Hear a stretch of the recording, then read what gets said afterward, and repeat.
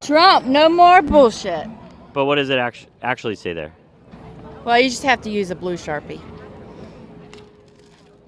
Okay. But Bullshit. it means bullshit. Yes. But it says Soul shit. soul shit. Coming from a galaxy near you, this is Brothers in Booze. And here are your hosts, Greg Washington and Doug Ziegler. Not Doug Ziegler. It is Jay Richard. How you doing, Jerry? I'm doing well. How are you?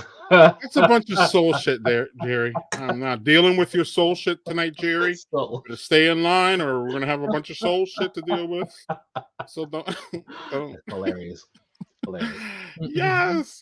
What a fun way to start off a fun night of stouts, everyone. Thank you for joining us, Jerry. Thank you for co-hosting. Doug is out on vacation. Y'all already know Doug does not miss ever. So when Doug misses, it's either for family, or something else. But Doug never misses. In fact, I would say that Doug has made more Brothers in Booze than even me, actually.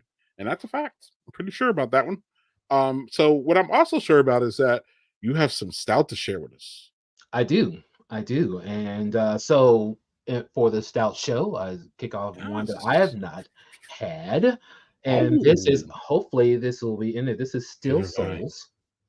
Okay.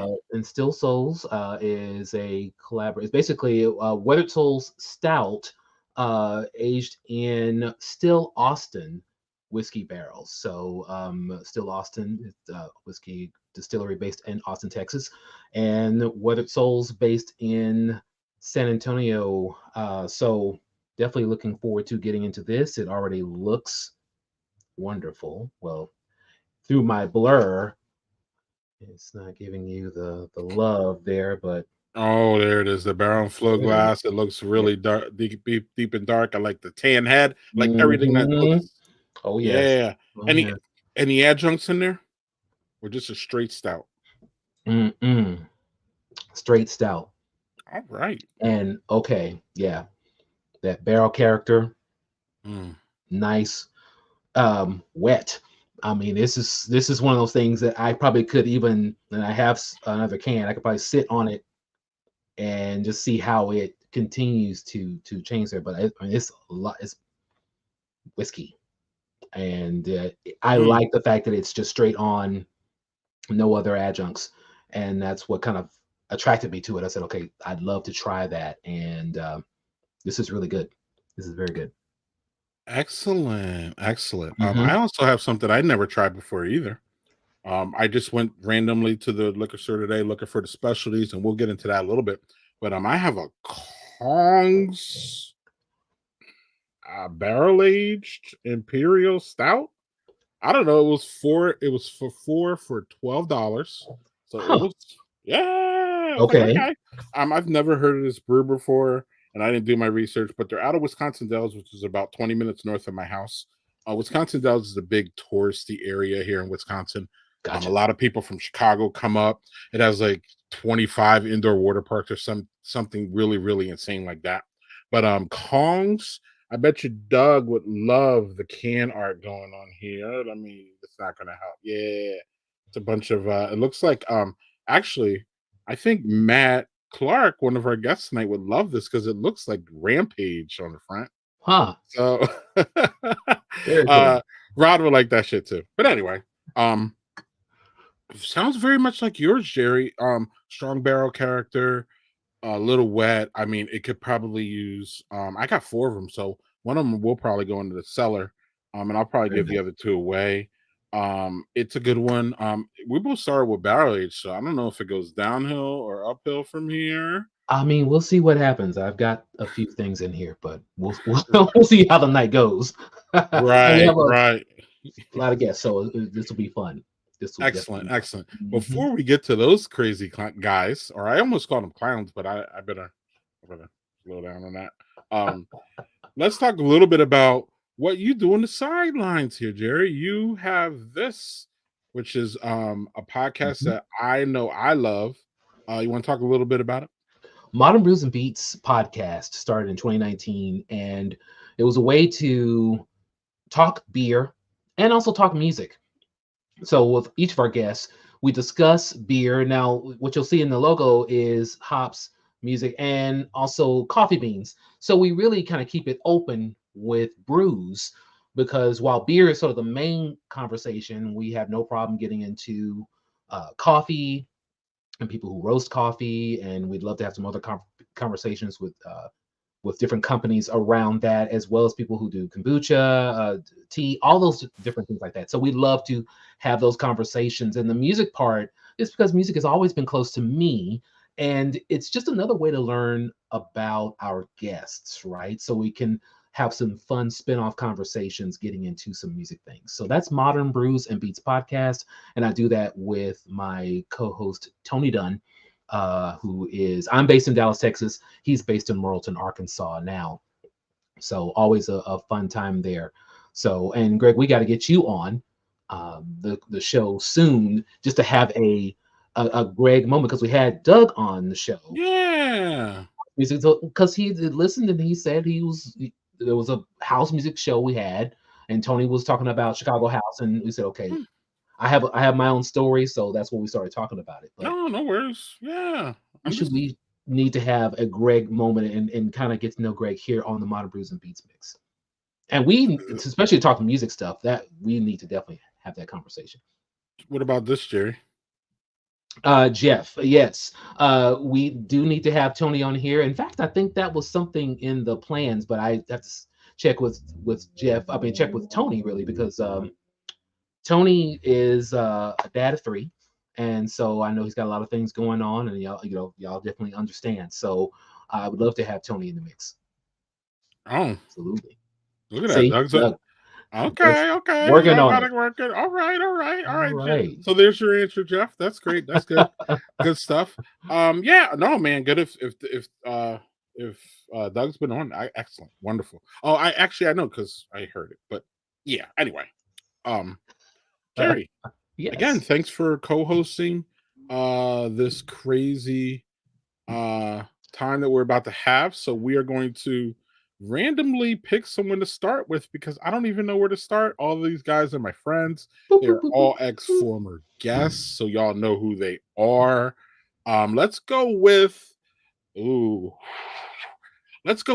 latest person that's been on the stream most recently. All right. That would be my friend, Steve Smith. There he goes. Well, hello, gentlemen. Hello. How are you? On what, 2 weeks ago, 3 weeks ago? Something like that. Yeah. Good old 3-hour stretch between yourself, Mr. Doug, and me. Yeah, and it was a good time, and it went really fast, and that's because I don't know if I even want to tell you, but you're a great guest. Oh, thanks. That's at least nice of you to say on air. So that's pretty cool. Right. It really took a lot out of me to say that. I don't know why. No, that's fair. That's fair. Jerry, nice to meet you, sir. Hey, good to see you. That was a fun show, actually. Yes. Appreciate it. Yeah. No, always fun to do. So, Steve, real quick before we get to everybody else, tell us about what you do and why we know you. So pretty much myself, Clark, you'll see in a little bit, and 2 of our other friends. We have super fun game review podcast Go. So I mean, I think we just hit 7 years, I believe. It might even be a little.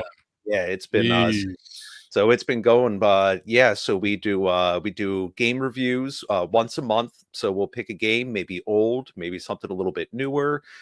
Recently on the side, I've been trying kind of like a tabletop version of storytelling, just outside of just being, video games. We just like games in general. So, our one co-host, Harry, is running the game. He's the brain behind it. And then the 3 of us just have to try to make up shit and have some fun doing it. So, yeah. Well, you've had a lot of fun, man. 7 years, and Jerry knows that's a long stretch for a podcast. Yeah. To be able to keep content and keep it rolling and to keep the crew together. I mean, how many rock bands have we seen not make it 7th year? So fair. Yeah. We've had some face changes over the years, but hey, that's the way it goes. Lives change, and it's just it is what it is. But yeah, we're still going and still really enjoying it. It's a labor of love, definitely. Right. Not everybody's a Rolling Stone who's been around for literally 7 decades, but that Exactly. is Yeah, got that Mick Jagger blood. Talk to me in about 87 years or whatever. I don't yeah, know. those old motherfuckers are touring this year. They got a new album. I don't know if That's y'all even know all that's this. It's ridiculous. insane. That is And nuts. I actually heard the new album, and it's pretty damn good for a bunch Yeah. of 70-year-old AARP guys. Mick Jagger's out here having kids still. I mean, those guys. I mean, Keith Richards, respectfully. I mean, the man is still kicking. I mean, he's Yeah. had everything in his body, literally, almost probably. You know what? That's a very broad scope. Yeah, it's a wide berth. I don't think you're wrong. So we're going to keep the expectations low, but we'll see y'all in another 10 years, and hopefully you're celebrating 17. Oh, It is interesting that the Rolling Stones have released this latest album and still are talking about the same topics and stuff like that. Yeah, And we do have Andre 3000 that was kind of done with rap and wanted to go more into something completely different. That's another whole conversation. But yes, I think it's the flute music. Yes. I've been meaning to check that out. That has I love it. I need to see what it's about. If that's his comeback, it's like, all right, Andre, let's see what's going on. Yeah, I love it, but that's just me. I'm down for some. I think music is mood. Jerry will probably agree with me. So sure. Oh I yeah, can fit almost any kind of music in almost any, depending on the mood. There's a Mhm. few exceptions. There's a few genres I won't fuck with anyway. Fair. But generally, you know what I mean. I embrace everything, and flute music has its place for me. And another person that has their place for us, Steve. Since you mentioned him, we're gonna bring on our friend Matt Clark, who Brady is Bunch part of. Matt. Hey, what's going on? Actually, sorry, Matt. Before we get to you, I'm sorry, Steve. We didn't ask you what you're drinking, buddy. Oh, so tonight it's probably going to blend in with my green screen, but I am having I have Trogs cookie bread, gingerbread cookie stout. So I had never heard of that, and I actually went a couple weeks ago with some colleagues. They had the most wonderful beer of the year, so it had that, some Mad Elf, Naked Elf, and a Perpetual, of course. So it's been sitting in my fridge, and knowing this show was coming up, I'm like, I have to wait, I have to try it. So I mean, it is. Yeah. I'm with Jerry, dark. right? Details. Yeah. Let's go. Yeah. So you definitely get that ginger. The clove really sticks out, and a little bit of allspice. It does kind of give you that wintertime feeling where it's like I could be sitting on my on a sun porch while watching the snowfall, just sit back and just like this would be it. So yeah, it's soothing. Not like too I was expecting a little bit more of like a snap being like a gingerbread, but not so much that. It was pretty mellow and smooth, so I dig it. Could you dip a ginger snap in it and it would be good?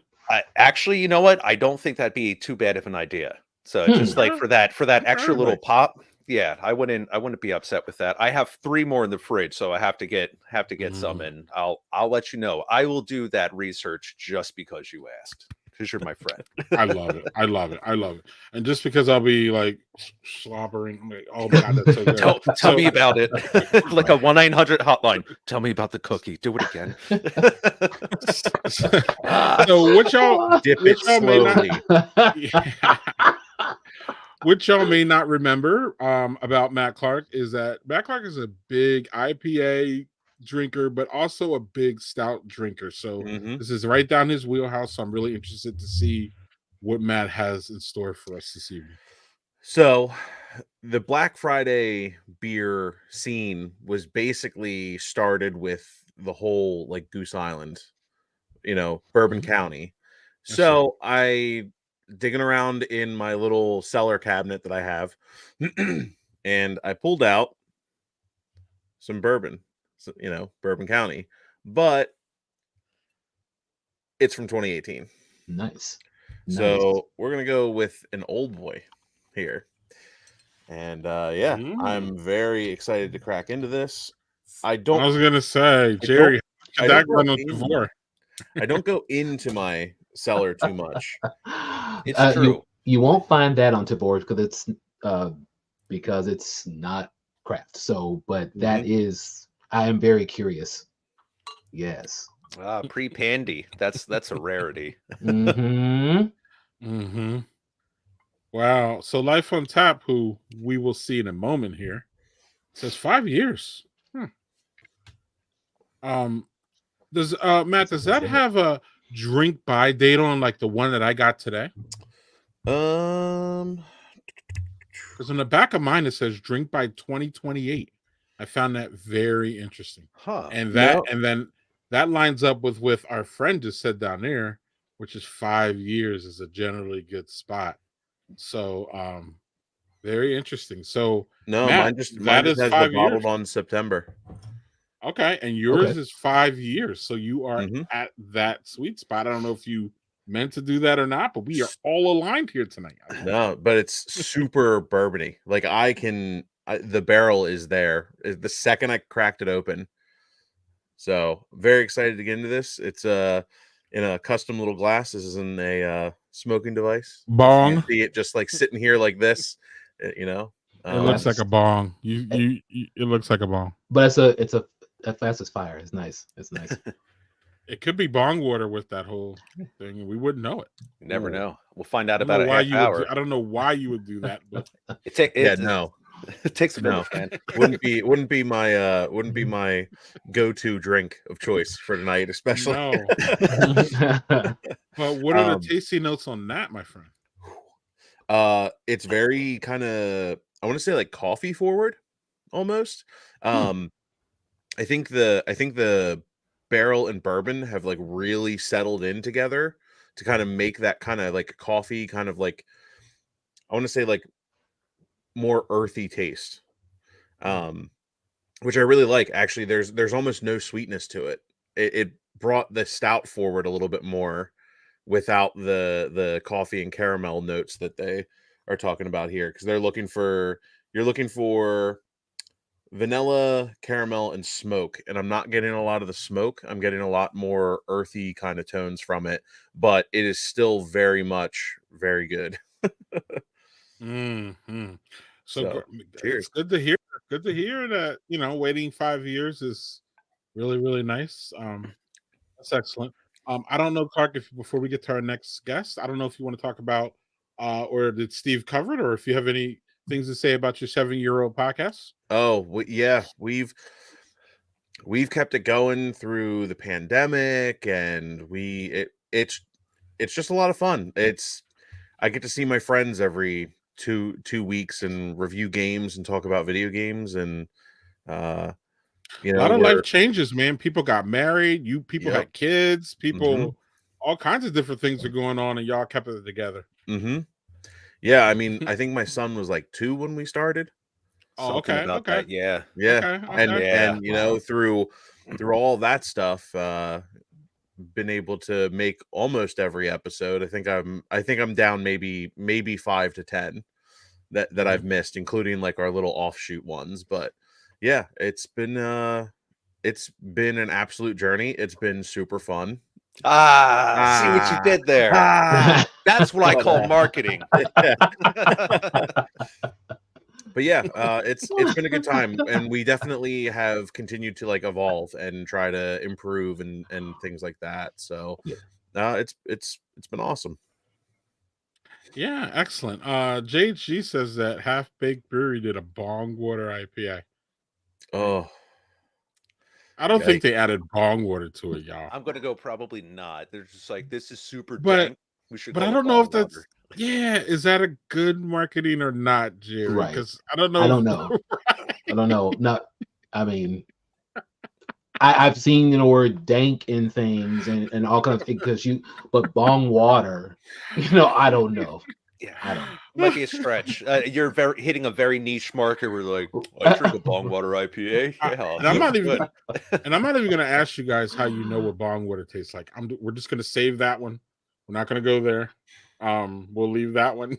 But it doesn't even sound like something you'd want to know. I mean, it's just bong Yeah. water. I'm like, Well, oh, that's that doesn't. true. That's the problem. It's just like it Yeah. doesn't even sound like something that would be. I'd like to taste that. No, Right. So Interestingly enough, Tired Hands does a lot of kind of like stoner culture in their beer. Not necessarily, but like when they're doing their tasting notes, they're like, oh, it tastes like blueberry CBD gummies and like stuff like that. Like no.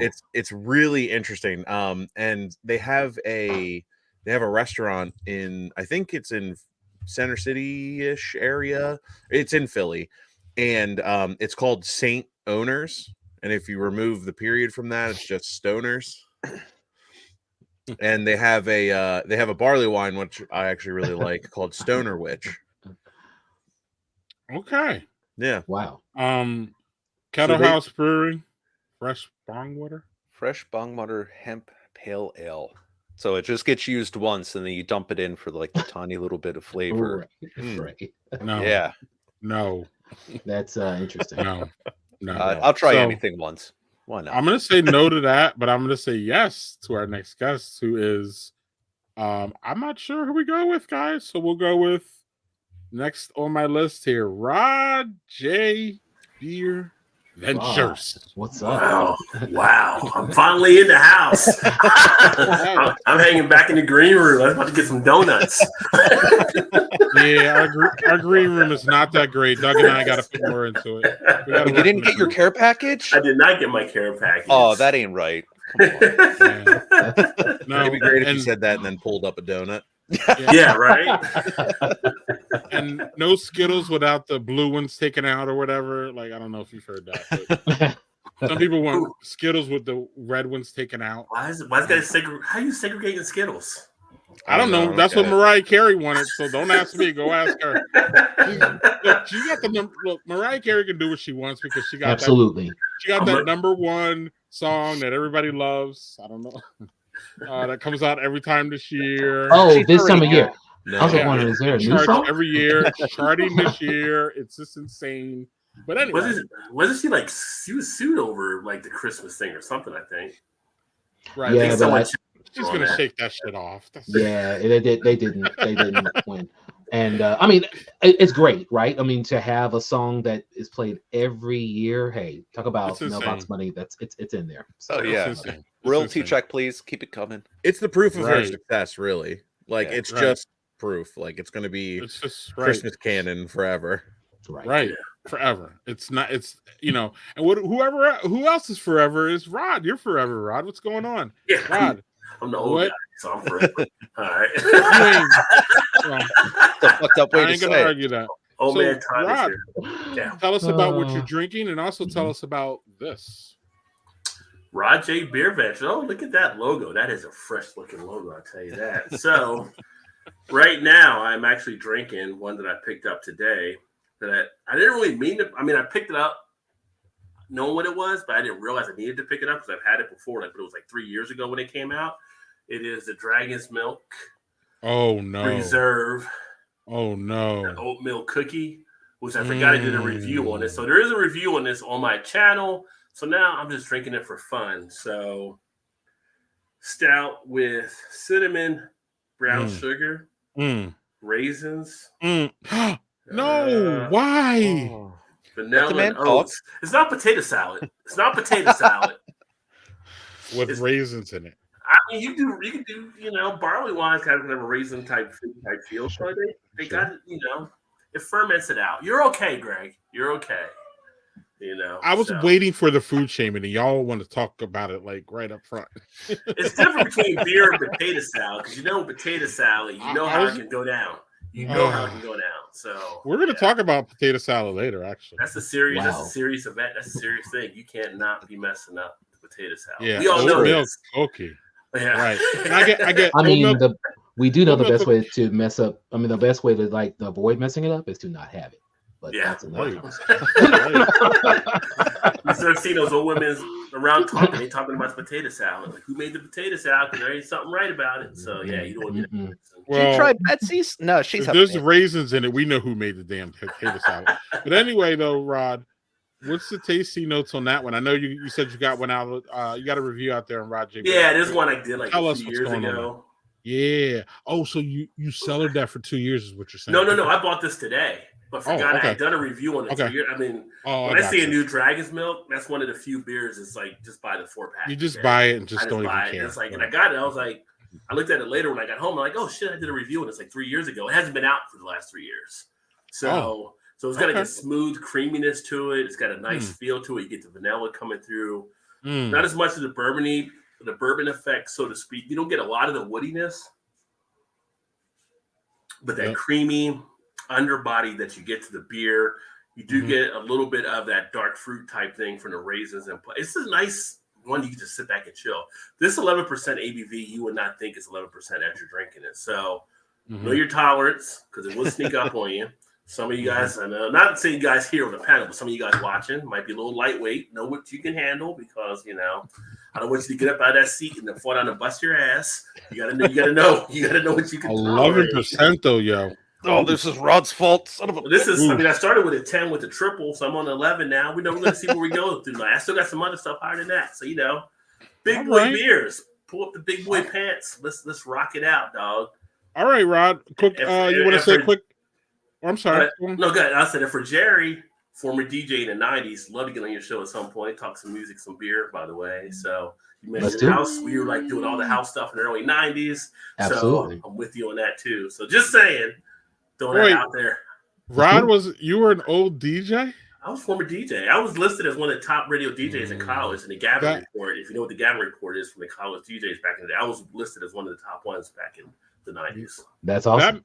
Yeah, and that makes sense. You got a voice for radio. I'm not saying you're not good looking. I'm just saying. Well, you didn't say face. You said voice. So I appreciate it. The right thing without being too insulting after calling him the old man. I mean, right. Well, he called himself though. So anyway, Rod, real quick, you want to say anything about this real quick? So Rod J BeerVentures, been doing it. It'll be 9 years next March. The blog rodjbeerventures.com can give you all the links to all of this stuff. Next week, I'm actually going to have Dope Illinois. We're going to talk about their non-alcoholic beers and what they're putting out. They're having some good success in that line. Recently, just had a nice interview with Left Hand's head brewer from out there in Longmont, Colorado. Bring some of the big dogs in-house. I've got a lot of things turning right now. So this year, we're taking it to a next level, I think. We're going to be doing some different things, so stay tuned. Excellent. Now let's see here. Excellent, Rod. Well, thanks for having us. Thanks for bringing a great beer. And we have two more guests to get to real fast. We got Daniel Fisher joins us in the house. All right. Howdy, y'all. Daniel, one of our y'all. biggest watchers and fans. We love Daniel. Daniel's excellent. Met Daniel at the Beer Bloggers Now Defunct Conference. Yes. Headed off there, and we've been fast friends since. Daniel, what is in your glass? Because you So I'm doing a bunch of sub varieties of stout tonight. So I'm starting off lighter. So this is the approved from Interborough, their American Session Stout. It's only 4.8%. It's just Centennial and Columbus dry hopped in there. So let's see that again, Daniel, please. Yeah, man. Of course, yeah. So Interborough Spirits and Ales out of Brooklyn. They're actually they're kind of owner brewer over there. They used to be the founding brewer over at Carton Brewing in New Jersey, Jesse Ferguson. So he makes excellent stuff out there all across the board. This is no different. This is like, I don't see a sessionable stout that's not a Irish dry stout usually. So the fact that this was there, I'm like, this is kind of cool. I have to pick this up, and like it's. The hops are just gently present, but like the roasted malt is coming through in spades, and it's hitting your palate, and it's got a good weight to it, even for 4.8%. Enjoying it a lot. Very nice. Excellent. Oh, yes. Yeah, because we were talking about that before, about not all stouts are big ABVs. We'll get into that a little bit. Daniel, what's been going on with you? I know you have a podcast on hiatus. I don't know if you want to talk about that, but you are also still doing Life on Tap. That's right. So it's been a hot second since I I've since been pushing a lot of content out there. But every now and then I push a lot of little bits out there, whatnot, and a couple reviews in a week at a time, so to speak. But so it's Life on Tap has just been kind of my tasting journey, if you will. It's kind of a personal blog/podcast, audio, written, and video, all of the above, so to speak. So it's taken a long time, a lot of winding roads here and there, and taking me into my current no lactose path, unfortunately. So so the pastry stout is one category that anything that has lactose is off the table for me today. But I found a couple that fit the bill, like the oatmeal cookie one, which is no lactose in it. So that's I do have that one in the fridge at some point. So, but how long have you been doing Life on Tap? Believe it or not, July 2006. Wow. Yeah. Wow. So Very nice. Okay. I've had a bunch of ups and downs with the birth, with children, as we've talked about before, and life changes, so to speak. But yeah, I've done a lot of different things over time, so it's just been in and out. Formats change, things change, but yeah, in there. Doug and I are babies compared to y'all, man. It seems like Doug and I have been together for like decades now. But anyway, it's only been 3 years, man. So like y'all been killing it. All y'all been killing it. Excellent stuff. So is that lifeontap.com, Daniel? Yes, lifeontap.com, although lifeontap.net was the OG domain before lifeontap.com came available. Believe it or not, Draft Magazine held lifeontap.com and did almost nothing with it for like a good, I don't know, like since 2000, from 2001 or 2 till like 2007 or 8, I want to say. And then as soon as they dropped it, I picked it up. Oh, wow. There you go. So. Daniel, this is not true, right? No. Well, I mean, there might not be. It was a podcast. It wasn't a distributed podcast. I should say that maybe. that was pre OnlyFans. I was going to say, it's like that's like to throw in a music beat. Throwing a music beat here. It's like behind closed doors. That's what it is. But for Zach, I do have to say something here. My parents had a pair of slippers here, so I'm wearing slippers right now during the stream. So I thought you'd be proud of me, Zach. He called you D-fish. Yeah, and he saw you got a haircut. He's Our friend Zach's very, I don't know what the word is. Observant. Yeah, there we go. Observant. Oh look! Oh look at this. See, I love it. Skipper Twins sounds almost better than Slipper Twins. Right. It's like floats your boats, man. It's all good. No shame. It's kind of like when Jay-Z said, we could be best friends. Right. Right. Oh, looks like Rod dropped out. He'll be back. So, without further ado. I think our last guest, I'm not sure. Anything can happen here. More people were invited, so who knows? But it is our friend, main commenter here on the stream. Y'all should know him because he's commented on all of yours probably, and he's been here a while. So bring on my friend HG, former president of the National Hemp Dad Network, Data 2, and heavy metal guy, big stout guy. He likes his coffee like he likes his men black, and I mean, there's what else can I say, JC? How you doing? I think you said enough. I mean, nice. Star Trek guy. Love it. No pressure whatsoever. Jerry, stop it! Don't do that, Jerry. Jerry's like, I got so much to say. I'm just gonna let it go. I really do, and I'm sitting like, I'm gonna roll right with it. Yeah. JC, what's in the glass, man? What's going on? Well, what's going in the glass? I haven't poured it yet, and just letting it sit. And I'm gonna go. Nice. I'll be right back, y'all. While JC talks about his next one, I'm gonna go I gotta get my second already, y'all. Ooh. Y'all got me going. Yeah, I had to go the same. It's a live pour. Nice. What I got here is my friends at Hardywood in Richmond. Yeah. Christmas pancakes. Okay. And this is so this is Paging Doug. This is built off. Yeah, I'm channeling the inner Doug here. This is like adjunct to the nines. This is a gingerbread stout with spices, honey, and maple syrup in it. So we're gonna find out just how mapley and whatnot it is. Oh yeah. Mm-hmm. That's an excited face. Oh yeah. And noise.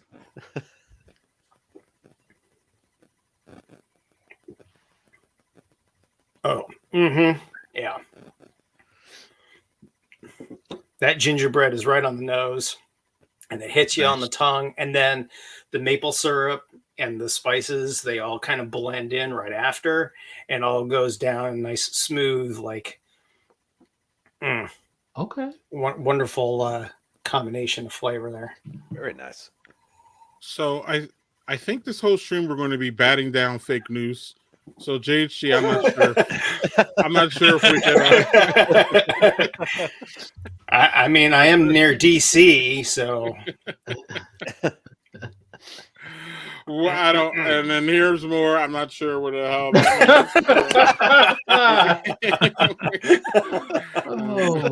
God, put that on your resume. That's a good one. Wow. yeah, right.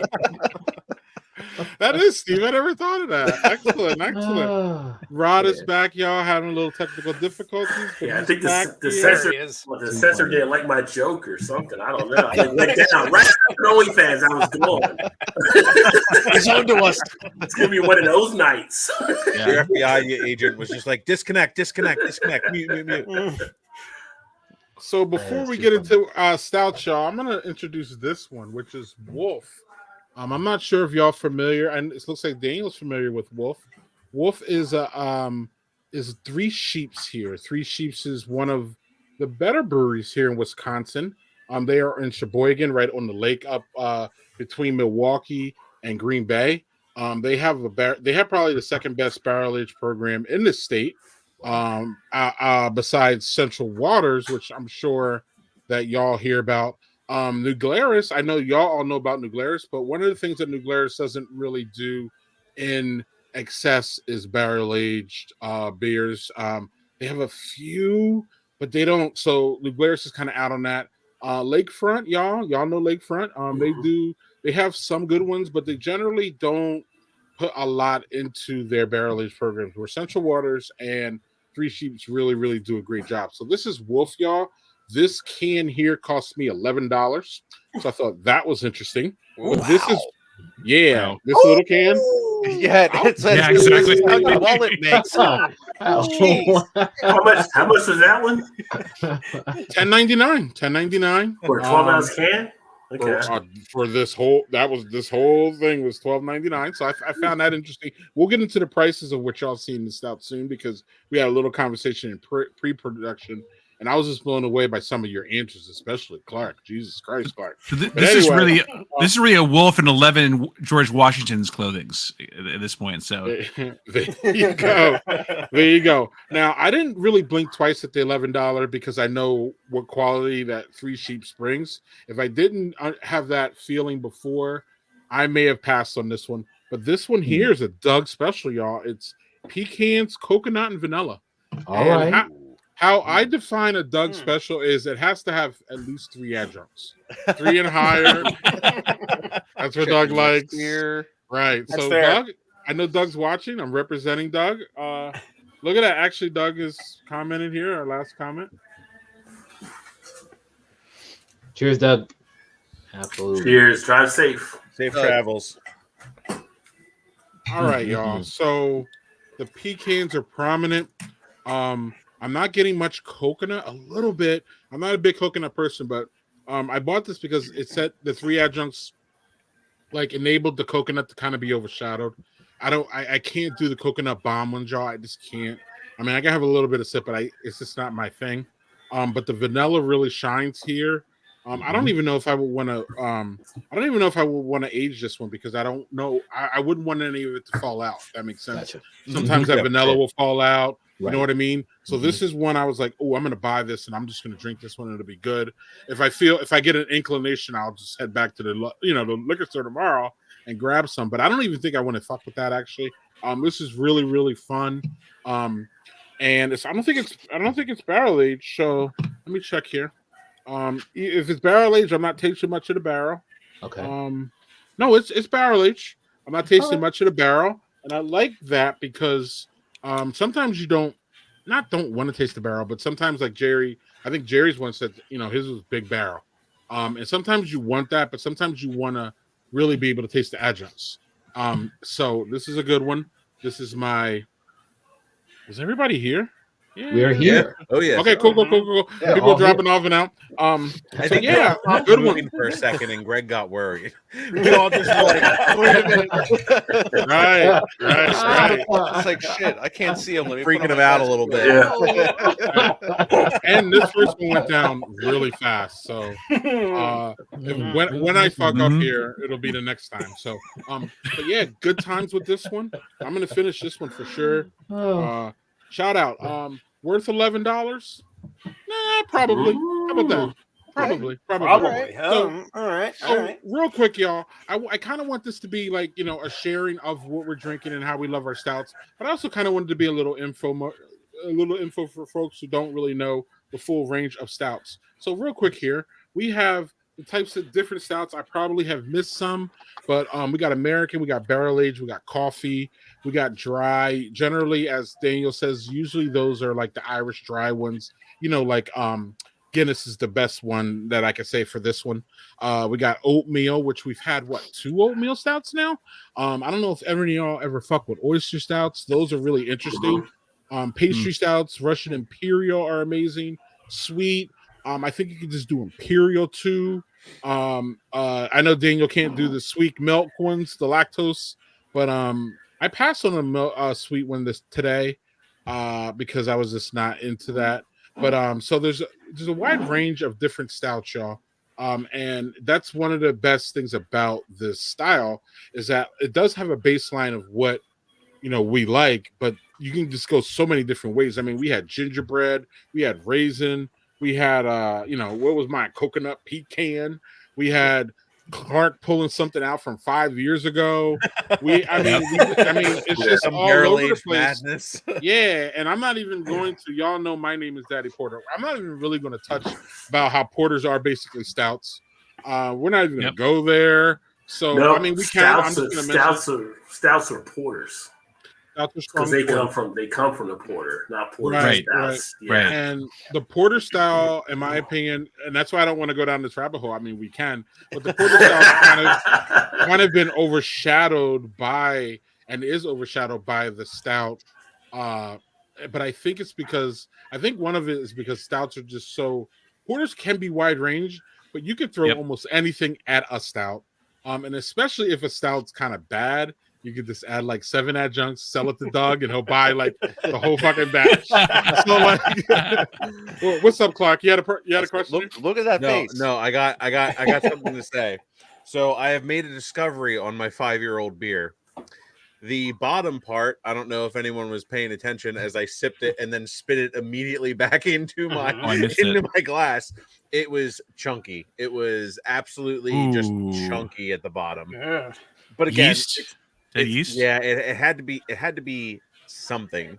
Describe chunky, like you literally felt particles in your mouth? Yeah, like I'm trying to see, like you can kind of see in the glass, it's kind of around the sides there. Oh yeah. Wow. Yeah. It's just very chunked up, like right there is like a real bad one. Wow. Those are the nutrients. You pay extra GNC for that. I'll be honest, $64.99, sir. I'll be honest. Wasn't there 1 year in the teens there that they had an infection in a handful of their bottles? Yeah, 2015. It was no, I think it was actually 2020 that they had a. No, 2015 because they actually put it out. You had to people return and stuff. People had to return it. I knew people that had good bottles. Maybe 2020 happened again, but 2015 was a big one. It was the first one. Mm-hmm. Yeah, I've got resin all over my palms. That's what happens when you bring in. You need to clean that more often. Yeah. I will say this though, I did make the mistake of, because this is a 15.2%er from when I bought it, so it's probably aged up a little bit, but I did pour, like literally just went like, oh, I'm gonna go the rest. Instead of leaving that half inch in the bottom, like I made a absolute rookie mistake. For anyone that sellers stuff, you always leave like a half inch in the bottom. Yes. Let me get some notes. Hold on. There we go. So, Clark, there's been some potential misinformation being spread about you, so I have to make sure that you at least address this. I mean, I'm gonna say if you want to use stout as another as like a synonym for girth, girth. Yes, there you go. Okay. There. Yep. All right. I've seen it. He's lying.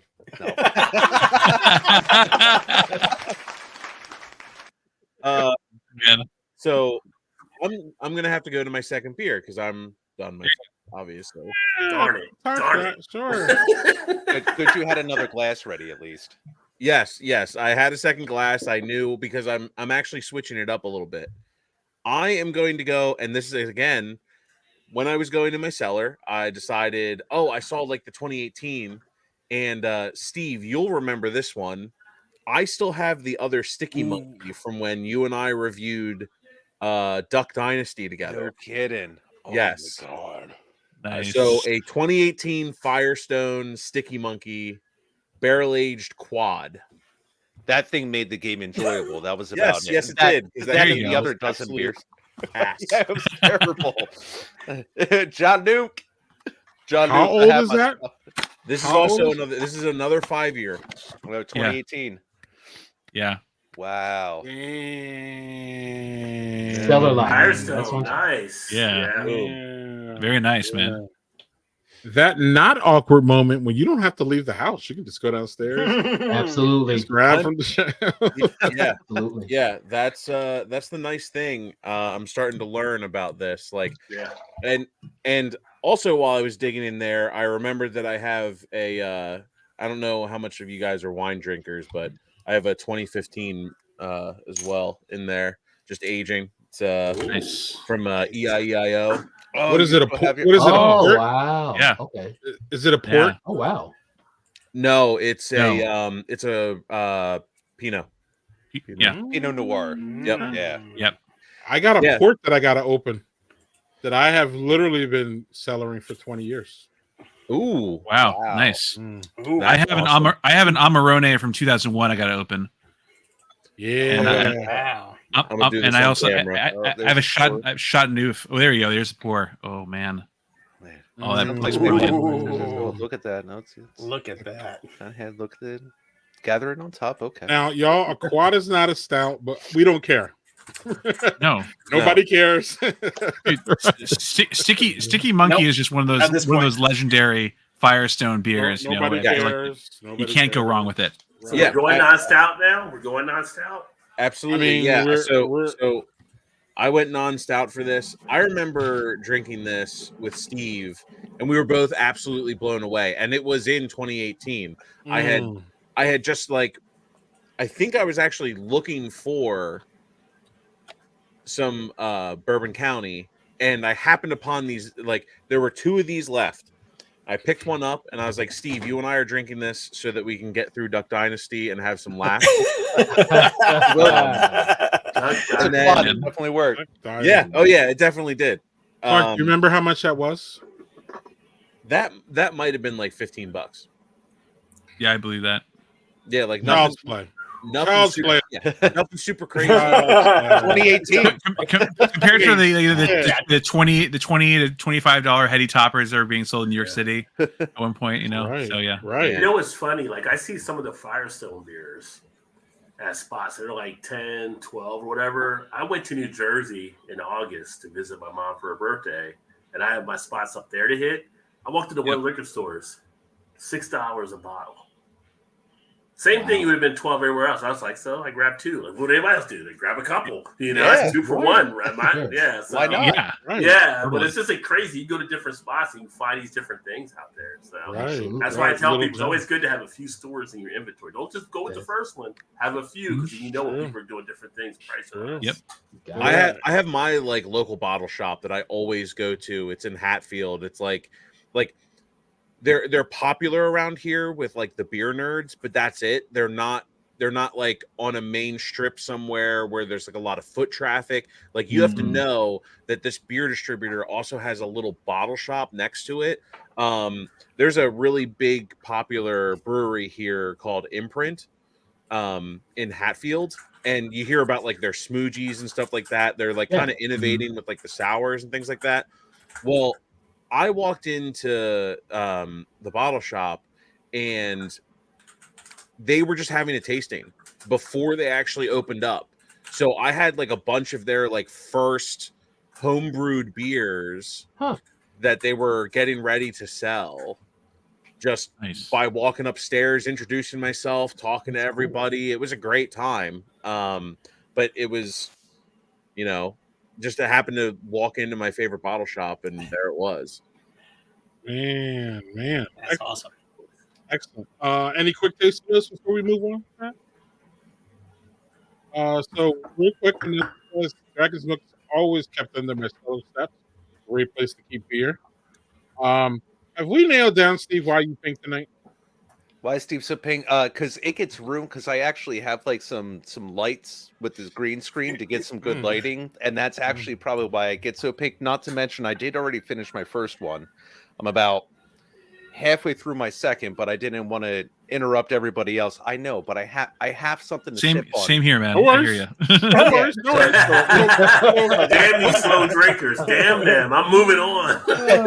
Wow. So I also didn't realize that the gingerbread cookie stout was 10.2, so that's why I'm already getting a little flush. Plus, I thought, it usually gets cold in my office. It's warm. So now, at least just to share, impending descent, another Trogs that I picked up when I was out there. So it's vanilla bean and cocoa. So only two adjectives. Sorry, Doug. But it is a bourbon, so it is very nice. It's just three. So it's kind of three. It's kind Kind of three. Kind of three. We'll give it three. Seasoning from the barrel, it's good. Yeah. Doug would not turn that down. So it's no, yeah. And at least these things are kind of close to the, remind me of the sun, and being the Irish bastard I am, I turn red very quickly. Come on. You've watched the streams already, Zach. Yeah.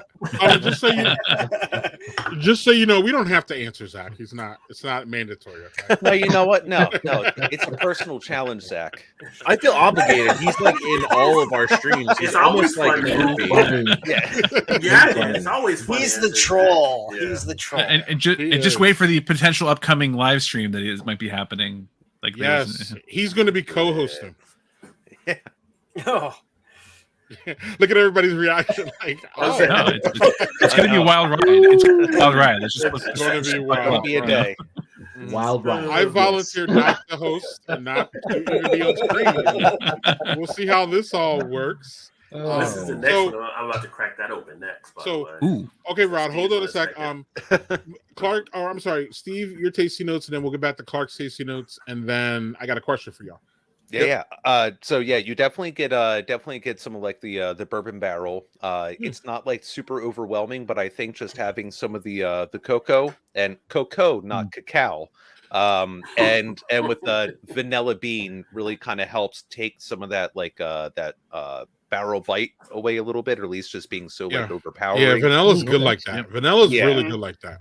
Yeah, exactly. So vanilla will smooth out some bourbon in a second. That's exactly what I was hoping for with it. So it definitely did the job there. So can you show us that bottle again, please?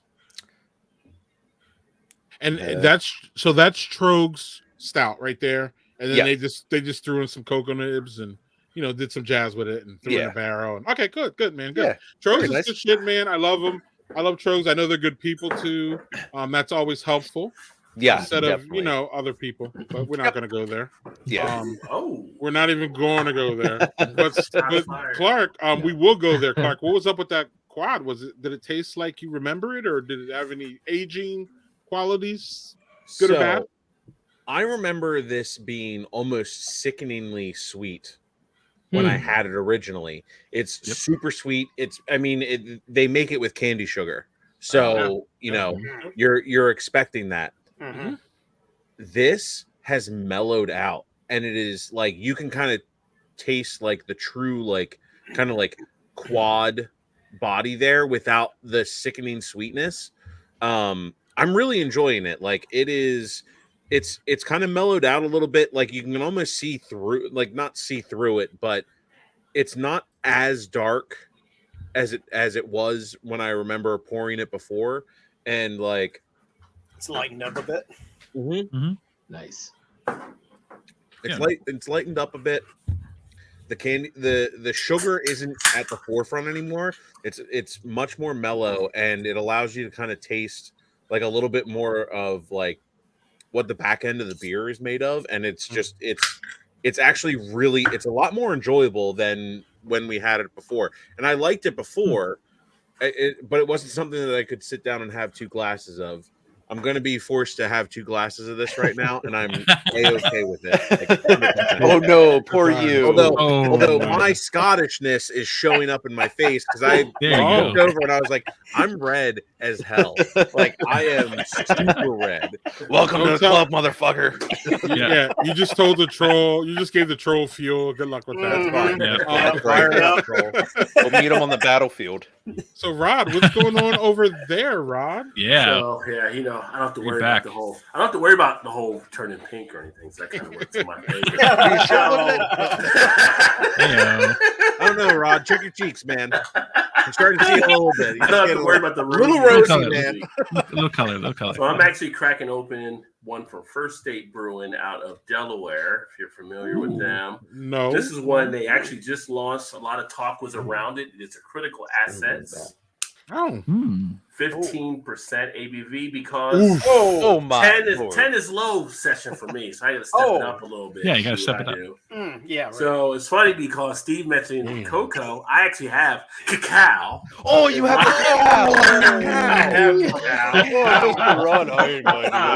Along with coconut, cinnamon, and vanilla. Doug would be proud. He'd be proud of this one here.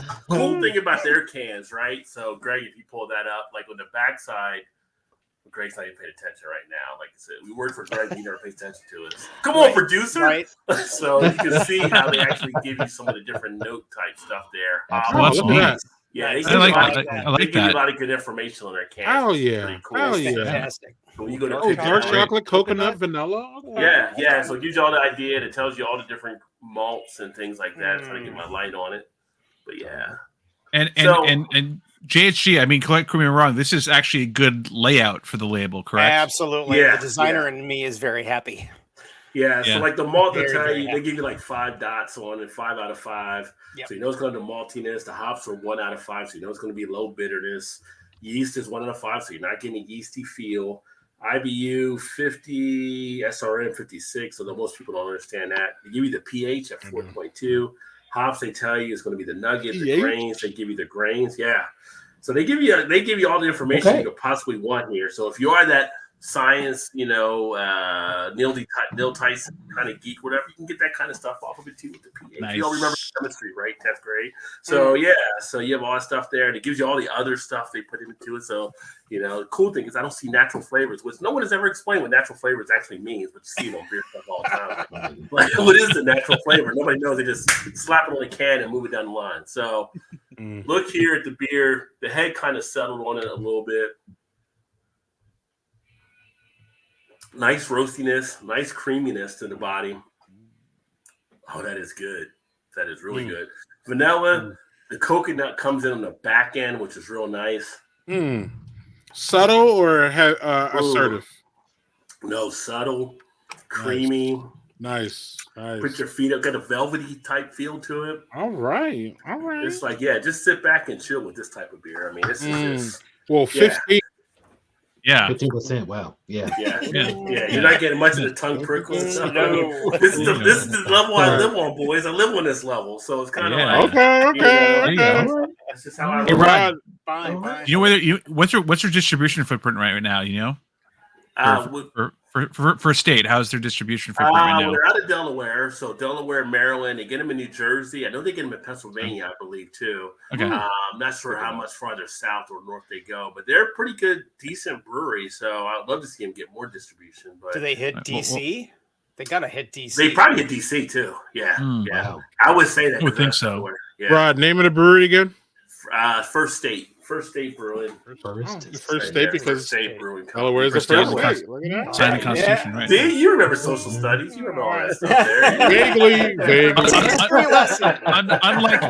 Perhaps unlike some sitting members of Congress, maybe, but I don't know. Oh, that's a good point.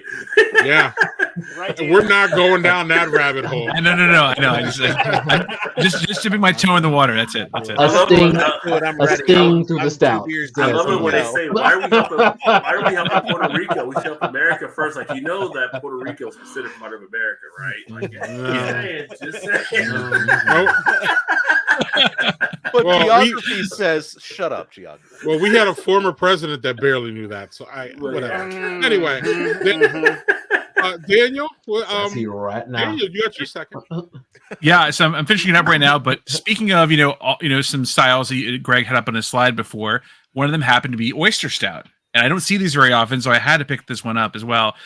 So, this is from the good folks over at Alewife in Queens here in Sunnyside. This is Drawdown. Oh, nice. Drawdown the Moon. So this is oyster stout. And again, I don't see that many. Porterhouse is probably the most famous one that's out there. Flying Fish, way back in the day, they did it. I think it was Exit. One of their Exit series. Exit 1, I want to say, was their oyster stout. And it was great. But this is 5.5%. It's super simple, straightforward. This is way less roast. Pretty much for straight up stout. There's kind of this weird. It's not salinity, but there's kind of like this impression of something in there, of minerality. I guess I'll call it. Okay. But yeah, the head dissipated really quickly. I'm not sure if that's this is this can or this specific brew, but but still super tasty. Like I said, there's still a hint of the kind of like this toastiness behind everything. But yeah, super simple, straightforward. Is it thin? I remember the oyster stouts I've had are thin compared to. Yes. Okay. Yes. Okay. This body wise, this is actually it's 5.5%, which is more than my session stout that I started out with. But I feel like the session stout had a lot more body for sure. Yeah, and stouts people have this myth that stouts are all big and thick, and not all of them are big and thick. And y'all grab a Guinness and y'all will quickly find out that not all stouts are big and thick. So Guinness is so drinkable, so approachable, even in the summer. So yeah, that sounds good. So when people think oyster stouts, they think the oyster flavor. You're not getting any of that, right? Well, yeah, oysters are very much like tied into. We talked about wine before, but terroir. Because you taste something from Prince Edward versus Pac Northwest versus Long Island, you're gonna get all these different flavors. So, well, you mentioned the oyster thing too. If you get Flying Dog, which is the name thing alone, pearl necklace is their oyster stout. So if you get Flying Dog, that's some branding. Yeah. Oh, so yeah. You want to get a pearl necklace, you can get. Greg. You gotta love good marketing. Wow. Speaking of things related to pearl necklaces, my dad just reminded me that we had an empty can of something from a long time ago, which is a style that is not in that Greg slide, but is adjacent to the stone I just had, and that was this one. Oh, the Rocky Mountain Rocky Mountain oyster, yeah. I okay. had that one. And you could only buy this in pairs. Well, that sounds like a lot of bull to me. Yeah. But dude, props to Wincoop. That was a really tasty beer. Honestly, they really tasty beer. I've had it at the brew pub, and it's really good. It's really good. And they said he went balls out on it, so Yeah. I see right now. This is all a bunch of stool shit. Remember stool shit? This is all a bunch of stool shit. That's right. That's right. Someone who's not stool shit is JHG. Where was your second JHG? So we can move on from the bull testicle conversation. Yes. Real fast. Real fast. So Virginia beer, Evil Santa, peppermint hot chocolate. Oh no! And it's not just peppermint hot chocolate. So it's peppermint, vanilla, marshmallows, cocoa nibs, cinnamon, nutmeg, allspice, and milk sugar. Okay. So Doug special. Doug special. All day long. Hell yeah. All day long. Right. And actually the nutmeg and the allspice really are prominent in this. The peppermint's there, but that allspice and that nutmeg definitely hit you. So okay. Nice. Good adjunct. They have another Evil Santa that is, and I'll just I'm gonna get it. Yeah. Look at that. I remember having that one many years ago when I was still having the pastry stuff and whatnot, and remember great things about it. There you go. Cinnamon, nutmeg, and allspice. Exactly. Nice. All right. Who's the brewer again? Virginia Beer Company, and they're in Williamsburg, Virginia. Right. Nice. Excellent. Is the peppermint? Is it overwhelming? Is it subtle? What's going on with it? No, it's not there. It's there, but it's almost behind the scenes in comparison to the allspice and the nutmeg. Okay. Okay. So it doesn't overpower you with Yes. peppermint or hot I chocolate. can't. Yeah. Right. I have Excellent. a question for, if I may, Mr. Producer. So, so you mentioned Mr. Guinness. Producer. So my thing is talking about Guinness, right? Because I mean, a lot of us, that was kind of our first stouts, probably getting a lot of Guinness. Where's like the panel on Guinness, like at this point? Because I have the Guinness Brewery here in Baltimore.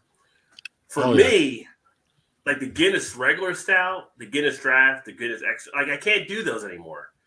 Like it's got to be 4 and extra stout or nothing with Guinness. And if you ever had the 4 and extra stout, you probably know what I'm talking about because there's a big difference for what they put in that one versus the other ones. Absolutely. And it's kind of like, how do you guys feel? Like, do you find like you get back into the old Guinness still, or they kind of like, if I'm like at a place and it's like Applebee's and they got all macros and it's like, okay, Guinness on there, I might drink it. But if I'm in another place, I don't really drink Guinness that much. But unless it's like I can get that 4 and extra. So, does anybody else? You sound like a spoiled brat. I've been called that over the years. You might be right there. No, it's so. That's a great facility. I was there before it opened with the Brewers Conference, so that's a great facility, and that's why I say that. But to answer your question, so we can move on and everybody else can answer. I like to have 1 Guinness per year. That's it. But is it I like to revisit it. Is it It has to. It has to be draft. Extra stout? Is it? It has to be the regular. It has to be on draft, and you have to pour it right, and all that has to happen. But just 1 a year. And I we're getting one here, and Rod, we're getting one here. And I say here, we're close to Chicago, so we're getting one here in Chicago. So Chicago's open, right. So hopefully we can start seeing some of those things make the pipeline up here to Madison. Now, Ryan Wagner. If you haven't been to Guinness, you want to go because at the brewery, absolutely, you get stuff there that you're not getting in the marketplace. And they actually got a pretty good IPA series. They do sour. They do all kinds of different stuff that you won't see anywhere else. Yeah, they treat that one in Maryland like it's a craft, Dude, it's like a small craft brewery. Well, it's a small craft brewery because they experiment with shit, and you're like, damn, I didn't know that. Dude. I didn't know they had an apricot IPA, right? Well, they normally don't. I agree. You know what I'm saying? Dude, Like, Guinness is like, man. Oof. Yeah, Guinness to me is like Google, where you start to use the brand name as like a dry stout. A Guinness is a dry stout. Like there's no other dry stouts. It's like, like I can go to Bing and search, but I'm Googling that Bing, if that makes sense. I can go to Bing and Google, you know what I'm saying? Like their brand is so ingrained in this. Sure. And it's so great that like it's just you know what I mean? It's just almost interchangeable. So, I think Rod would agree that the fact that they have a brewery, a place to go and actually take it from the tap, it ruins the in the can experience, because in the can is nothing like what you get on draft when you're there. Because I mean, when I went there, they had like a vanilla adjunct stout. I was like, that was like, love you, Zach. There we go. Oh, wow. Also, I want to say, while we're bringing up Zach comments, thank you for listening to the Quarry Show. I appreciate there we go. There we go. That it's absolutely wild. Yeah, that's kind of the content that we like to put out. So that's awesome. That's awesome. Oh, cool. How far back do we have to go for that one? Or is it I think it's our most recent. Oh, yeah. okay. I just put that out just because I was the one editing. Okay. I think that was like 2 weeks ago. That just went so out. Zach is up on his time, John. Yeah. Zach is on it. Nice. Well, he had some comments when I was on, and we started talking games. He was like, "Wait a minute, let me say something." Which, again, it's fair. So I think you got some agreement. Sorry to derail that. Zach is also up on his video game vinyl for everybody, just as a reminder. Yeah, he already knows. But anybody else want to answer Rod's question before we get to Jerry's second? Yes, I think Guinness is one of those like classics. Mm-hmm. I think it's how do I really like? All right, it's like Hot for Teacher by Van Halen, right? Deep cut. All right, you hear it and you're like, "Fuck yes," right? You got it bad. You got it bad. Right. Yeah. You got it bad. Yeah. You drink it and Yeah. you're like, I Hot for remember Guinness, yeah. when I was first getting into not Miller Lite beer. Yeah. And you're like, this was a turning point for me. Mhm. This was me exploring different things. And I give Guinness a lot of credit for that. Yeah. Also, car bombs are awesome. I can argue that do point. that. They are too. Yeah. Wow. You just Yeah. can't get them in Okay. Boston. You're I right. found out that it's very offensive to ask for them in Boston. And you never want to ask them from Ireland either. I had a friend that did What? that one Yeah. time. I've You don't heard want to you ask can't them. ask for them in Ireland either. I very drunkenly asked a bartender in Boston if I can't get a car bomb, could I get a shot of Bailey's, a shot of Jameson, and a Guinness? He's like, I will sell you them after I watch you consume them. Like you have to consume each one as you go. I was like, all right, never mind. Done. Wow. Wow. Yeah. I When, mean, I've seen him wait, do that before, wait. but just different. when were you there? Just different context. No bombing in my Wow. bar, sir. Yeah, so apparently, can't get an Irish car bomb in Boston. Wow. Shocker. Any more Guinness comments? Any more? I'm kind of on board with a lot of a mixture of what you guys said. I mean, I feel like there's a piece of me that's always like has my heart with Guinness to a degree, and Ryan Wagner, for those who met him, he's been making the rounds out there for Guinness Chicago and pumping that out there. So you should check out all the media coverage if you're interested or whatnot. But yeah, I mean, I feel the same way. But but for an extra, I mean, yeah, that is a stunning beer. Yeah. Oh yeah, it is. I mean, I don't want to diminish that. That's a really good beer. You're right. Yeah. Jerry, what's going on? You have your second? Oh, Second, yeah, man. okay. Well, all right. So it's from Vector Brewing, and Vector Brewing in East Dallas, or Dallas, Texas, and it's called. Let's see if we can get it. It's Donnie. Right. Ooh. So let me go ahead and read the label. Look at that here. can art. Yeah, I love That's that. I love beautiful that shit. label. Yeah. That dark awesome. purple is on point. Yeah. Yeah, it is. Yeah, it is. So it is an India style imperial export stout, aged in bourbon barrels with madras curry, turmeric, toasted coconut, lime zest, Indian chilies, and Indonesia vanilla bean. Oh Wow. That's all right. I want to try that shit. Yeah. I hope Doug's not watching. He may explode on somebody right now. Man. Sorry, No, sorry, what explodes on you is that nose, right? When you like going, okay, like Yeah. all these spices that are going on. Mhm. And it, so there's not like a lot of head on but what you're getting in the flavor though is just like I'm trying to think. Hold on, man. There is some melodious things going on here. Just the way the spices are working together. Wow. A bit of that turmeric, a bit of those chilies, and the way they kind of go back on the tail. This is really fun. This is this is their second time doing it. Yeah. I don't think Wow. I think they kind of went in on the spices. And if you've not been to Dallas and been to Vector loves to kind of take those journeys with their beers. And so this one is just a really it's a really neat journey. I love having that flavor, and I love Indian food. That's like one of my go-tos, like for birthday dinner. It's like, okay, Good choice. Good choice. Yeah. You know how that was a good beer for Jerry? Because Jerry had that in there. That's how you knew it was a good beer. It's hard to hit the right stuff, and it just sounds like there's so many different things, and then just trying to I don't know, just like when I think like beer, I wouldn't think of like a sort of stout having like curry in it, Right. like Yeah. a sort of Right. curry Yeah. powder, and that as soon as you that, it's like, oh well, notes are curry. I'm like, oh. Right. Yeah. That just sounded like it sounds like, because that reaches like a lot of savory kind of like notes, and I'm sure it's like as soon as you smelled that, you tasted it like on the back of your tongue. It's like, Oh, it's here. This is good. Mhm. Jerry, how much did that cost Well, you? Yeah.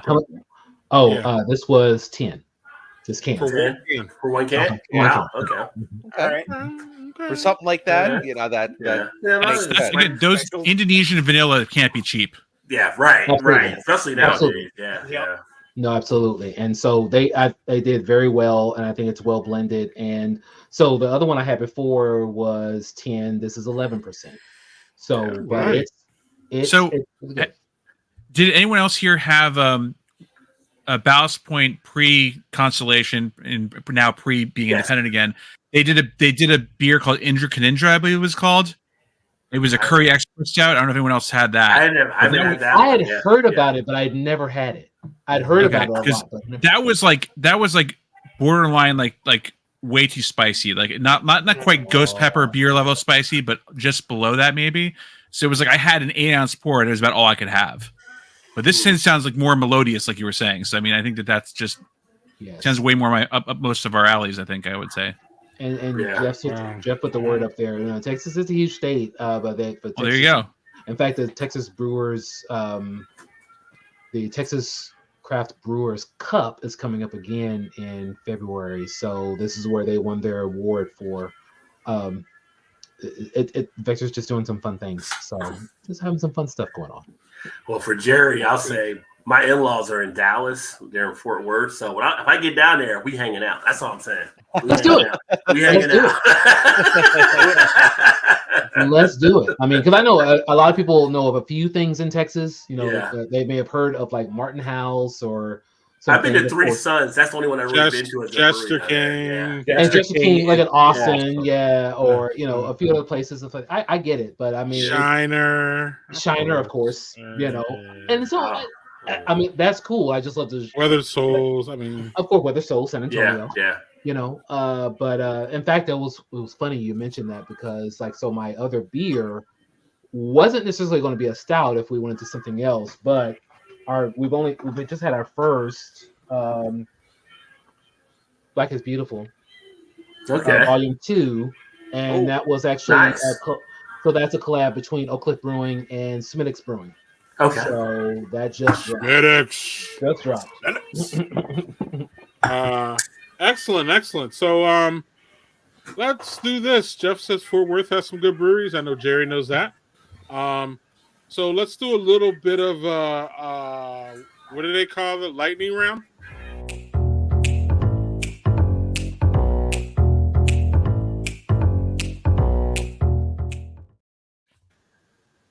Oh. No, it's trying to catch the beat there.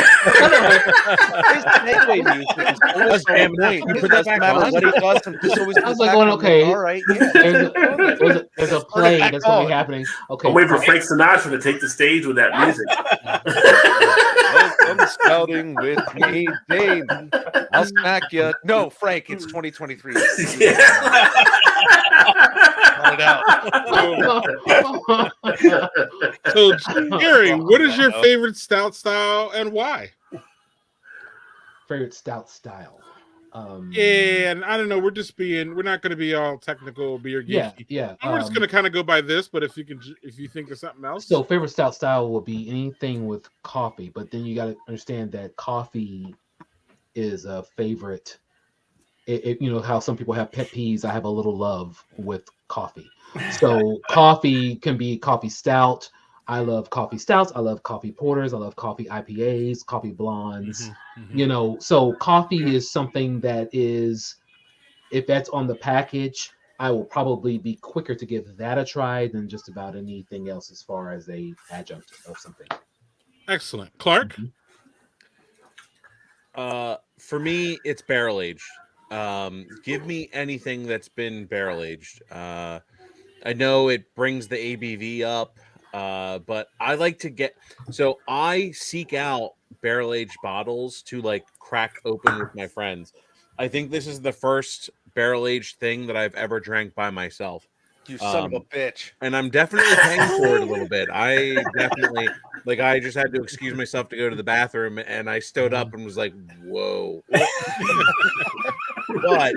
I gotta say, I love barrel aged. Like, give me anything, like anything barrel aged, really. Like, even barley wine. Barley wine is like one of my absolute loves in the beer community. Like, it's one of my favorite styles.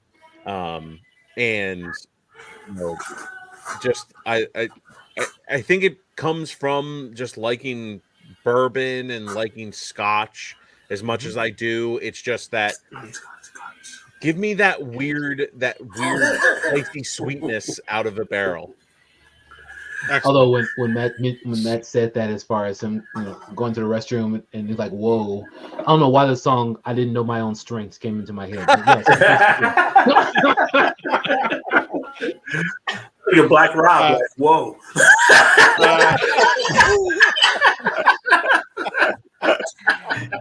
JHG. It has to be between Russian Imperial and a barrel aged.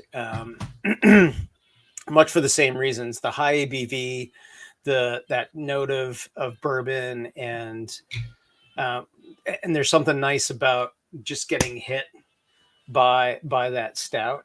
I mean, you're already doing something that is deemed heavy. You might as well hit yourself with it. And you don't have to go beyond like one can sometimes. It can just be a treat to go through just one and enjoy it and savor it and be done. As a nightcap or something. Yeah, as a nightcap. Yeah, you don't have to like, Yeah, Yes, exactly. Exactly. Hit hard. Go for it. Right. Steve Smith, what's going on? What's your favorite, buddy? I don't know. I do like the barrel aged because I love the bourbon barrels just because I'm a big bourbon guy, and I do like those deep earthy tones. But I find as my years with like drinking different stouts go on, it's like I do like things that have like a little bit of like sweet note to offset it. So that's not the only thing that's smacking me in the face. It's like I could go get like a smoked old fashioned, and sometimes if it's like it can be a little too overpowering, and I find that with a barrel aged sometimes. So I find myself starting to get a little bit into some sweet, although I know Rod brought up Left Hand Brewing, and that was one of the first stouts that I had and enjoyed, other than Guinness, which we also talked about. But I think they had a variety pack where there was a milk stout and a Russian Imperial. And I just thought it was neat because the bottle told me I can just dump it upside down like this and just let it pour out without it foaming over. And at 20-something Steve, I'm like, make a mess. I'm like, oh, all right, check this out. But I think JHG did kind of hit where it's like there are some of those that are nice where it's like I don't need like 2 or 3 of those. It's like just being able to have like one and really appreciate it is good. Yeah. That's also because it seems like more of one of those is just going to be way overpowering. So I don't know. I look to see what's on the label and I'm like, if that sounds good, I'll go for that. Okay. Rajay, what's going on? Well, tolerance is an important thing, right? So it's how you build your tolerance up over time. So for me, it's about to go. Whoa! This is going deep. Who's got the careless whisper in the background? One of y'all. I was hearing that too. I didn't want to call anybody out, but yeah, it's just like perfect time. I'm like, we're talking I don't hear Carol's whisper. My wife was listening to music. I don't think I hear Carol's whisper. Do you hear Carol's whisper? So, unless that's what she was listening to, then we're all listening to it. She's trying to say, I love me some George Michael. Shut down that stream. If my dementia hallucinations are going to be careless whisper, I'm all right with it. Oh. Careless whisper of a good friend. Rod, what's going on? Shared dementia. Yes. Jesus Christ. Wham! Right at you. So I've been drinking for a good amount of time. I feel like my tolerance level's on a different level. I like to have a beer that I can actually enjoy. So I'm more in that bourbon barrel Russian Imperial Stout. I mean, I went to college at the #1 party school in the nation, so I kind of built up tolerance through those years as well.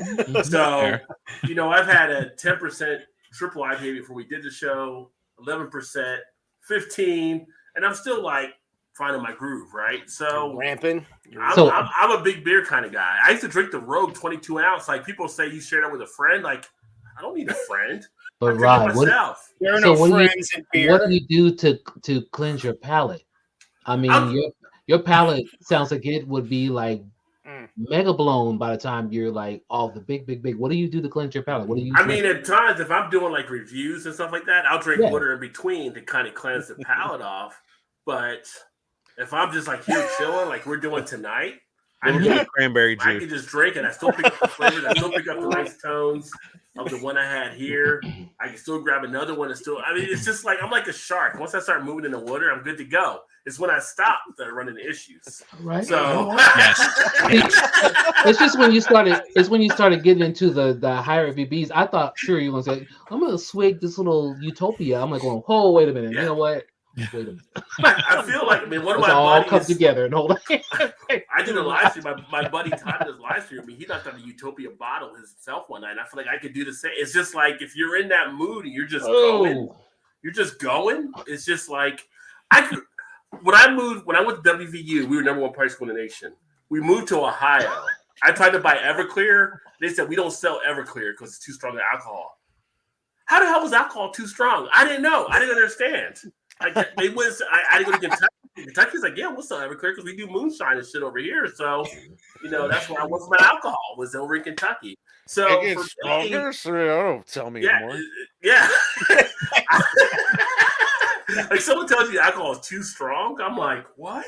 Like, yeah. Let me check it out a little bit. So for me, it's kind of like, when I go to like the beer festivals, I'm hitting like a lot of the top ABVs. I know people are trying to pace themselves in between, but I'm just like, I'm that kind of the engine that runs at a higher level, I guess, like the Charger with the Hemi. I'm running high. Get me on the track. I'm good to go. It's when I slow down. Yeah. All right. So for me, Russian Imperial, bourbon barrel aged, those are the ones like to live in that. All right. Seems to be not almost a consensus here. Daniel, it's not an easy lane to live in now. Not an easy lane to live in. So make sure. Daniel, what are your favorite? What's your favorite? Expensive. It's expensive. Agreed. It is expensive. Yeah. Yeah. Living the high life.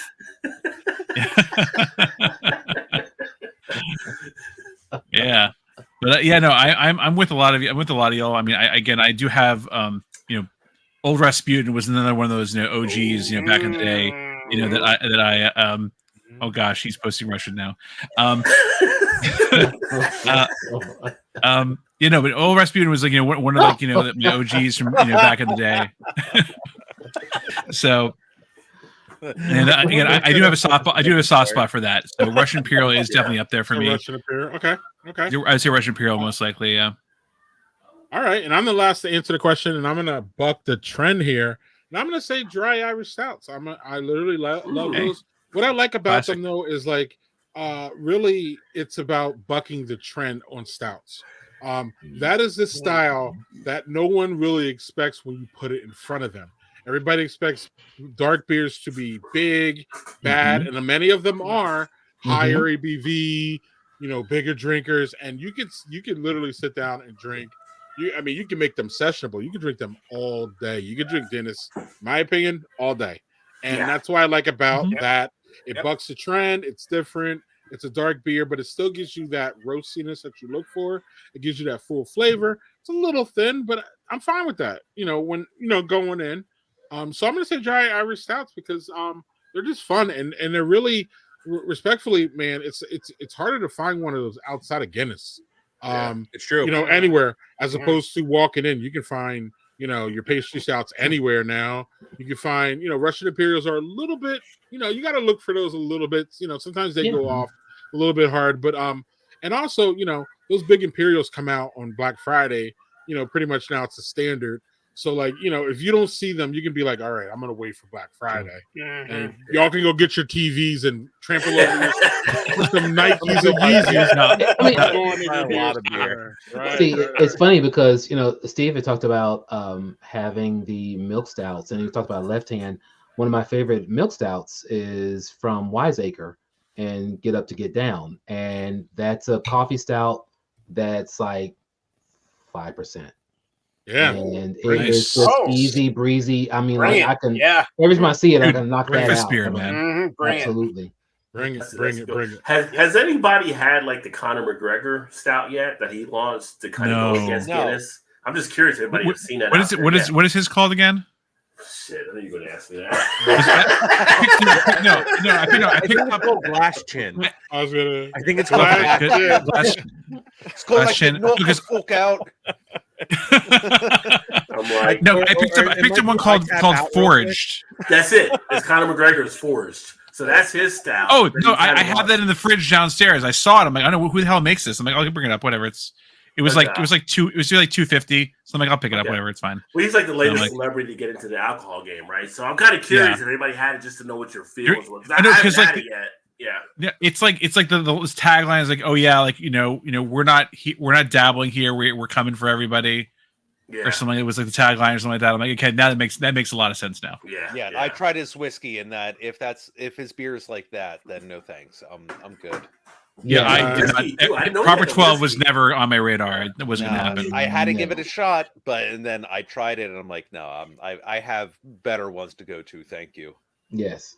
Right, Yeah. exactly. It's weird celebrity. Like celebrities, you can tell when they just are not in touch with the product that they're hawking. Yeah. Mhm. Yeah. But what do we think about celebrities and alcohol? I mean, I'm not trying to take over Greg's thing because Greg's the host, but I'm just kind of curious what you guys No, think. it's a good question, honestly. Because you have a lot of celebrities getting into stuff, and like some of the celebrities don't even drink the alcohol, but they're out there marketing it. Well, no, and it's not like they're the ones developing it. A lot of times, it's different companies coming to them, be like, "Hey, would you be the face of this?" You know, Right. it's Right. and then Yep. it's like, okay, well, Yep. is it going to be good? Is it not? You know, I mean, I could crowdsource $50,000 and come up with like my own whiskey or my own vodka because there's so many other distilleries that are just like, I just want to get my name out there. Let's bet our cards on Steve. And then I'd say, you're running your business in the ground. This is not good. I will take all of our profits. And then that's just not going to go too far. But I mean, I don't know. Sometimes if there's a celebrity marketing, you know, sometimes the product comes through. Most of the time, it's nothing what I've personally seen so far. No slight on anybody else, but that's not necessarily going to draw me in. Maybe for one bottle, maybe for one 4-pack or something, and then you know, there's been nothing else. That's there we go. Yeah, Forge. Yeah, Conor McGregor. Okay. Yeah.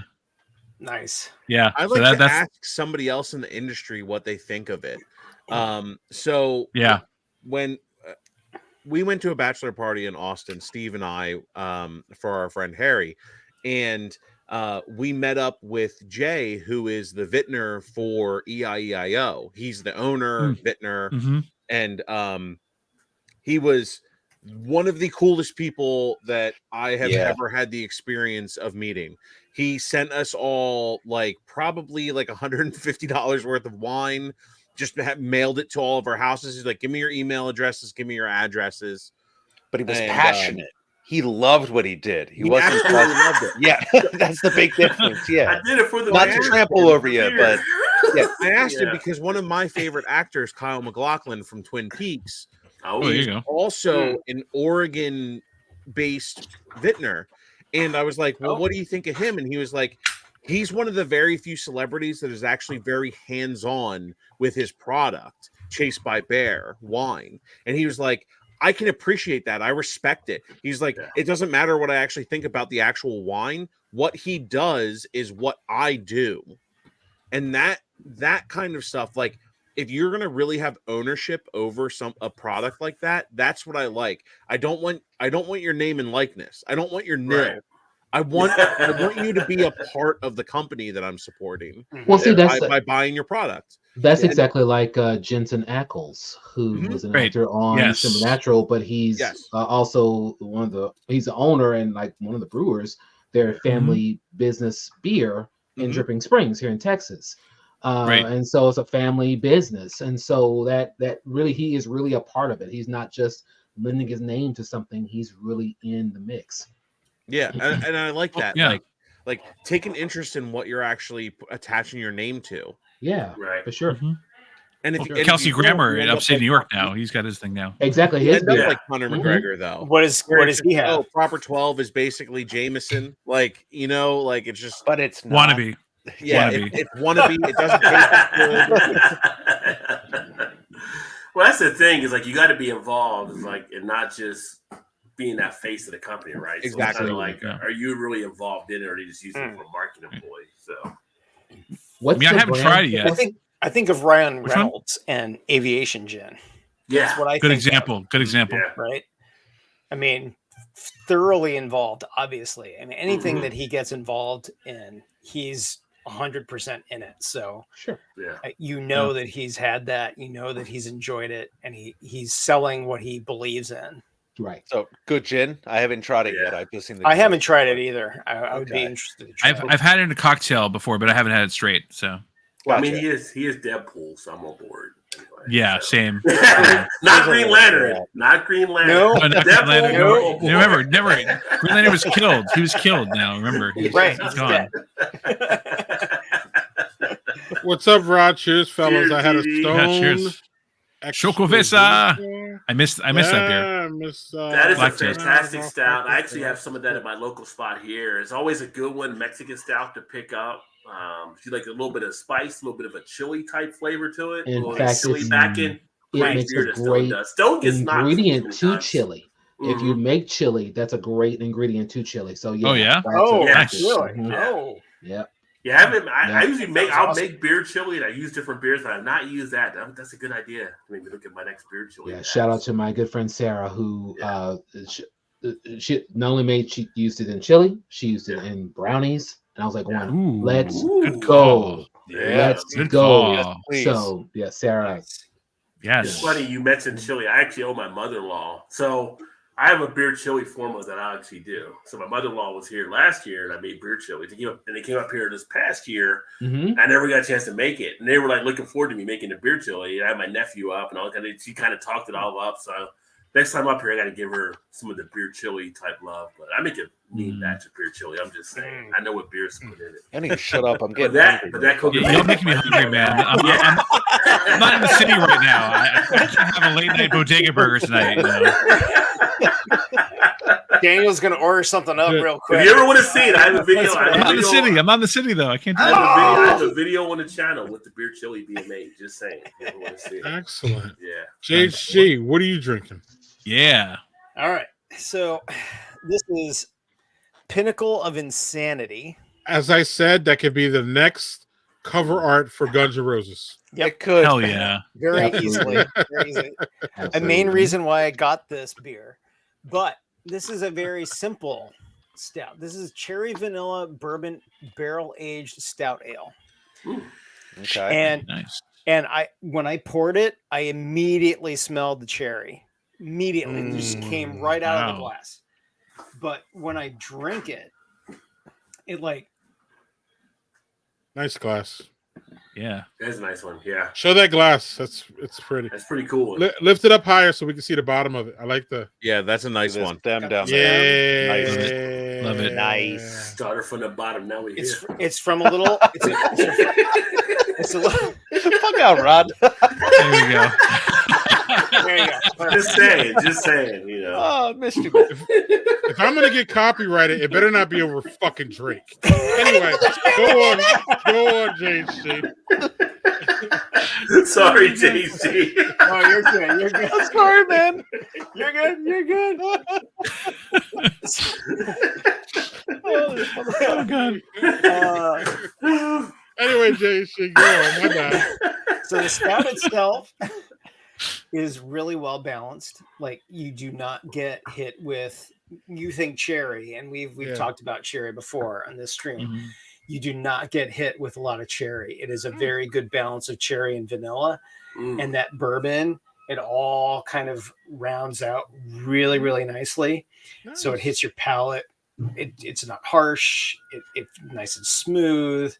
So this is, if you ever get a chance to, I mean, granted, it's The can art is amazing. Who's the brewery on Yeah. it again? Who's the Yep. brewery on it? Yeah, who's the brewer again, JC? the brewery is One Family Brewing. Okay. They're out of Manassas, Virginia. Oh, Oh wow. Cool. Okay. Oh, coolness. And Well, then you know Excellent, what? JC. Thank you. One As- thing I'm sorry. Go ahead, Jay. as far as That's this a glass, beautiful looking beer, though. so Yeah. the beer is fantastic. The glass is from a little brewery called Heliotrope, and they're in Lexington, Virginia. Really, really small microbrewery, and they Yeah. do amazing beers across the spectrum. But I found them when I went on like a vacation with the family, and they are a big supporter of LGBTQ causes at a college, a local college there. And so this is like the one place out of the few that were in that area that was like, I'm going there. I'm supporting Nice. that brewery for what they're doing, and they make great beer. So That's awesome. anyway, All right. And I'm Doubly amazing. supporting Daniel and showing us his third beer. Oh, yeah. We talked about this, ahead of this, but this is a main beer. This is their fall. This is their coffee stout that comes out every year. Which pretty much it's 5.6%. And I just loved the restraint that they have when not just the quality of the coffee itself, because I think a lot of people who are coffee drinkers or whatnot, but I think it's just the restraint that is placed in there, because you could have like something that's like full on in your face, like, oh, I'm just eating cold brew with a splash of beer, so to speak. But this is like, there's just so much finesse in this, because you just get so much of the kind of the earthy and other related notes from the coffee, but there's like this lovely kind of almost kind of a dark or burgeoning on dark fruit kind of note that comes out of the coffee and the beer together with the malts in there. And I just love how just gorgeous it's not super thick or whatnot like some other stouts might be, but it's got a lot of flavor behind it, and it just goes down so easily. I let this go. This rose, I had it out for a while, so it kind of rose to the kind of that 50 Fahrenheit level. And it's just where it needs to be, 50 to 55. It just sings in that temperature area, I think. Can I see that glass again? Kind of that little. Yeah. Let's give me a little frothing when you were showing it. Okay. Yeah. Nice. Okay. Yeah, it kind of looks a little kind of like a nitro cold brew almost. Yeah, I like it. Cool. Excellent. Yeah, I love Maine though. So, but yeah. Excellent. And Steve, you had something I want to hear about. Okay. Yeah. So I moved on from the stout because 2 in a night and one's a 16 ounce, so that's enough for my belly. So yeah. On to the Naked Elf. So yeah, I only just recently heard about this, probably within the past month, and I know like last year I was part of the Mad Elf, which isn't necessarily my favorite. The Grand Cru is okay because it's different notes, but just like the general Mad Elf, the cherries just aren't my thing. So from the same pack that I got the gingerbread stout in, it also had Naked Elf, which is basically the Mad Elf ale, but without the cherry. And does cherry make you mad? I don't. So technically, it's a spiced Belgian ale, so it still has like a little bit of a like kick and pop to it. I am not as descriptive on notes, and especially since I had 2 different stouts on my palate already, that's a little hard to decipher. But it doesn't bite really too much. I mean, the spice ale is kind of like feels it. If I were to give it a feeling, it's like it's a little uplifting. It's like, ooh, okay, I could have this. I mean, granted, it is 8.2. And at least the malts have a Crystal, Munich, and Pilsner, so it's still like a very light drinking beer, but with some packed flavor. And I mean, the color on it is like has like a nice amber. Sorry, try not to get my pink in the way, Zach. Sorry about that, but but it does have like it does have nice. It kind of looks like more of it almost reminds me of a color of like a Yingling. It's at least just like color wise, if anybody's familiar with that. But yeah, no, it's tasty. Yeah, cool. Very cool. Here's There'll be another one happening after this, probably after the bathroom. Hey man, we have a table to build tomorrow, so like. Yeah, that's you're telling me that already. Okay, I'll be up. I'll be up. I'm not even going to ask about that yet. No, it's a literal table. But Yeah, we're literally building a table in my wood shop. Yeah. Yeah, I wasn't even going to ask yet, but We did it. We told you. We told So you. you basically have to ask Yeah. Steve if he has the wood. No, Funny story no, about that. because obviously he's already a part of it, so the wood has already been seen. Well, and- yes, yeah, the and wood's already obviously, so there. yeah, for sure. Yeah. Let's And go. I mean, technically, we have pushed our woods together, and then we are creating this table. We just have to slather it down. And you know then, what?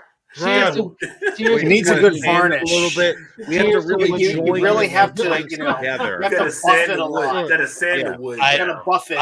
I am so sorry to do this in front of Jerry. Rod is used to this shenanigans. I know JHD and David have been on this, but I just feel like Jerry's such a respectable man, and now he's brought down to this level of humor. See, the great thing about it, though, Steve, is that in your show that was here recently, you must not have seen me cutting up in the chat. You know, I'm usually cutting up in the chat, which and Greg knows, Doug knows, I'm usually just cutting way up in the chat. So this is just fun, you know. And Jonathan knows. He knows. I'm cutting up in the chat. So this He's is up in that business. He's up in that business. Rod, Appreciate you, Rod. Yo. James G knows me and my humor from the There from you our go. absolutely Exactly. legendary NFL shit talking group. So Oh, where I talk about Aaron Rodgers possibly flossing his teeth with a penis. So I think since we're on stream, allegedly. yeah, we have to say allegedly because Allegedly. he only got caught in college like 3 times doing it. So Right. However, you have to make the team. Good on you, man. I just, you know what? I just want people to be free. I just want people to be free. Yeah, Be right. free. Yes, Be absolutely. be free. That's all I want him to do. Just come You want out. a dick dude. floss, Like, you dick it's floss, all right. sir. It's all right. I want to be free. In the world that we live in, it's okay to be a gay football player. It's fine. Wait. I see you right now. I told you I was a DJ, Jerry. I know a lot of different samples. No, wait. I mean, I know you were doing "I Want to Break Free" from Queen, but I get it. But Didn't even put two and dick together. All right. We're gonna get off dicks here. We're literally gonna get off dicks here. Speak for yourself. I mean, Are we ending it? I mean, we feel free. That's what she said. I just cracked. I just cracked open another beer. I thought we were still going. Oh no, he's just moving topic. No, we're moving topics. Moving topics. Switching. We're just getting away from Getting Aaron off Rodgers. dicks Yeah. And we're moving Gotta on. specify That's when what you're she getting said. off that. This I mean, is a family show. I don't understand. Thank you, Daniel. I don't know why it has to be what she said, but okay. That's whatever. Good That's point, what they Jerry. said. That's what they said. Very good point. Very good point. That's what they said. It's never what he said. It's never what he Yes, said. that's what they said. Yeah. Yeah. I need everyone to look over to Greg right now and just see how done he is with our shit. Wait a minute. I'll look at the same time. Just everyone appreciate the. I love he the really is. very. I Like, just want to I am say, disappointed is, in you. is Look, nobody going to comment on the fact? He's like entire chat right now. He's waiting for it I to just end. laughed because what Zach just said. He said closet. I'm like going, what? Maybe it's my first No, time dude. seeing it, but No. nobody's going No to comment. closet already. here. No closet. No closet. No with Jerry. closet. Closet. No closet. Right. No. Jerry's not hanging Yeah, out with our we're not account. talking He's about not closets trapped in the anymore. closet. We're not with our talking about account. Aaron Rodgers anymore. But- You We're know, moving on. we don't do down low. No. Nobody was going to comment on the first. Well, it was the first I'm time just I've wondering- seen it. Ain't got time Greg for it. had readers on earlier. Right. Greg had readers on. I'm just saying, nobody commented on Professor Greg now. Actually, Yeah, I this wasn't is going the to first say time we ever seen it, Jared. This Yeah. is the first time it's been we've seen these before on this stream. I actually didn't know that those were readers though. I just thought, okay, well, I thought they were readers, Oh, unless they I'm have to wrong. be. Absolutely readers. Oh, they're Okay. absolutely. Oh, okay. Mhm. I didn't know that. Yes, Professor Greg. Yeah. I mean, Anyway, it's always Professor Greg. So with or where's the without food Greg, shaming? so- I wanna move on from the dicks here, and we can progress Yes. here. Move So we're done the forward. show. You're moving on from all of us, Dick. Or... Yeah, So what's it's not a very Fair, arousing fair. conversation. So I kind of want to be forward with it, and I don't want to be coming. I don't want to be coming back to it. Okay. And I don't want to. Yeah, You don't want to back into it. You don't want to back into it. Yeah. Right. No. Right. Go ahead, So Greg, anyway, back it on up. What?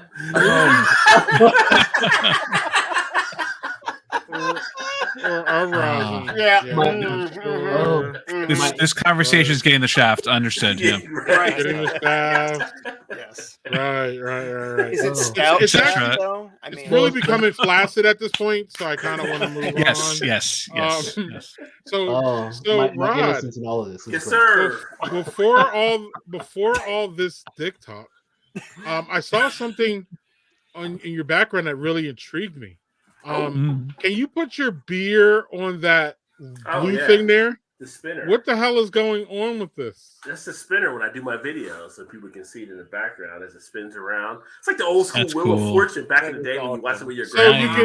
Yeah. You go through the little shop and they'd be like, Could you sit and spin on that like a penis? Could you sit and spin on that like a... I don't know if that would work. Wow.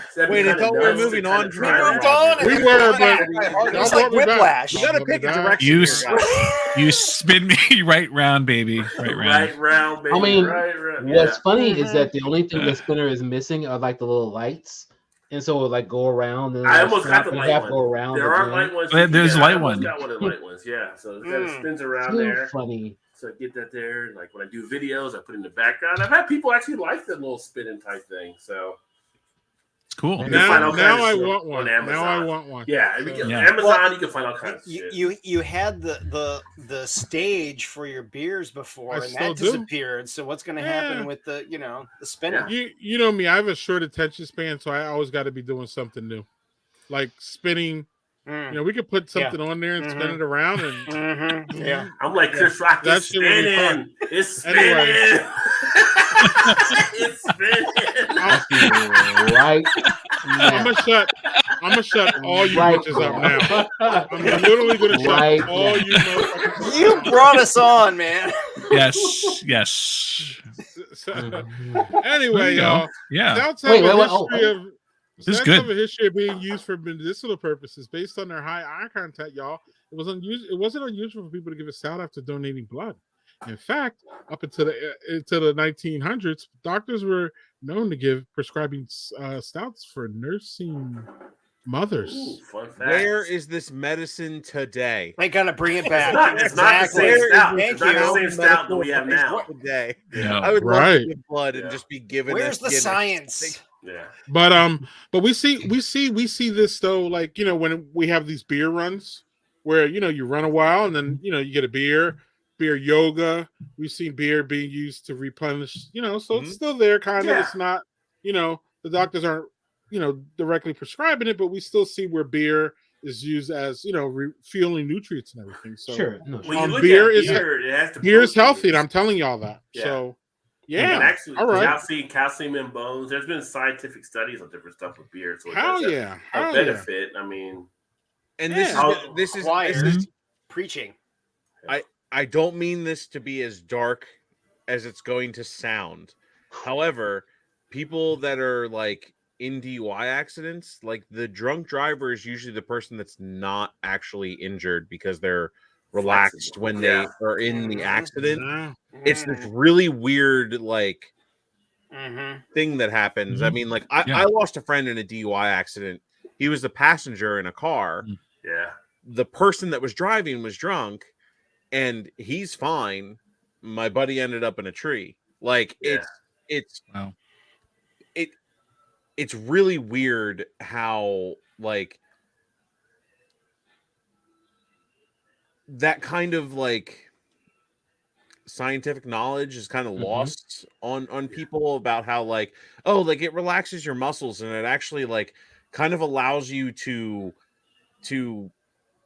naturally survive things. It's a really weird thing. Like you see like a drunk person stumble down a bunch of stairs and they're fine because their body's like super relaxed, they're not tensing up and stuff like that. Yes. Mhm. Yes. But like if you fall down the stairs and you're completely sober, you're like trying to stop yourself and then you like break fingers, break arms, break legs. Like Very it's interesting. a really weird Huh. phenomenon with that. You know, It's like we're naturally Yeah. surviving this stream. So Right. It's fair. Yeah. Yeah. But they say Fair. people don't tense up, when Yep. you're inebriated. So it's kind of like you're more relaxed. It's kind of like a baby. Like you mentioned, like a baby Yes. can get dropped, and the baby will. They'll say a baby will bounce because the baby's not really tensing up. They're just kind of like falling. the baby doesn't understand. It doesn't Yeah. care. Versus It doesn't another have person that does have that consciousness, they try to brace themselves and stuff like that too. So, But Rod, why do they fall down the stairs though? they drunk. Zach pushed them. They drunk. Fair. Zach- Also fair. Zach I Bishop is did the crack best open another person. beer. We lost Steve somewhere too, by the way. But Yeah, yeah, he's he's back. He's come back. fine. Speaking of medical stuff, Ooh. Operation Breakfast. Breakfast Ooh. stout. How we talk Look about at that, breakfast nice. stouts. Ooh. We haven't Ooh, talked there about you go. breakfast stouts tonight. 10% No, we have not. ABV. Flying dog. Look at that. I don't know if I trust that doctor, but 10% ABV breakfast Well. stout. Willetized. We all know the Willetized. Yes, bourbon barrel yes. aged. We're all waiting for Lagunitas to come out with their Willetized, right? So, yeah. So I brought it down a notch. I came down to 10%. That's my session level. So. Okay. He's meeting the world halfway here. It's good. It's good. That's good. Yeah. No judgment. No judgment. I'm trying to I know bring it that. down. Right. They write a lot of shit in their bottles. So I'm not going to read any of that. Like, come on, That's I didn't read that much when I was in college. You That's a read on the story, bottle yeah. label. Yeah, it's not going to happen. So I cannot very remember good, very his good name. beer. Hunter But S. there- Thompson, baby. Yeah, Yes, so- Hunter S. Thompson. yeah. Is that the same artist Mhm. that did the artwork for all of Flying Dog? Yeah, that they did. worked Yeah, with same Hunter S. artist, Thompson yeah. with all the Gonzo Wow. stuff. That's why. Yep. I But- always noticed the art style because I remember the Gonzo book. Like, I love Hunter S. Thompson. I think he's one of Yeah. the most prolific people of our time in the last 200 years. And I always see the artwork and I'm just like, is it the same guy? Like, Yeah. See? Well, let's talk breakfast stout, right? So here's a breakfast stout. Maple, kind of bacony, a Mhm. little bit of a sweetness to it. Can you have it with breakfast? I'm not one to judge. I think you can. Has a little bit of a bacon type appeal to it. If you had this, I would say more towards brunch. You wouldn't want it first at 8 a.m., but if you're getting up around 10, 11, have a little brunch type meal. This will fit in well. A little bit of that candy bacon type sweetness to the beer. This is a solid one to sit back and enjoy. So, what is the actual meal you would have it with? Because I've heard a lot of people talk about matching stouts with their meals, right? Right. But I mean, I know like Mm. during Thanksgiving, as heavy as those foods are, I try to be cute. And long story short, I don't usually do a lot of matching with the foods, especially with Thanksgiving, because the foods are so heavy already. Yeah. I'm like going, oh. Fair. So, what would you drink? What would you eat rather with that breakfast stout? Well, it's funny you mentioned Thanksgiving. For those of you that haven't seen, I just released a video about beer styles for Thanksgiving. A lot of people have actually liked different things you can pair up for different dishes.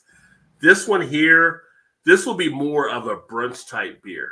So if you're having something like that midday, or not midday, like 10 a.m., 11 a.m., bacon, ham type feel, even if you're having something with eggs with it, or you're having kind of that crossover type food, you can actually match this one up for that nice brunch type feel. Just like people will have a Bloody Mary or something like that with their kind of brunch type things. This is something you can actually bring in, something that would have a little bit of a sweetness, but also like a little bit of a tanginess to it and stuff like that. Like, I can see myself enjoying an omelet with this.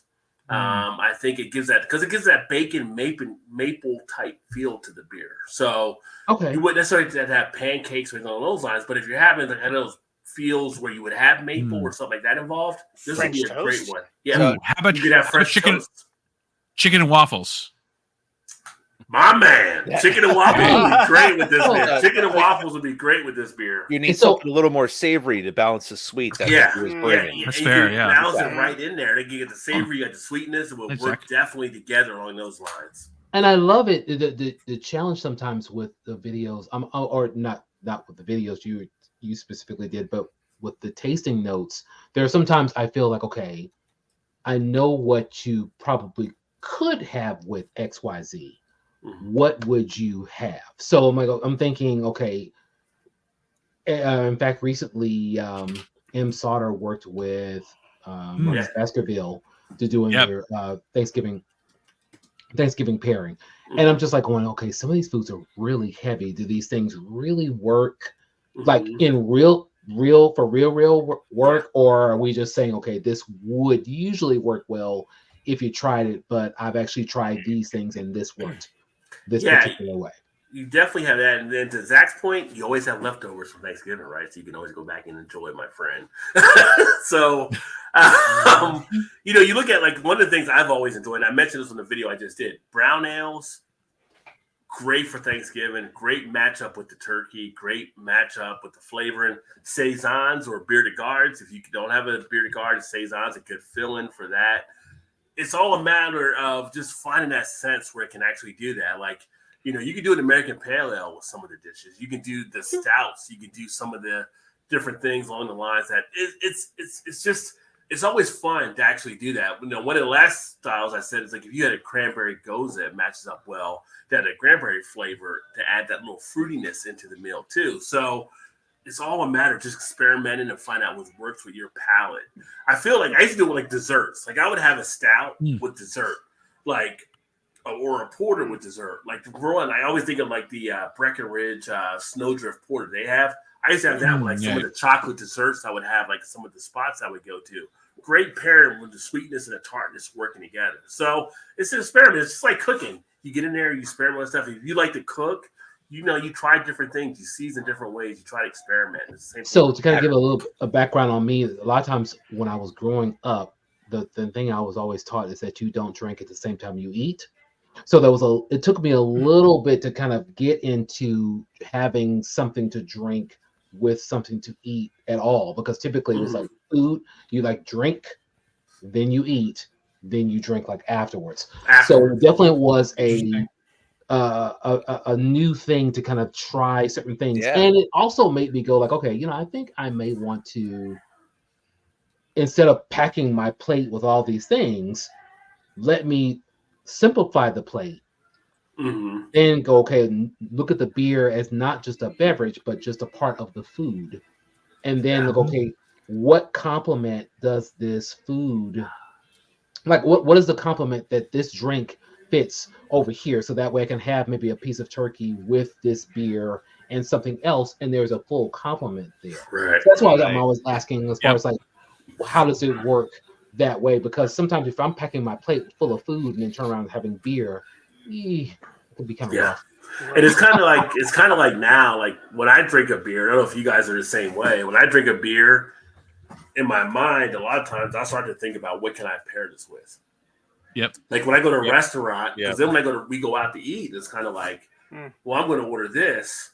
What can I actually do? So I kind of instinctively now, whenever I drink a beer, it becomes like a little flashcard in my head. This will actually work good with this and that or whatever. Right? So I drink certain beers, like for instance, you don't want like a heavy type beer, but I'm like, I have like a type of sour type thing. What can I put this with? And it's like I go to a place and it's like, you know what? This might work with this ahi tuna type salad type thing. Let's try it out. And you start to experiment. You start to have fun with it type thing because you're not overpowering the salad you're enjoying, but you're also getting the flavors from that. So if you're having a nice little raspberry cranberry type sour, it adds a little flavor to the ahi salad you're actually enjoying too. So you just have to play with it. You have to have fun. I tell people, go out. It's like it's a great time to basically accentuate stuff. If you're having spicy and you have an IPA, I love spicy. Yeah. I love IPAs, but guess what? If you do that together, you're going to accentuate that heat. So you better make sure you really like that heat that's coming off of it. I like it, so I'll do it, but it's not for everybody, right? So you got to make sure you got to know what you're getting into. Right. Yeah. It can start to accentuate your palate a little bit too, between whether you like different types of beers and different varieties of beers and different types of foods, just like Rob was saying. And now it's like my mind's going, it's like, I could start taking a list. It's like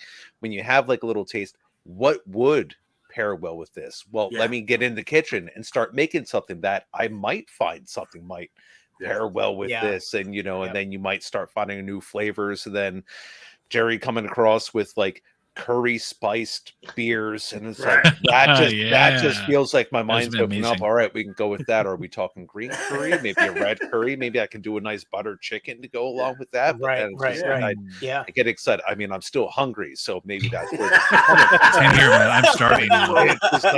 Well, it's like my wife. She Yeah. loves when I make like I'll cut up the tomato and I put mozzarella, olive oil, and oregano on it. Yeah. So it's like you do that, but you want nothing to overpower, right? Well, this will work Yeah. great with an Italian pilsner.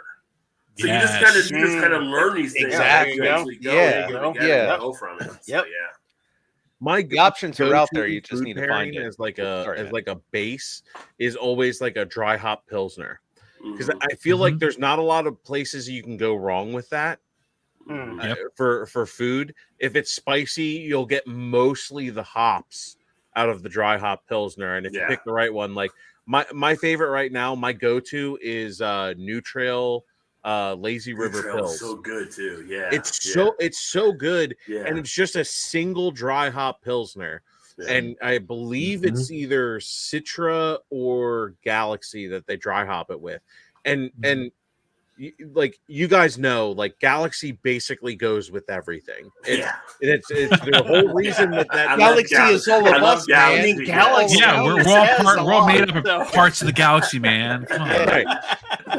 You're So just little that's like my neutrinos. go-to. It like- encompasses everything. Shit. It is us. It's See you. right It's food. now. It's so beer. milky. See right now.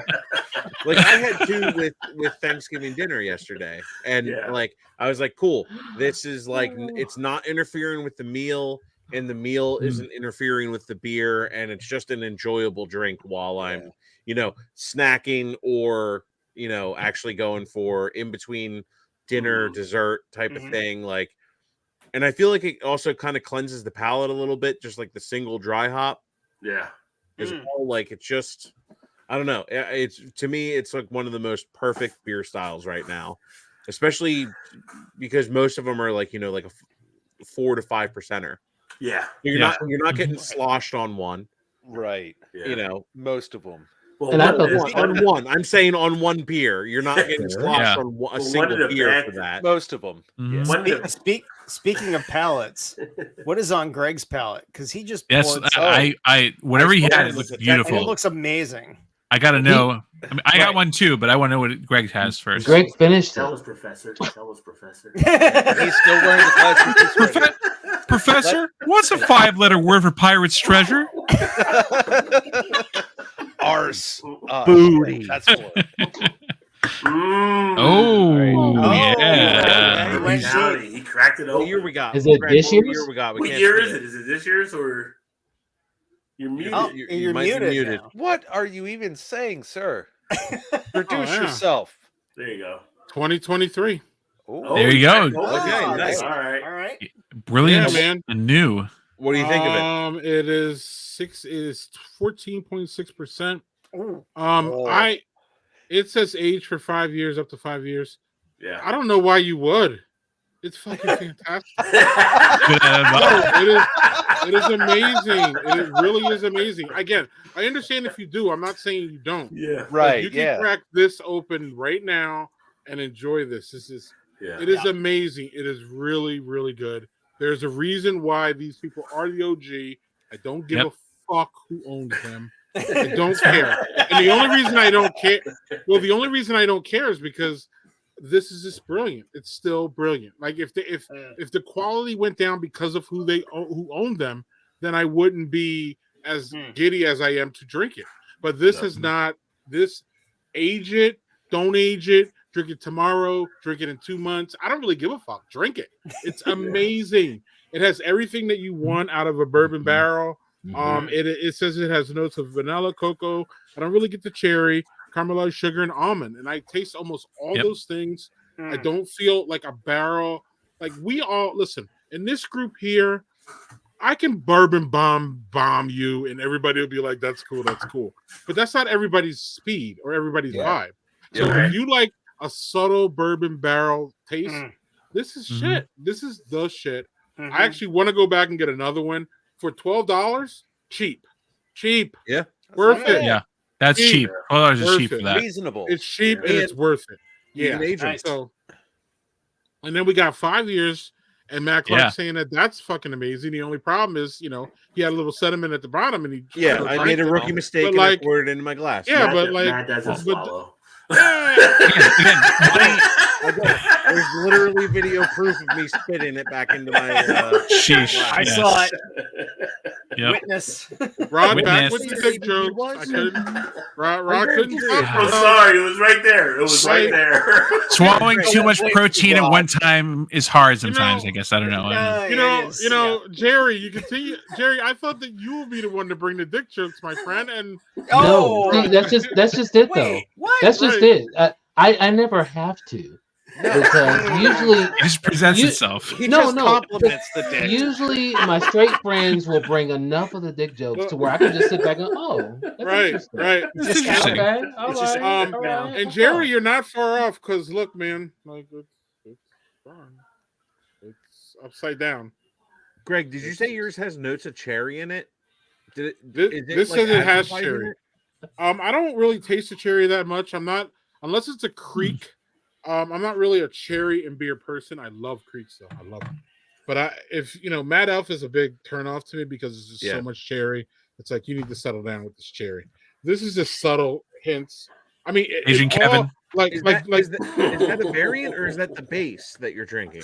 This is just the base, man. This is the $12 cheapest one I could get. So the one that I had was a base as well, and there's no notes of cherry. And you also said yours was 14. Mine's 15.2. So yeah, this maybe is 14.6. Mine is 14.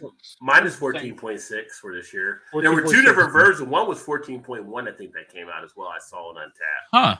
So that's interesting. I wonder if they've actually changed the formula. Well, they change it every year. They change it every year on stuff. So yeah, and I like, and like I said, I like what it said on the bottle. It said drink by September 18th, 2028. So they're actually I like how they're now forward about this, saying, look, we know you're going to sell her that shit. Sell her for 5 years. If you go further than that, that's on you. If you drink it in between, you know what I mean? I like that idea of letting people know if it's actually showing up here, but on my tag here, it actually says develops in the bottle up to 5 years. Well, now they're putting on a date statement on there, which is literally 5 years to the day. Yeah, for that. Literally, actually, Nice. And this is the same thing, Clark. So they didn't change that part. They just put a little bit on the back here. Right here, Clark, on the back, it says the tastes and notes there a little bit. I don't know if you have. So mine are just charred oak, vanilla, caramel, and smoke. Yeah, this one says again notes of vanilla, cocoa, cherry, caramelized sugar, and almond. See, I would be upset if it said smoke and there was no smoke. I need the smoke. I mean, if you're gonna get all the smoke, that's fair. Give me the smoke if you're gonna. I think it's on there. If y'all can get this, if y'all can get this. I'm serious. It's fantastic. Can't say enough about it. Again, we had these wars. You know, how long ago was when AB and Bev bought Goose and all hell broke loose, and I'm not gonna buy it anymore, and all that shit that went down. And what was that? 2015, 20. Something like that. Well, look, if y'all not going to buy it anymore, that means more for me. I'm cool. Yeah. Well, dude, I mean, listen, I've done that. I'm like that little kid. Bullshit. Bullshit. Right. You're going to buy it. So I did some verticals. More for me. I don't know if y'all saw. I poured the head. The nice, beautiful. Head looked great. Yeah. I mean, it was nice. This whole thing is just. It's so good. It's so good. So, guys, I've done a couple of 5-year verticals of OG BCS over time, and definitely I've had ones that were 6 or 7, and it definitely loses its luster. The oxidation in those bottles becomes way more prevalent for sure. And I think so. That's why I say 5 years for me is like the maximum sweet spot.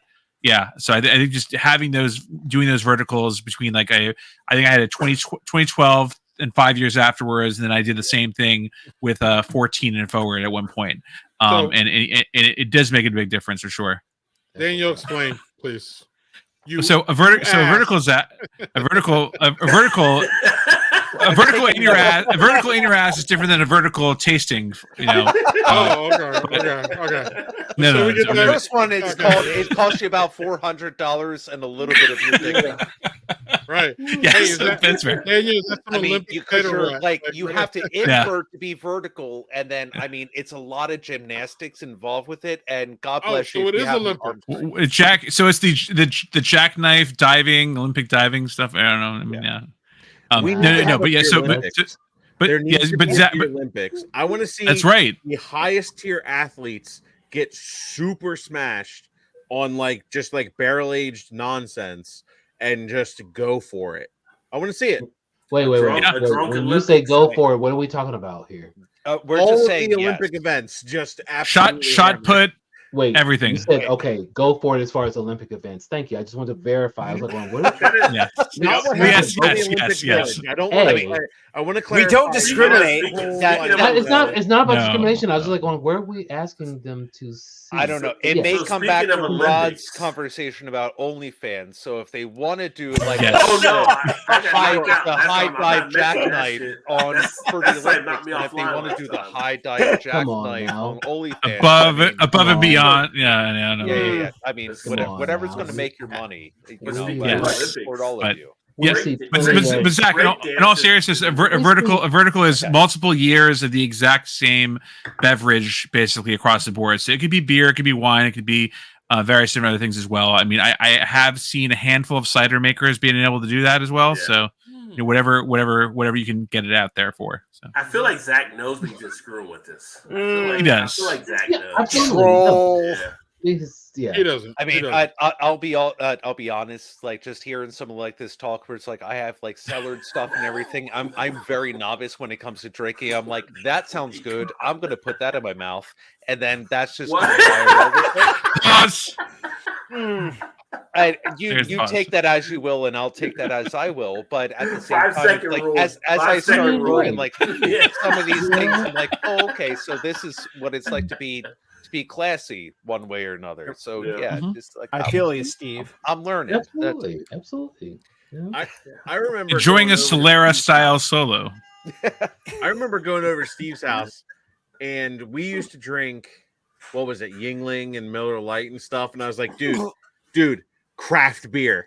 Yeah, Like, you're the motherfucker who got me spending a lot more money on Yeah. beer than I was used to. Yeah. And, Like, I dude, mean, trust craft me. beer is amazing. It's true. Oh no, And I was it like, is, and check out it the really is. Dogfish Head, like, because I was still new to the whole Mhm. thing, but I was like, check out Dogfish Head, check out, like Here's all an these different- IPA. Well, at least got it wasn't. from At least it wasn't XYZ. Mickey's Big Mouth. I mean, No, That was my childhood, Rod.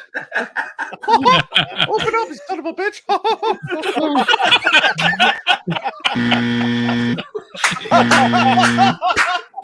What's on the soundboard? Oh no! I'm sorry. We've reached that point. Survey said. Show me potato salad.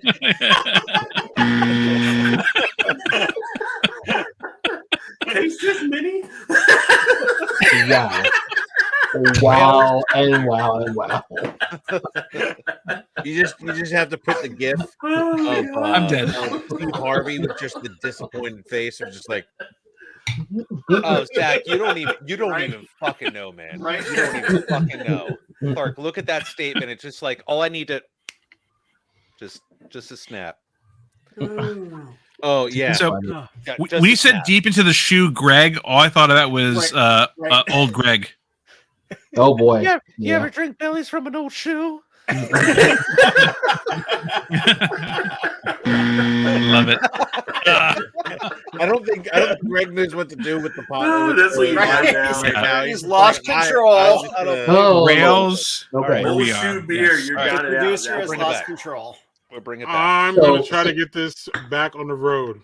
Good fucking luck. Oh, so It's not Dan, gonna you work. have one? Oh, what is that? Breakfast sound is What's that, definitely Dan? kicking in. I was saying, this is what we've been about right now for the past hour. Yeah, Get a little after. There you go. Yes, yeah, that's true. Yeah. So it's 12%. It's from Return Brewing up in Hudson. Luckily, it's kind of equidistant between Doug and I almost. Did you say 12%? 12%. Well, welcome to my world, Daniel. You've been kind of Yes. down there lower earlier. I'm just saying. Yeah, no. I was working my way up basically. Man's pushing himself. Come on now.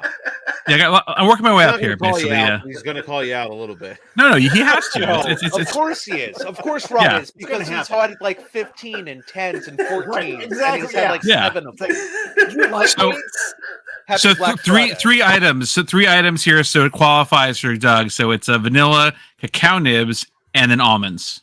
Ooh. Oh, And- I like that.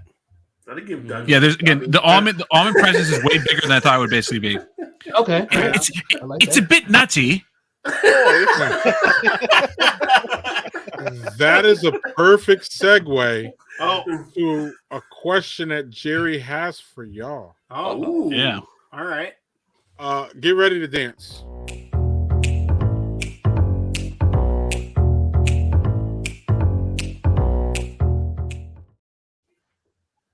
Bring it back. Oh, y'all. Where did you get this like big band music? I don't know. Hey, let's not ruin a good thing. Royalty-freemusic.com. Yeah, it's Canva. But anyway, we can move on. Canva. It's all fake. I feel like I'm watching Name That Tune with my grandma. I'm just saying. So, I would like to thank Sade. She inspired me to get to this So- moment right No, now. we will not. We will not.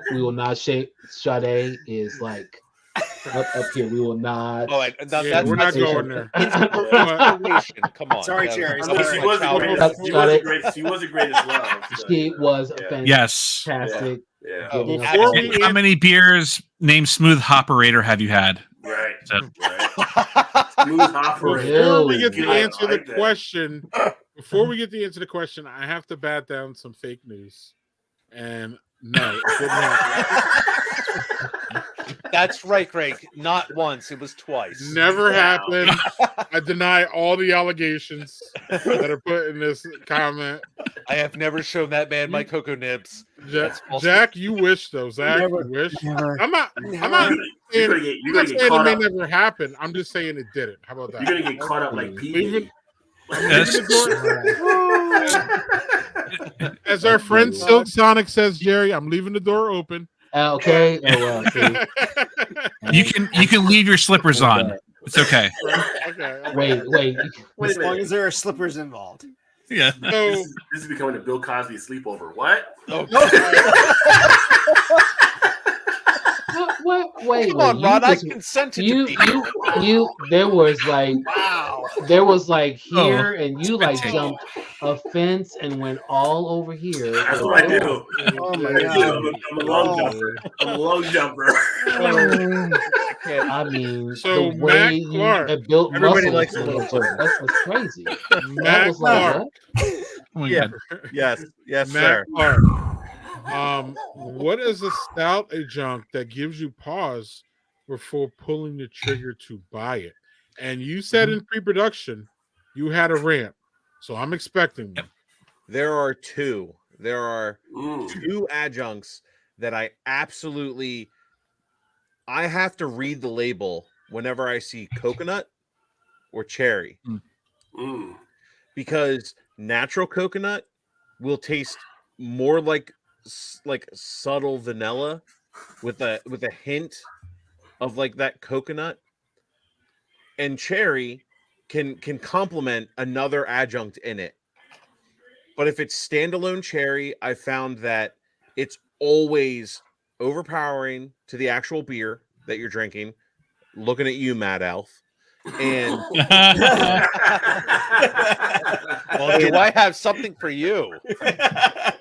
and also like with coconut, if it's artificial coconut, again, it's not the kind of coconut that I like. Like, give me like a toasted coconut where it's more vanilla and like a slight kind of like that, that tropical flavor. I can't really describe like coconut, but the flavor of the difference between like natural toasted coconut versus just awful artificial coconut that almost tastes like banana.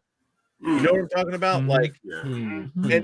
and those two things will absolutely stop me in my tracks when I'm looking at something. The only time I will ever like be like okay with cherry, I found, is in sours, because it's usually cherry and three other things, and they all blend together, and it'll usually be cherry on the nose, and you won't taste it. That's not a stout, though. No, I understand. Right. But cherry is like basically a non-starter for me when it comes to stouts. It kind of is for me too. Daniel, do you have any? Obviously the obvious lactose for you personally because you have a lactose issue. But outside of that, where because lactose is going to be your number one. But let's remove that one for medical purposes. For medical purposes, I don't want to be out of commission for the next 36 to 48 hours, because of that. So, aside from that, orange is mine.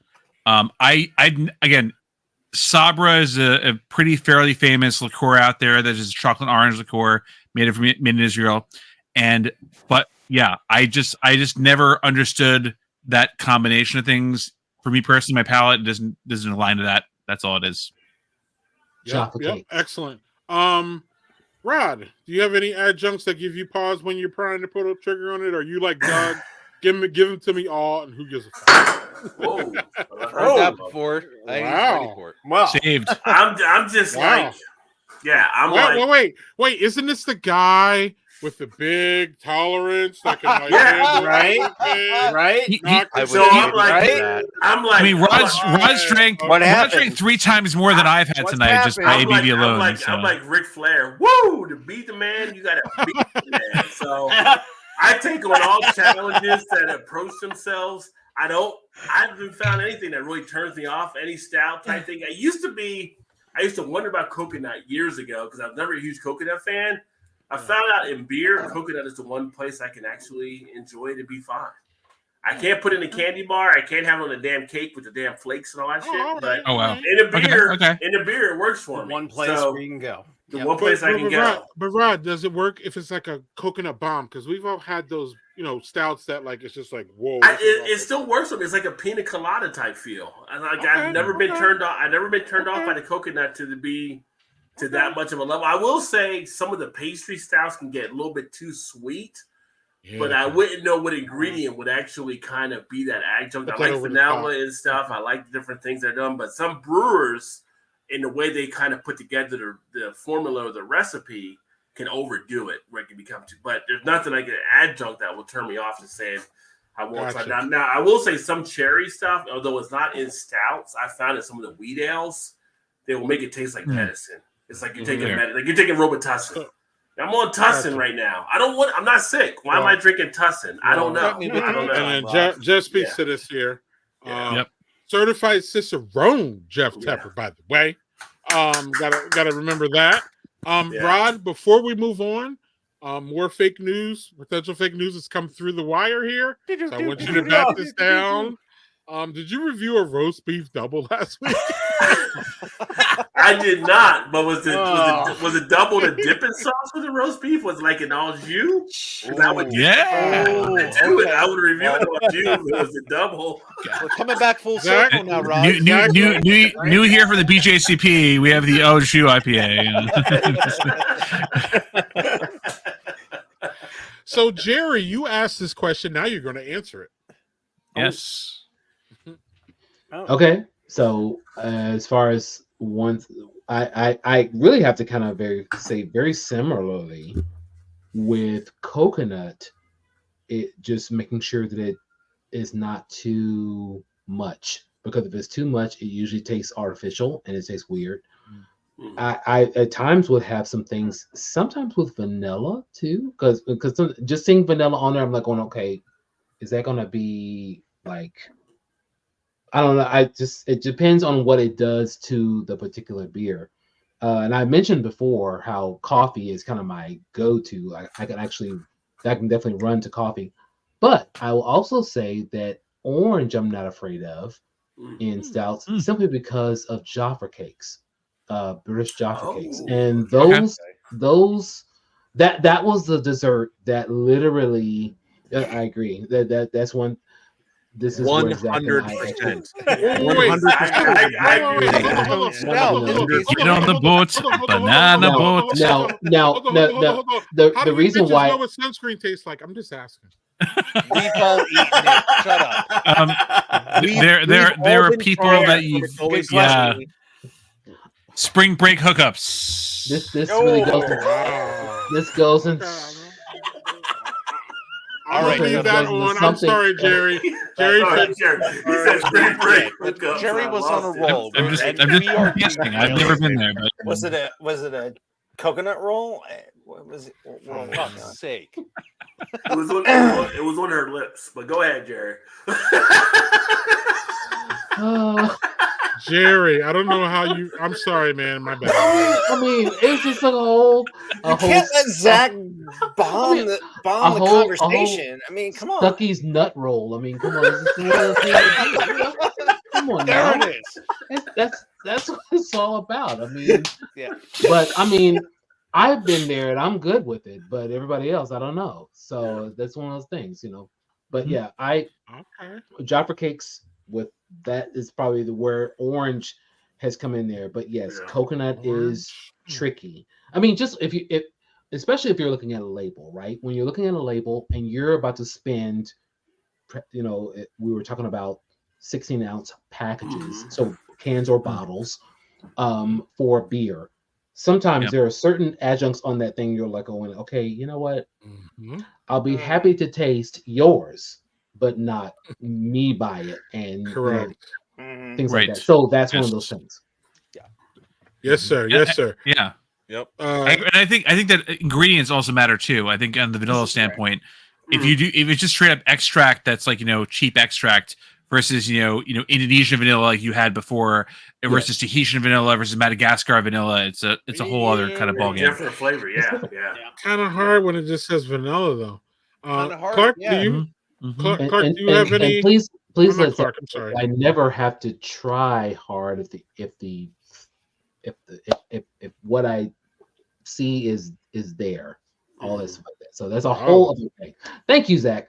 Oh. You're a humble man, Jerry. God bless you. I don't know if anybody ever thanks Zach, but that's what. You know, that's true. Yep. Poor Jerry Tell- trying to make a very clear and concise and like well thought out point, and then here we are just like trampling all over. About the Trampling vanilla. all over. Yeah. So, Steve, any adjuncts turn you off at the beer store? Yeah, caramel is a son of a bitch. That's because Interesting. But That's good. Interesting. Yeah. That's also because like a lot of time caramel isn't really like the main focal point, and it's just kind of like an afterthought. And by being an afterthought, usually it's just like a thick caramel syrup that's being put in rather than just kind of like a burnt sugar, which burnt sugar can be good if you think of like a creme brulee. You just hit it with a torch with like a little crust and that little bit of taste. That's good. And then if you try to develop The texture, that, and develop that flavor too much, then it starts just feeling like high fructose corn syrup where it just coats your mouth. And if you have like a little bit of a kick of something, and you're goddamn right I said that. I heard you, Snicker. Yes. No, I was responding to that. Oh, Jesus Christ. You know all breweries have Hey, all you know what, breweries- Zach? You can just call me Mr. Pink, and that's okay. You don't need to worry about anything else further than that. There you go. But yeah, no, I do find like sometimes with like and I know Rod brought up like way in the beginning of this shit show we call a live stream about like natural flavors. But what are the natural flavors? I learned at some point strawberry natural flavor is beaver musk, because it gives you strawberry flavoring, and that just doesn't sit right with me. So it's like These hot takes are amazing. you find them. Yep. Worst comes to worst, I bring the content. That's why you keep bringing me back. that and memorable face. It's like Steve, there's only one response to what you're saying, and that's just damn. Yeah, that's fair. No, I'll leave it there. Caramel throws me off of an adjunct, and but vanilla and coconut, I'll always give it a shot, and a little bit of cocoa or cacao, because a little chocolate in life is always good for all of us. Yeah. There we go. Again, take it as you will. I don't give a shit. God, we are getting back into last year territory. Oh shit. JHG, any adjuncts turn you off? Nope. I'm an equal opportunity adjunct. My man. Well done. I'm the Doug of this conversation. Mhm. I will try just about anything and see how it tastes. Like Even at the price range, or does that not matter? even I at the mean, price range, like if something okay. if something like if it's all about presentation. So if the can says it has this, and this, and it's interesting, I'll try it. I want to see if they are actually balancing those kinds of things. Like, so, this evil Santa, right? Yeah. Are they balancing those kind of things?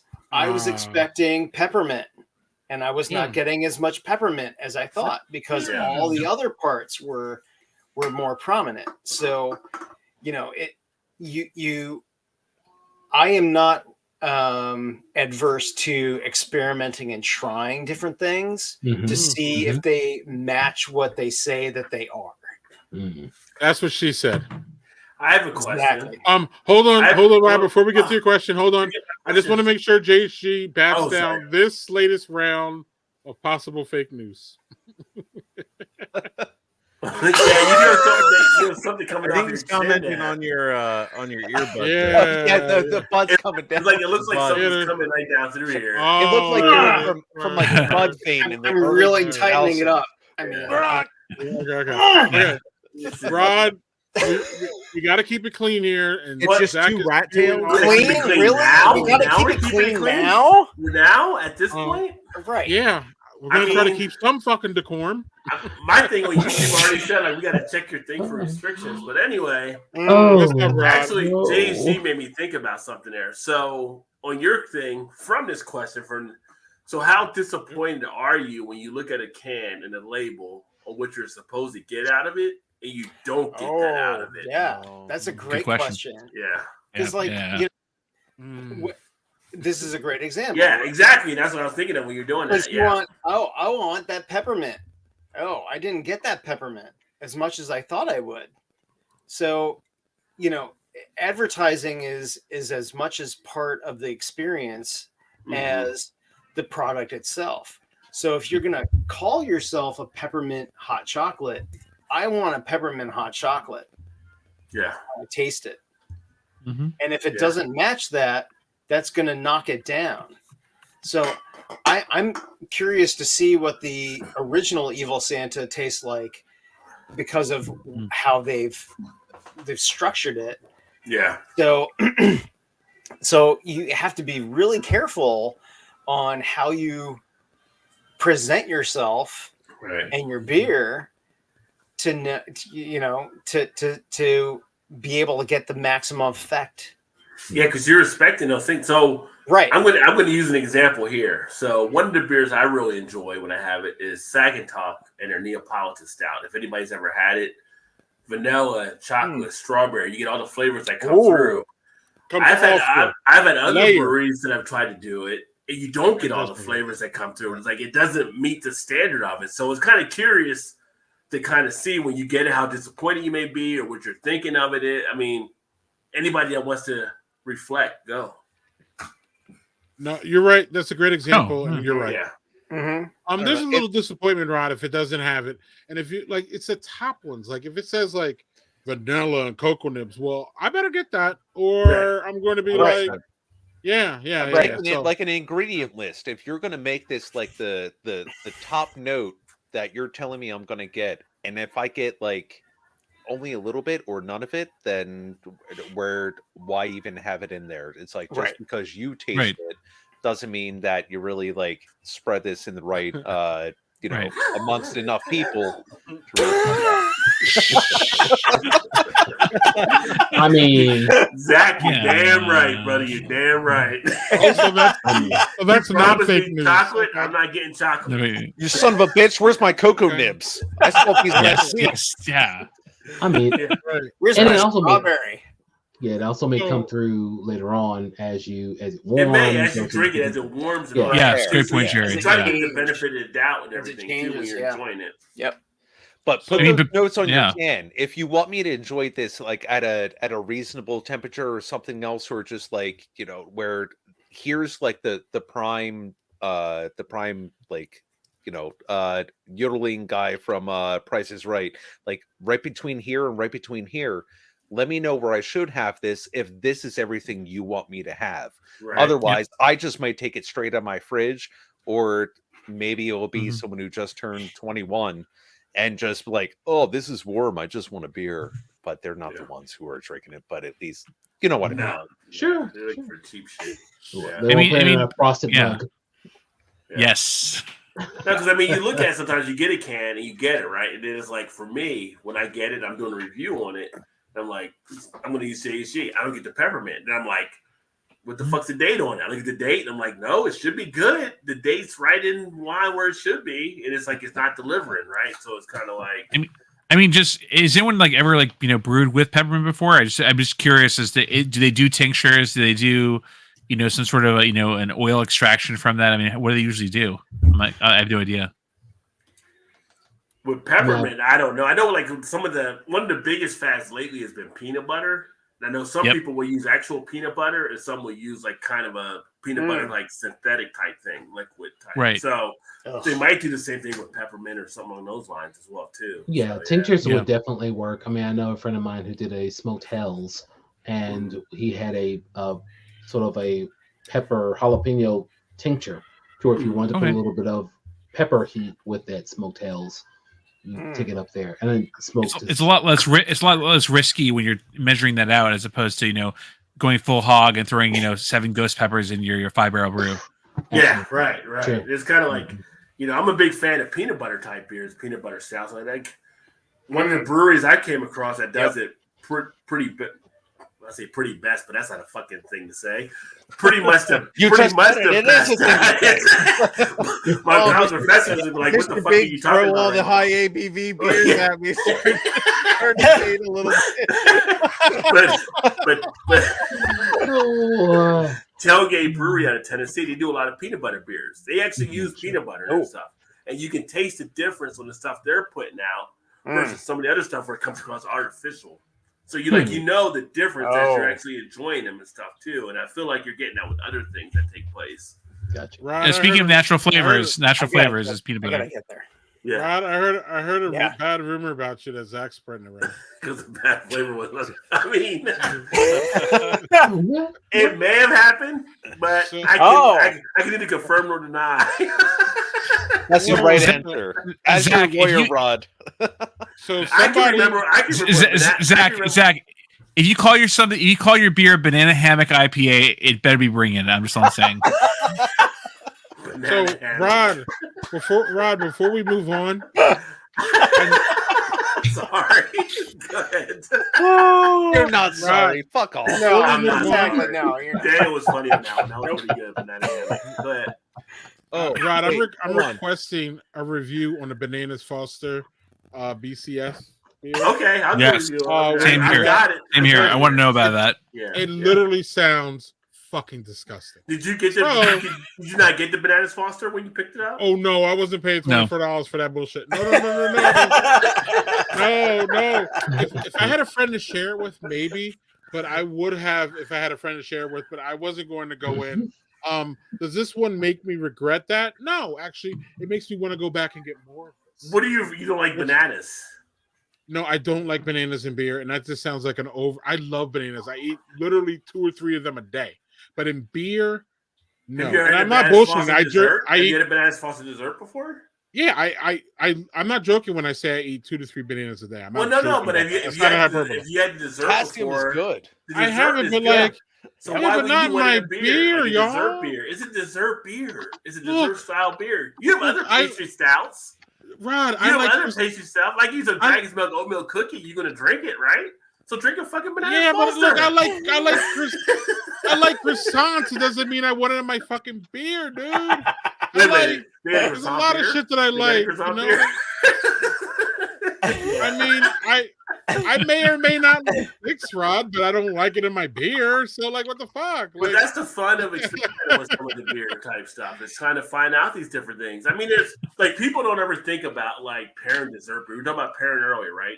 There's a lot of great beers you can pair with desserts and enjoy them too. But as Foster would be one you could look to enjoy as well. But true. So I'm just saying, you gotta have fun with it. Before we get to that, someone has to leave us. And Daniel, I want you to say goodbye to us because you have to leave and go do things. Well, I'm saying goodbye as I've been enjoying another beer here. This is from the fine folks over at Lakefront. Lakefront! Oatmeal stout. There you go. They're because they're Lakefront and Great Lakes are apparently now available in New York City. So I'm very happy to say that. And so this is their stout aged with chocolate and coffee, and then aged with bourbon barrels, and it's amazingly tasty, just like almost everything I have. It was bottled on. This is actually bottled. Wow, a while ago. This is actually a year in the bottle now. 13.8, but it's still tasting amazing. So very nice. No complaints there. But one thing I was going to add earlier because we never really talked about it. Like I know, like I've mentioned, I'm from Maryland. You know, Jerry's down in Texas, but if people want to say where they're actually from, kind of, because it gives a perspective for people across the country where people are actually talking about beer. So, amen to that. Yeah. Excellent, Daniel. Thank you for joining us. Yo, thank you so much, everybody. Hey, we'll have you back here soon. Hey, again, if anyone if anyone wants to matriculate temporarily to New York City at some point in the future at a predetermined time that is to be determined. You know, we're I'm planning only a couple hours south of you now, so that could. Daniel, happen. we need to start planning. Like I'm saying, we'll redub into this. There's been a couple closures and openings since then, you know, but you know we'll address that in due time. Great use of the word. Like Matt Clark and I did. New York beer trip needs to happen. Yeah, like Matt Clark and I did the Philly one. We need to do the New York. Thank you. Yes, absolutely, Matt. We will talk, everybody. Thank you. You've been around for the food shaming, so you'll be fine. We'll get you. You just food shame me after I leave. That's all you have to do. You're good. Okay. Cool, it wouldn't be a stream without it, as I said before. So, well, do you do raisins in a potato salad? What? No. I personally do not do raisins, but I will go both vinegar and mayonnaise depending upon the venue and what else is being served. Depending on what the base is. Have you ever been anywhere? Daniel, have you ever been anywhere where raisins were in the potato salad? Yes, I was at a kind of a potluck picnic. He's white. He has it. I was at a potluck picnic in a 97% white based potluck picnic, and there were picnics. There were raisins in there, and I looked at that, and I'm like, nope. Look, you immediately lose your black card if you have it's done. Wow. It's like, you might as well just lose yourself or do something crazy. You're no longer black if you put raisins in your pocket. At least you have a chance. At least you have a chance. Yes. Daniel, thank you, buddy. Thank you for everything you do. Thank you for your Love you, support. Daniel. Thank you for joining us. Be in touch, everybody. Man. Cheers, man. Cheers. Thank you again. Yep. Y'all check out real quick before we get to our next possible departure here. Y'all need to check out lifeontap.com. It's Dan doing his beer journey. He's been doing it forever now, and it's a good read, and it's good times. You can find anything about Daniel there. So I think we might have another person leaving us. Is this true? Yes. Yeah. I'm gonna head out. Okay. Got an early morning going on with some table making with Steve. Is this an IKEA table? No. This is a from rough cut wood to table. Oh, this is like a unique kind of like. Love it. Yeah. So I forgot, Matt. You're a woodworker. I forgot that. Yeah. So like 2 years ago, I got a bonus from work, and I was trying to think of like, oh, how can I do something that's like hobby-esque but also, you know, make money eventually. And so yeah, I spent my entire bonus basically on tools, and I self-taught through like YouTube, and going to the sawmill, talking to different other woodworkers about techniques and things like that. Just completely self-taught woodworking. I've had a few completed projects. Gonna go to the sawmill early tomorrow to get some more wood for some Christmas presents and things like that. And yeah, we're gonna hopefully finish up this table this weekend for Steve's wife. Yep. Nice. Nice. Awesome. You're And literally, I'm you're gonna let literally that go that you said you're going to bring the wood to Steve's wife. yeah, you're We'll literally let- getting wood for Steve's No, wife. no. That supply has been That's what I heard. worth That's what I it. heard. I mean, I think that's what I definitely heard. I could be Wow. wrong.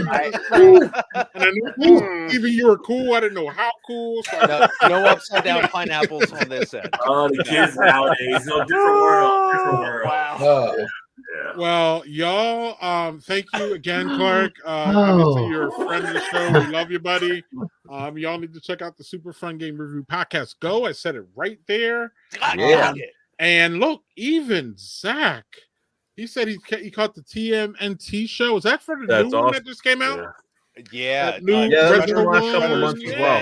It was like a throwback to like Turtles in Time. Yeah, it's a where it was retro like one. that place. Oh, so good. So good. We have been doing Okay. something different. One of the evolutions of our podcast now has been that one of us is sitting out not playing the game so that we can get the perspective of the listener and kind of ask questions that we might not have. If everyone's reviewed it, we're all sitting there just talking about our opinions, whereas this way it gives someone to just ask a bunch of questions. Yeah.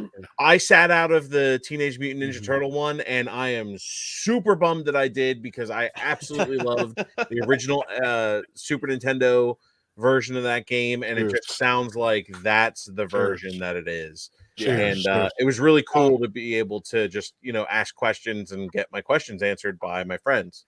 It also gives you that perspective of like, if you're talking to your group of friends that are all playing a game and you're like thinking about buying the game, what does that conversation sound like? So we're getting that on track for the podcast. Yeah, that's awesome. And a little bit of backstory quick before you go, Matt. I just want you to know that like that's how this stream started, is that I picked Doug because Doug didn't know anything about beer, and I just didn't want two beer heads going back and forth like everybody, we know it all and all that. I like Doug because Doug had that, like he didn't have the knowledge. Well, Doug's different now because now he has the knowledge of beer. Sure. When we started, he didn't have any knowledge of beer, and I didn't have any knowledge of Scotch. So that really, we played off of that, and that brought a different element to the show because it wasn't just a beer geek guy just talking about, two beer geek guys talking over people's head. It was more like Doug, like, yo, I need to know what's going on. I want to know more. And I was like, hey, I know a lot, but I don't want to sound like this big beer geek person who's unapproachable. So that's why it works. So I can see why that angle is working for you guys, is what I'm saying. And now look what you got. You guys have an awesome fucking strong stream. Well, now Doug's out of control and he thinks he knows everything. And that's your words, not mine. I will not speak. I did say that, but Doug will see this on a replay and not, he's Doug. He's not gonna, y'all know him. Anyway, Matt Clark, love you, man. Thank you for being here. Thank you for being your perspective. I don't know if you want to talk about your beers real quick before you get out of here. If you can, if you want to, that's cool. What's that? Get that from Daniel. If you would like to review your beers, because that's what we do here.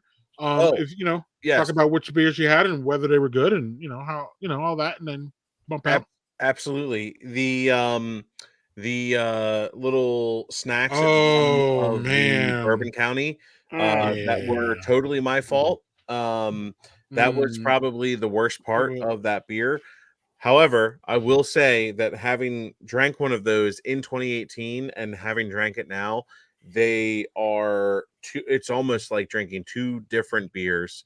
It's good. It's absolutely incredible to see the evolution of this.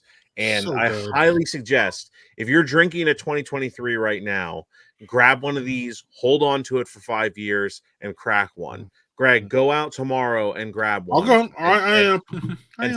Cellar it, and then drink it 5 years from now when we're doing this stream. I am. 100%. This is so good. I can't have. I can't have. I can get two for the price of one Bananas Foster. So please stop it.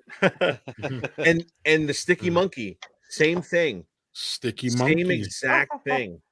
The name is awesome. I had it with Steve Mm-hmm. years ago. Cracked it while we were playing Duck Dynasty. Yes, That's another classic that you can hear us just shit on Duck Dynasty for. Wait, that's a game? Yeah. Oh, yeah. Oh, it was so bad. It was a game that we all got from Walmart for what, $5? $5, I hope. Yeah. Like I thought y'all were getting drunk and watching the show, which is bad enough. That was actually a listener paid us to review a game, and he picked Duck Dynasty. And we played it as was asked. I gotta go back and hear that was, one. That's what, that was So it's Clark and I just shitting on that game for about an hour and a half. But for the Can fact y'all we send were me? having- Can y'all send me that link? Because I'll put it out of my. Because I'll find it. I'll send that to you. Yeah, that'd be awesome. I'll put it out on my social media. Yeah, Steve and I decided that instead of both of us deciding to buy the game, we would just get one copy of it and we would share it. We would just drink and play the game, and we did it in 2 sessions, Steve? Something, I don't know. It was like 8 hours total for everything, but I mean, we were fucking blasted through the whole thing. Who was the game studio that did that crazy wild shit? Who knows? I don't even remember. They can't have business anymore, though. Yeah. Like, they're not allowed. I was gonna say it can't be Insomniac or Bethesda or something. No. Oh god. Okay. Rockstar. No. Okay. I couldn't imagine Bethesda making that game where not Right. only did the game not perform well, but then all of the Bethesda glitches as well, and then on top of it, it's like a 40-hour thing where you're trying to find your dad the entire time. No. Yeah. Sounded like childhood. That's like an Infinity War. It's just something totally different here. All right, Clark. It's something totally different. All right, guys. I was looking forward to food shaming you, but you escaped. So it's all right. Good luck to you, man. Love you. Fine. Love you. Hey, Clark, I'll If it see you in helps about any, 7 hours. It's literally generic white people food. I'm just gonna throw it out there. We just got the generic stuff. No worries. You have a good time, man. You need to be meet safe. up We'll at talk to you soon. 7:30 tomorrow. You let me know instead of 7. We can push it back a half hour if we need some sleep. No, we do it 7. We got to go to Home Depot and the sawmill, so let's do it. And McDonald's. We talked about that. Yes. I need a sausage. Oh, McMuffin. McDonald's. I need a greasy breakfast. Or as they say in the hood, McDonald's. Mackey's. We are 38 minutes away from Zach's special. Oh, let's do it. Keep going. Matt, nice to see you, man. Thanks again. We'll have you. We need to have both Clark and Steve on at some point in the early new year to do this. Y'all together. I don't think we've had y'all together. Yep. No, I think we've had been y'all on separate ones. But I would Right. gladly come back. We need to. Y'all need to come over and just take over. I offered this to you before, and I still standing. Y'all need to take over the stream. Take it over. I'm serious. Do it. Maybe That- it'll be look, a mubber stream. We're letting Zach. We're letting Zach take over. So if Zach. Oh is shit! over. You let Zach take over? You know what? I hear a crossover episode. There we go. There we go. Matt, talk. thank you, buddy. Thank you. But I literally offered that to you before, and it still stands, man. Y'all can take it over. Bring all your whole crew, and we'll figure it out. But cheers. I'd be down for that. All right, go get some sleep, buddy. Clark. Love All you, right. man. Cool. See you guys. Cheers, I man. am going, man. Good seeing you, brother. Later. Good seeing you guys. Take care. So, See ya. anybody have any other beer that you pulled open that you want to talk about before we get to the potential food shaming, which JG has really been asking Are for? we still drinking or are we not drinking? Oh yeah, no, I just cracked open a new one. Oh, I'll get a little cookie. Let's then. hear it. Let's So, hear this shit. Let's hear it. I have, and we're talking about can art. I hope it pulls up because this green screen fucks me up. So it's called Folk Magic. It kind of gives you like a. Oh my god, like, that's amazing. And then it kind of comes over. That is fucking amazing. You got your little spider and candle and whatnot. Just the artwork on this. So this is with fucking amazing. this is a local one called Free Will Brewing. So this one, I went the opposite. So I started with stouts. I ended with a hazy IPA. So yeah, this is Folk Magic hazy IPA. Let me see if they have anything. It's Citra, Sabro, and Brew I hops. We're looking at 7.2%. Big one. Big one. Yeah, so this is at a Percy, Pennsylvania, which is a smaller town, but we have a lot of like small breweries popping up here, and I mean, near we are Albertus. this is my yes. So this is like my love of IPAs, where it's like it's a very juicy. Oh, you're doing IPAs now? I thought we were doing stouts. I started with stouts. Now I'm on IPA. Jesus Christ! I could have got an IPA. I could have got an IPA. Now I'm on IPA. Now I'm drinking a dragon's milk at this point. What the? Goddamn, Rod. IPA. You should already know between our relationship, variety is the spice of life. So fucking. Let me just say, I miss Steve doing news. I'm just saying because we I haven't know. done a Me show too. in a while. Me too, I miss man. doing news with Steve on the game and stuff. Yeah, that's where I felt like once or twice, like when it started to go like off on the side, I'm like, oh, this takes me back. The 13th. The 13th. We'll do it. Dig it. Yeah. So yeah, it's really good. It's very fruity, which is what I want in an IPA. I don't really like the pine. I like the juicy notes. So and with That's Citra right, hops, you're gonna get it. So yeah, it's on to this. Steve, is this fake news? I cannot confirm nor deny whether or not that is fake news. Okay. I know him and I have called it something else, but that may be his new term. What's up, Mister? Cheers, my friend. Anytime All I right. can throw Clark under the bus or my butt, it's a good time. So See, there you go. There it is. And there it is. There it is. There it is. Whoop, there it So, is. JHC's back, and he's requested He the had to food clean the shaming. I'm glass. sorry, Steve. Did you have something to finish before we get to food shaming JHC? Because he apparently wants this. He keeps asking about it, so Yeah. he's gonna get it. Since he Let's wants do it. Now let's do it. Before we God. get to that, he wants to talk about. I have to Port go City- local. Port City. Port City, Tidings Ale. Since we've gone Okay. off the stout. No, we have not. Only Steve has. I'm still drinking stout. Oh well. Me too. Bourbon County. Oh, Blonde and- ale brewed with honey and spices. okay. And you got any tasty notes? And then we'll get to Jerry. Sorry, Steve. Sorry. Jerry, what did you have? This is Steve's fault. Oh yeah. I'm just enjoying Black is Beautiful Volume 2. So I Thank you, mentioned that Jerry. earlier. Thank you, Jerry. You're still drinking stout. Thank you. No, I'm actually I actually moved on. The Tidings. Wait. We've Said got Mondale, Tidings Ale right? on the screen. Yes. So, I mean, we have to. I have to, give all the cred to Port City because they hit like every style the right way. Greg can attest to this, and Yeah, they do. they do. And so Yeah, they do. it's Belgian style blonde ale brewed with honey and spices, and it hits it. Hey, Mister. Cheers. Nice to nice see you, color. Mister. Hello, Mister. So Yes, they, mister. they Johnny Gilled you. They Johnny Gilled you and rubbed you the right way on that one. Oh wow. All right, Jerry, what you got? I got tons of them, Greg. I got tons of them. I mean, Oh wow. so Yeah. in North Texas is our first version of Black is Beautiful Volume 2. Yeah. And going more the hazy route, Oak Cliff Brewing with a collab with Smittix Brewing. So that's what I'm sort of sipping on now. I'm not really drinking, Mm. but it's giving me those nice fruit notes. And I taste it definitely being more of like hop, and the flavoring with there as opposed to like fruit. But it's really good. It's a spot. So Well, let me ask you, Jerry. So Black is Beautiful, the first run around, it was all stout. So now they're switching it up on the second run around where it might not be a stout. right. So Volume 2, according to the new, the new iteration of it, is going to be more of a hazy IPA.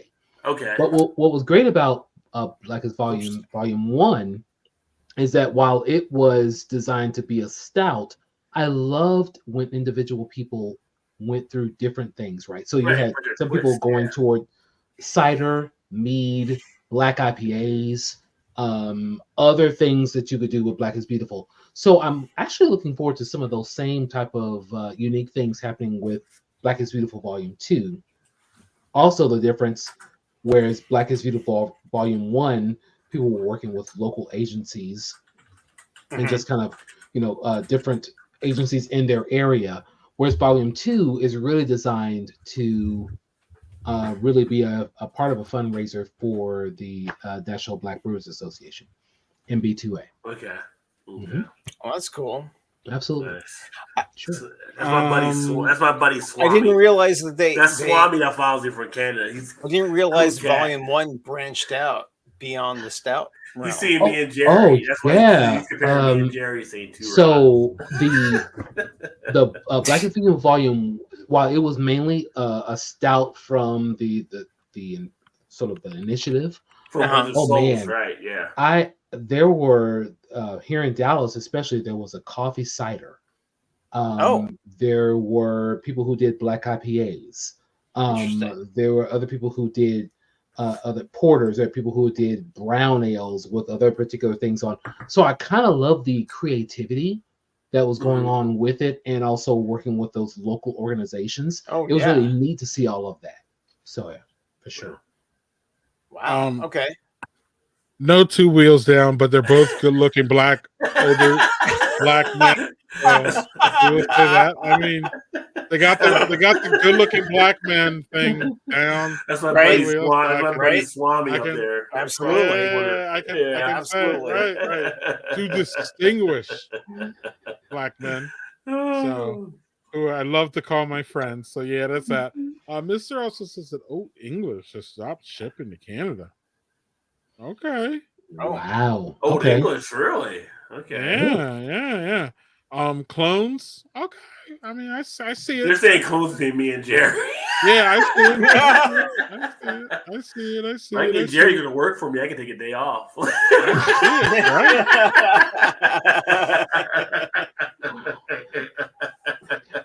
Jerry, I don't know why. You never know what may happen. I was gonna say this before, and I didn't want to say it on the stream, but I am going to say it now.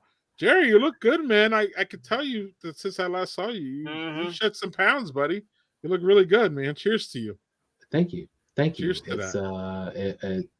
It's a work, and the work continues. So thank you very much. Cheers to that. You look good, my man. You look good. You know, one thing is if you enjoy beer, you got to definitely find that balance, right? So it's kind of like, and you got to work that. You got to walk that line in moderation and know what you're doing and stay on top of everything.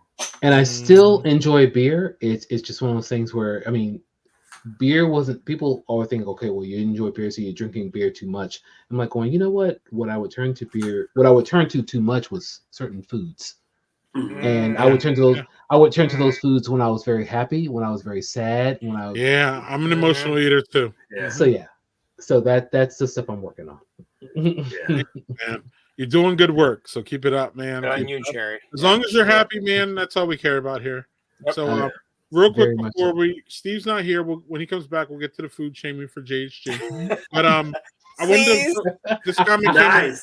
Foamy, my boy Foamy from my channel. Yeah, this came in a bit earlier, but Big Yeti. I know we all love some Big Yeti. So that wasn't mentioned, but Big Yeti is something that we all love. I'm sure. Foamy, you may or may not be around to see this comment, but man, 13.5%. Yeah, man, Big Yeti. Foamy's like me. One of our favorite ones. He is the big ABV beer, so he's out in Texas. Yeah, and Big Yeti's one of those really good ones. Yeah. So absolutely, good times with that.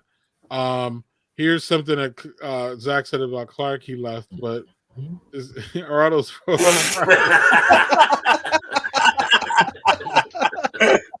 that man ain't doing karate. You got to give credit to Zach for some of his trolling comments. He's pretty good. His whole point. He does his research. He dials in a little bit. So he does. So Thanksgiving was yesterday, JHG. Yep.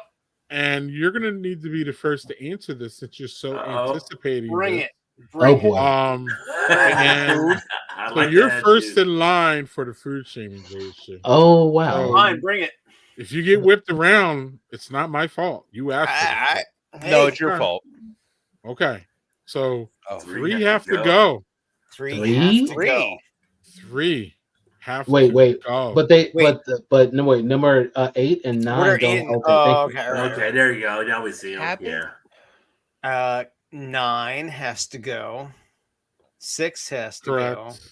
Ooh. Wh- What? go. And Oh, You got rid. You got rid. Oh, Of no. I'm just saying. You got rid. I already oh, got that. 7. 7 got- has to go. You got rid of You- 69. No, You got you rid know, of no, 69. you're not right. Wait, you stop, know what? stop. No. He's getting aggressive with that fucking buzzer. JHG. Wait, You I missed- know exactly, right? No shit. Right. That right. is- So he's getting rid of 6, 7, and 9. 6, So- 7, and 9. So So 6 is the Ooh. wrong answer.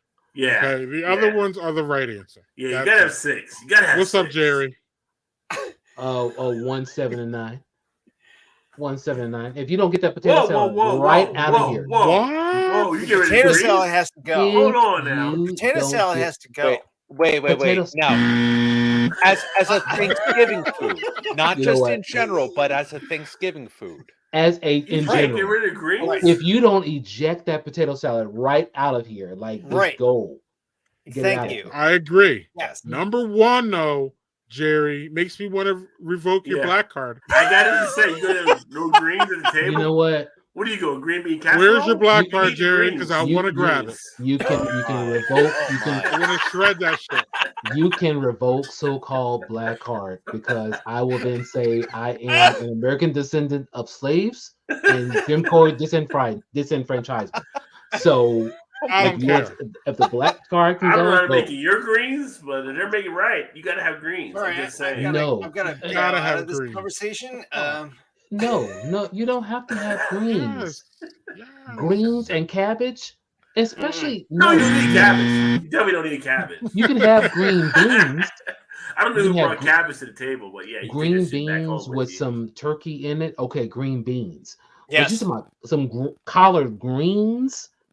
Yeah. No, What? Yeah. no. Hit that shit off with the hot sauce? Come on, man. No, what you want to hit with the hot sauce is that cabbage, but then it's called kimchi. It's But you don't want something cabbage at crazy. the table. Cabbage shouldn't be there. Cabbage should be out. So, Cabbage shouldn't be It- there. That It's cabbage Steve- shouldn't be there either. a No. fine line. Steve. How was it prepared? Steve, is the white guy going to bail us out here? What Steve got? What Steve got? Steve, don't let me down. Don't let Put me it on the down. white Steve- guy. Sure. What is the right answer? Because none of y'all Okay. got it yet. So number one that has to go is cabbage because Yes. that's just not Yes, that's Yes. not happening. that is correct. The next one is potato salad because that's a Mhm. springtime oh great like a 4th of July thing. And I mean, are you by fuck this dressing? Are up. you talking about stuffing? Is that dressing? No. We're talking dressing. I don't know what the fuck you're talking about with dressing. Dressing okay, is like so- stuffing. It's right. the same thing. It depends on where No, you're at it's in the not country. the same. It's not. It's like the So- same so thing. It's like Steve- it looks like You know, Listen, either listen, way, what I'm listen. going to say is I'm going to say number 5 because yeah. everything Steve's got else the correct answer. fits in. He's got the correct answer. That Everything else is fits in. the correct answer. He's got the correct answer. No. I'm sorry. I'm No. sorry. Okay, Which okay. one number 5? The That way- shit has to This- go. Bitches, listen.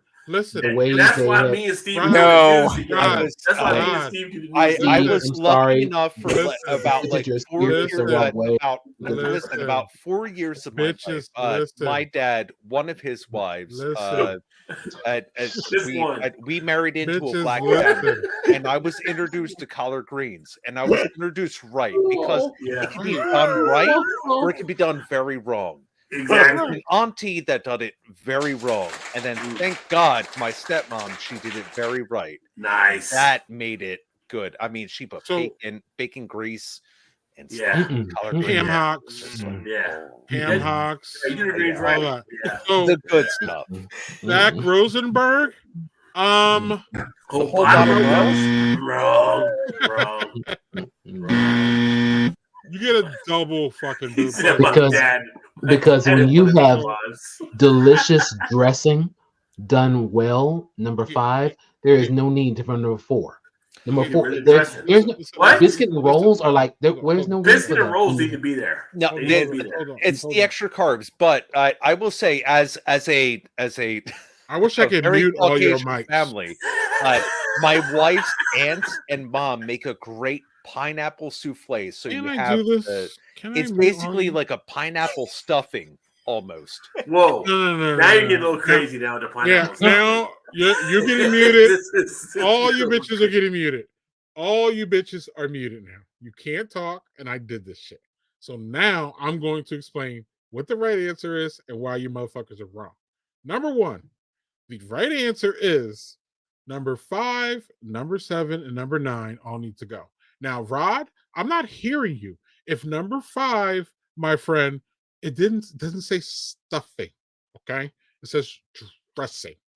Fuck dressing. But in the Northeast, that's wait. How do you talk to a mute? What the fuck is going Other way, on? I That's fucking overrided the roasted. mute, and motherfucker, I had the right answers according to you, and you told me I was Steve had the wrong. right answer. Look, you son of Number a 5 bitch. is called stuffing. In the Now Northeast. I It's the just same feel thing. like this is an improper. I need a recount. I need a fucking recount. Steve had the right answer. Number 5 is the fuck out with 7 and 9. It's out the window. Somebody brings that to the table, run around the car. Go back to the car. You're not here for Look, That's dressing, super fun. Rod and I are dressing going and to take stuffing over are this not stream the one same. day, and then No. it's Right. just done, and then you're canceled. Right. Right? Dressing and stuffing are not the same motherfuckers, so it's not. But just the same understand, thing. Oh, not all, Wait. not all That- macaroni and cheese is the same macaroni and cheese. Because some people know how to make it, and some don't. No, Just saying. macaroni and cheese has to be there. It's not even a discussion. But no, right but some don't know how to macaroni make it and right. not even a Some fucking- don't know how to make it in the oven with Look, whether little burnt it's made ends right or type not, it things. needs to be out there. Some are I'll just decide. No, they're not all the no, same. Not everybody knows how to make no. macaroni and cheese. And Jerry, I'm so Jerry fucking, just- I am that's so all. fucking disappointed in Jerry. I don't even know who he is anymore. No What? collard You're greens. so aggressive. What the fuck? Wow. And look, at least listen. wait a At second. least No, listen. no, At no. least Steve and JG Hey. get a white card pass.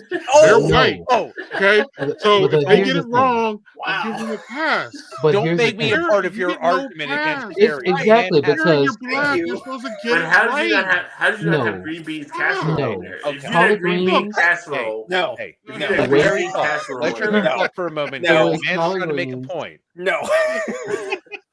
What So about with cranberry collard greens- sauce? Does cranberry Don't make sauce? point with me. It's not No. on Cranberry there, sauce. Rod. Stop making up. Cranberry Stop making sauce, up does that boogeyman say? arguments, mean, Rod. I mean, if you want jelly on the plate, I guess. But I, I mean, guess I some don't people need love the cranberry. You Some know, don't. you don't Cranberry damn sauce is jelly. good Nothing to stuff. do. Well, come on now. Look, No. Zach's pretty right though. You lost weight and your damn mind, Jerry. But you know what? But you know what? The way I never need. I mean, from a child, just my collard greens. I'm like going. You know what? Collard greens That's are good. cute and everything. That's cute. No, that's cute. That's really nice. Don't let those sit in the refrigerator overnight because it's Oh, not no. cute anymore. You're like going, oh Oh. Lord. Woo, lift that top, put that right out. Same thing with cabbage. Yeah. But yeah, As the white ham is east of the whole bottom row. is east. I You know mean, what? he's When I not. was a kid Oh, growing you're up, living in a bad home then. when I was a kid growing up, I hated turkey. So my grandmother see- used to make ham for me on Thanksgiving. look, I love ham. dressing. Potato salad My and- mother makes and dressing cabbage is with everything. I do not need a single roll or biscuit. No, when I have that dressing that my mother makes, listen. Let me tell you, you'll be singing hymns. You'll But be like, it's- "Well, I'm yeah, not yeah. even." But it's not like I have, it's not kind like of what? like it's not like you can't have. It's like which ones would you have to cut out? Like I don't know. I like the roll, the whatever. I would kick I to don't the know curb. the butter melting into it, the roll with the biscuit. Look, the I way like the having butter it melts there. into that, the way the butter melts into that dressing my mother makes. I mean, you're talking about homemade. We're not talking about no packaged nothing. We're talking about homemade stuff. Listen, you'll be singing. You'll be singing. You'll be like, I never knew I could sing. I never could hold a note. I'm there. Hallelujah. I will be right there.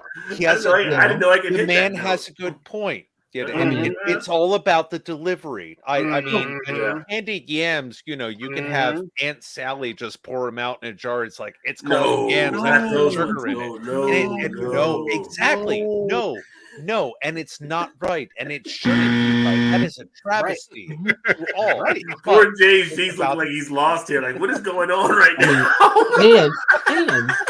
and let's talk about the fact that the way that, No. that picture the picture you showed is Yeah. dealing with yams. It's talking about yams and not sweet potatoes because there's True. a Right. difference between There's a yams difference. and sweet There's a potatoes. difference. So it kind of Right. depends on exactly what you're going to serve up.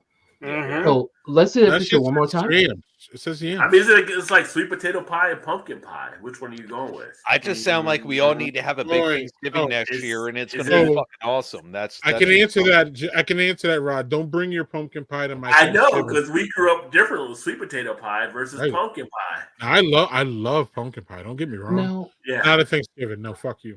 I mean I Neither- love. not a Thanksgiving. Right.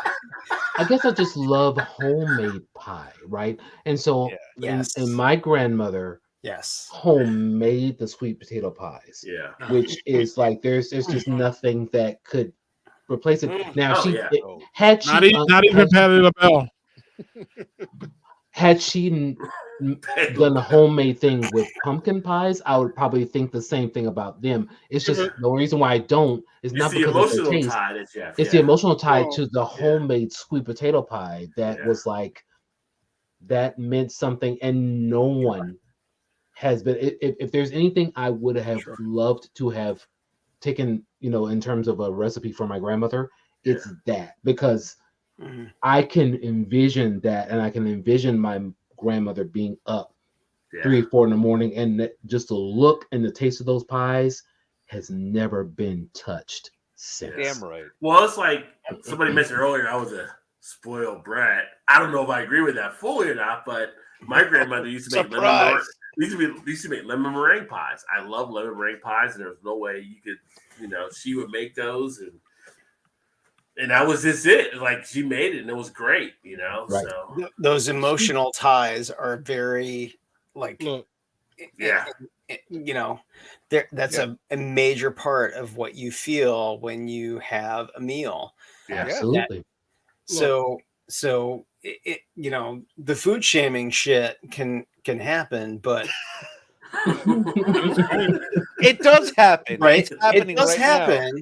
Yeah. But the emotional ties that you have to that food It's is true. so important. Oh, it is. It is. It's all the memories and stuff. Like, I won't lie. I was the only grandchild. I was like the only great nephew. I was the only Right. child for my mom. So it was like holidays came around, my grandmother would be like, well, he doesn't like turkey, so we'll make him a ham. He doesn't want this, so we'll make him a lemon meringue pie. It was like, Mhm. So yeah, I was spoiled. Thank God Grandma loved I ain't you. too big to say I was Otherwise, spoiled she when says, I was a "Stand kid. So outside, yeah, and I you enjoyed fucker." it and shit. And they kind of did that stuff, and it all worked out well. So Right, that's just how right. I rolled back in the day. But yeah, it was you can't Yeah. beat those ties to it. It's kind of No. like, and like when Right. they make you like a lemon cake or whatever, you got those little batter sticks, whatever, where they make the batter. Who Yep. wasn't Oh, yeah. licking those? Who wasn't licking those damn sticks? Let me know, because I was like, yeah, I'll lick the batter off the motherfuckers. I don't Goddamn care. right. You would. Of course you fucking would. Thanksgiving is all about the emotion and the moment that Absolutely. you're there and with your Yeah. Absolutely. family and all those little moments that you have. Yeah. And so to JG, you're being too nice. This is Well, because without Oh, those fuck moments, off, you Greg. don't I'm sorry Right. we weren't all depressed. you don't really God have. damn, I'm getting old. I feel You don't like have I'm any- where's the getting button old in my life. Yeah. to close off Greg? Because shit. no. I'm starting to have So emotional we'll ties. get rid of his ass and we'll move on because It's your fucking go-to. Like, I don't like his Right. face. Right? He's making a good point. Get him Right? out of here. This is becoming Right. back to Phil episode at this point. there's no So, censorship here, Steve. Stop it. Yeah. That's right. We Except don't when censor you anyone. Right. Yeah. cut me JG's off. being, look, this is the time where we come after each other. And JG's trying to be all nice and shit and bring us together. What the fuck is that shit? Fuck your solidarity, you Yeah. bitch. I know, right? Right. God, Right.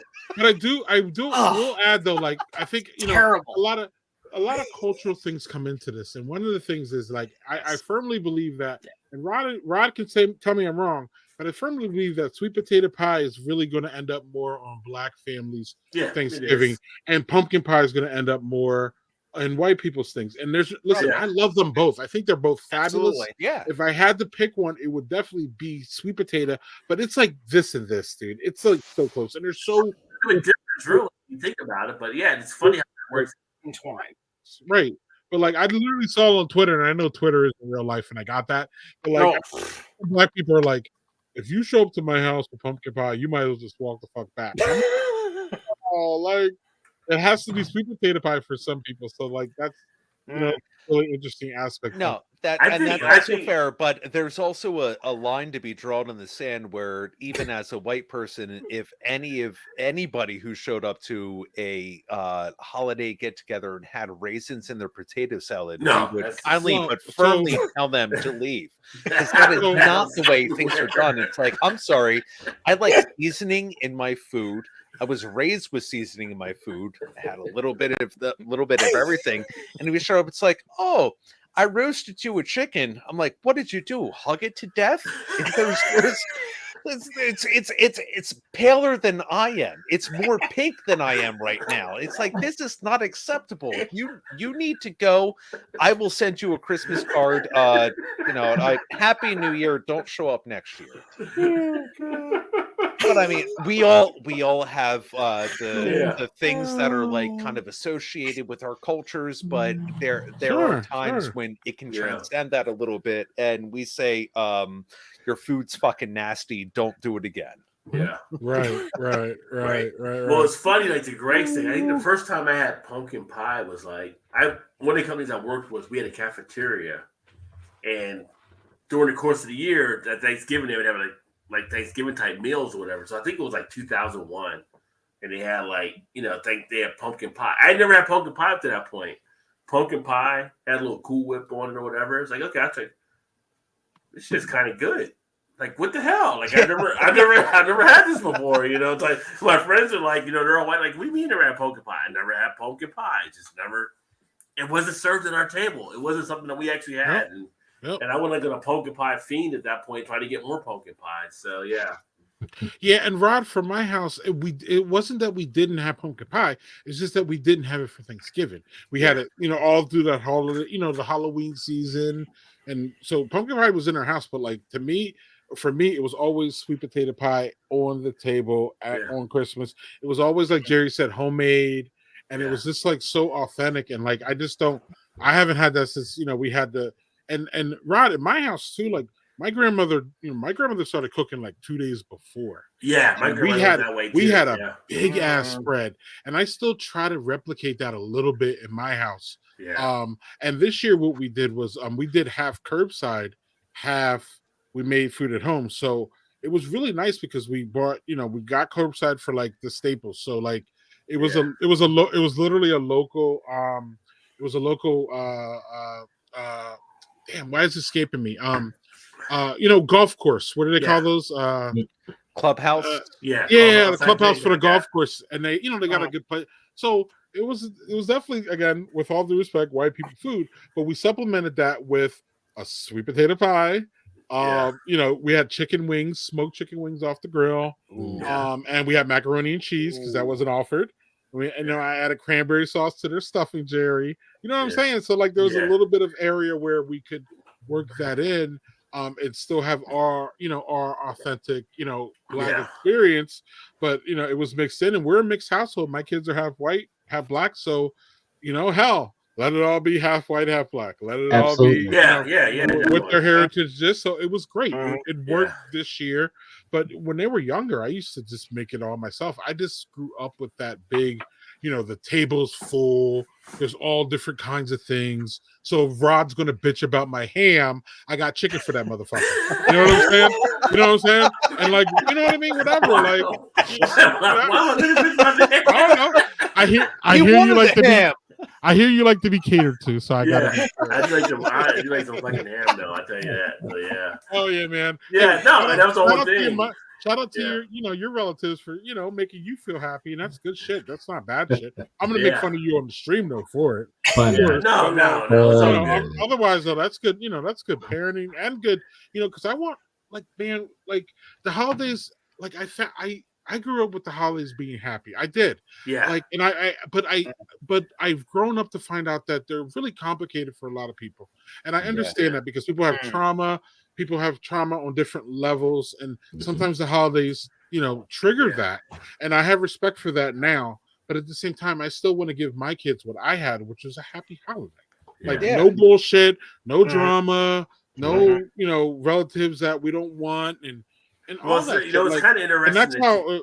And that's how it was. Real quick, Rod. That's how it was in my family, where like, especially in my family, where like if somebody had a beef or there was something going on, they just wouldn't show up.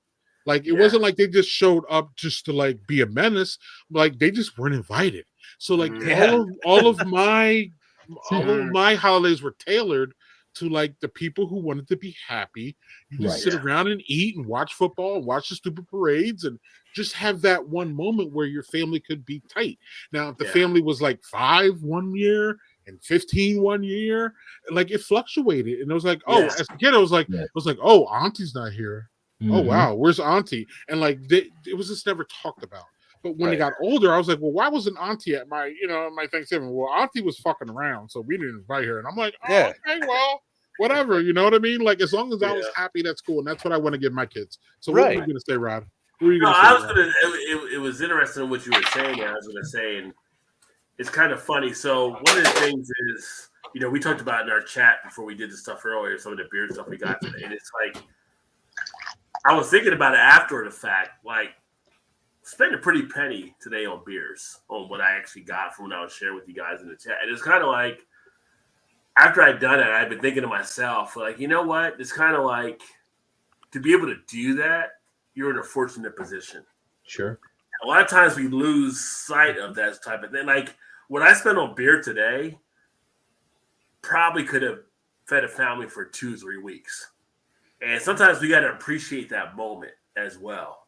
Yeah. So it's kind of like we don't always pay attention to what we actually are, the fortunate situation that we're actually in. So it was just thinking about that when you were going through that. It popped in my head, just thinking about us being appreciative and thankful for the stuff that we got or the position we actually put ourselves in where we can enjoy some of those things. At the same point, when we can help out others, we have the opportunity to be able to do so. But it's just one of those things we don't think about maybe a lot. And it's kind of like, I thought about that just like after I left the store, and I was thinking, I spent all this money. I was looking through the receipt and stuff, and I'm just like, in my mind, it popped in like, this could have been a car payment for somebody, or this could have been this or that, or this could have been, and to say it's like, give thanks to the position you're actually in.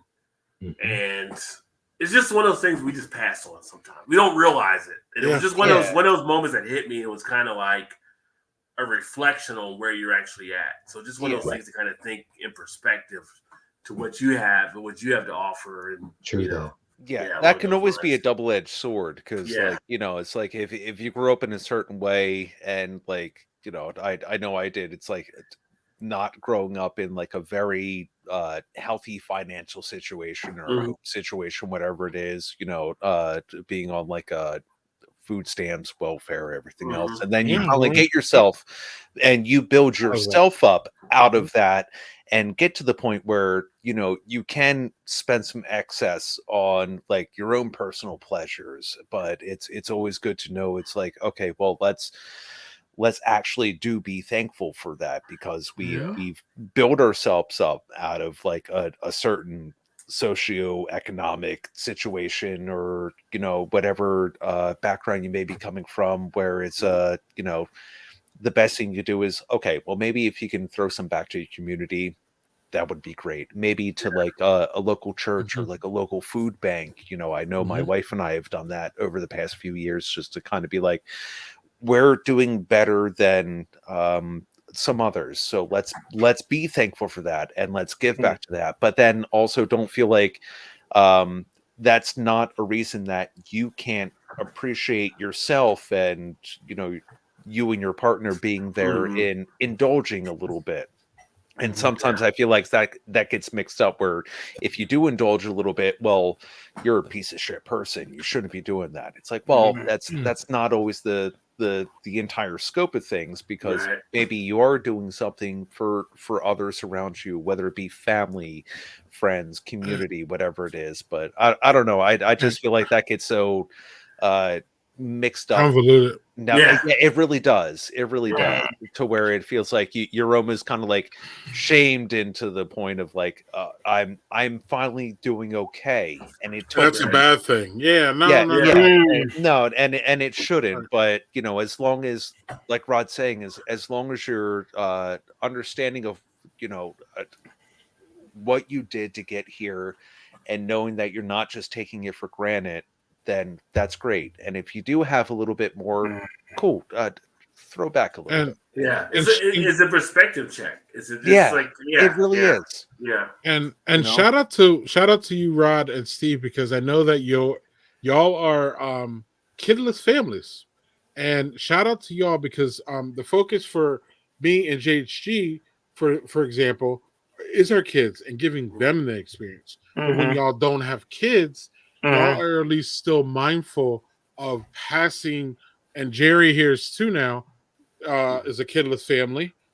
Y'all are still cognizant of passing on good things and being able to share that wealth in whatever way you can. Yeah.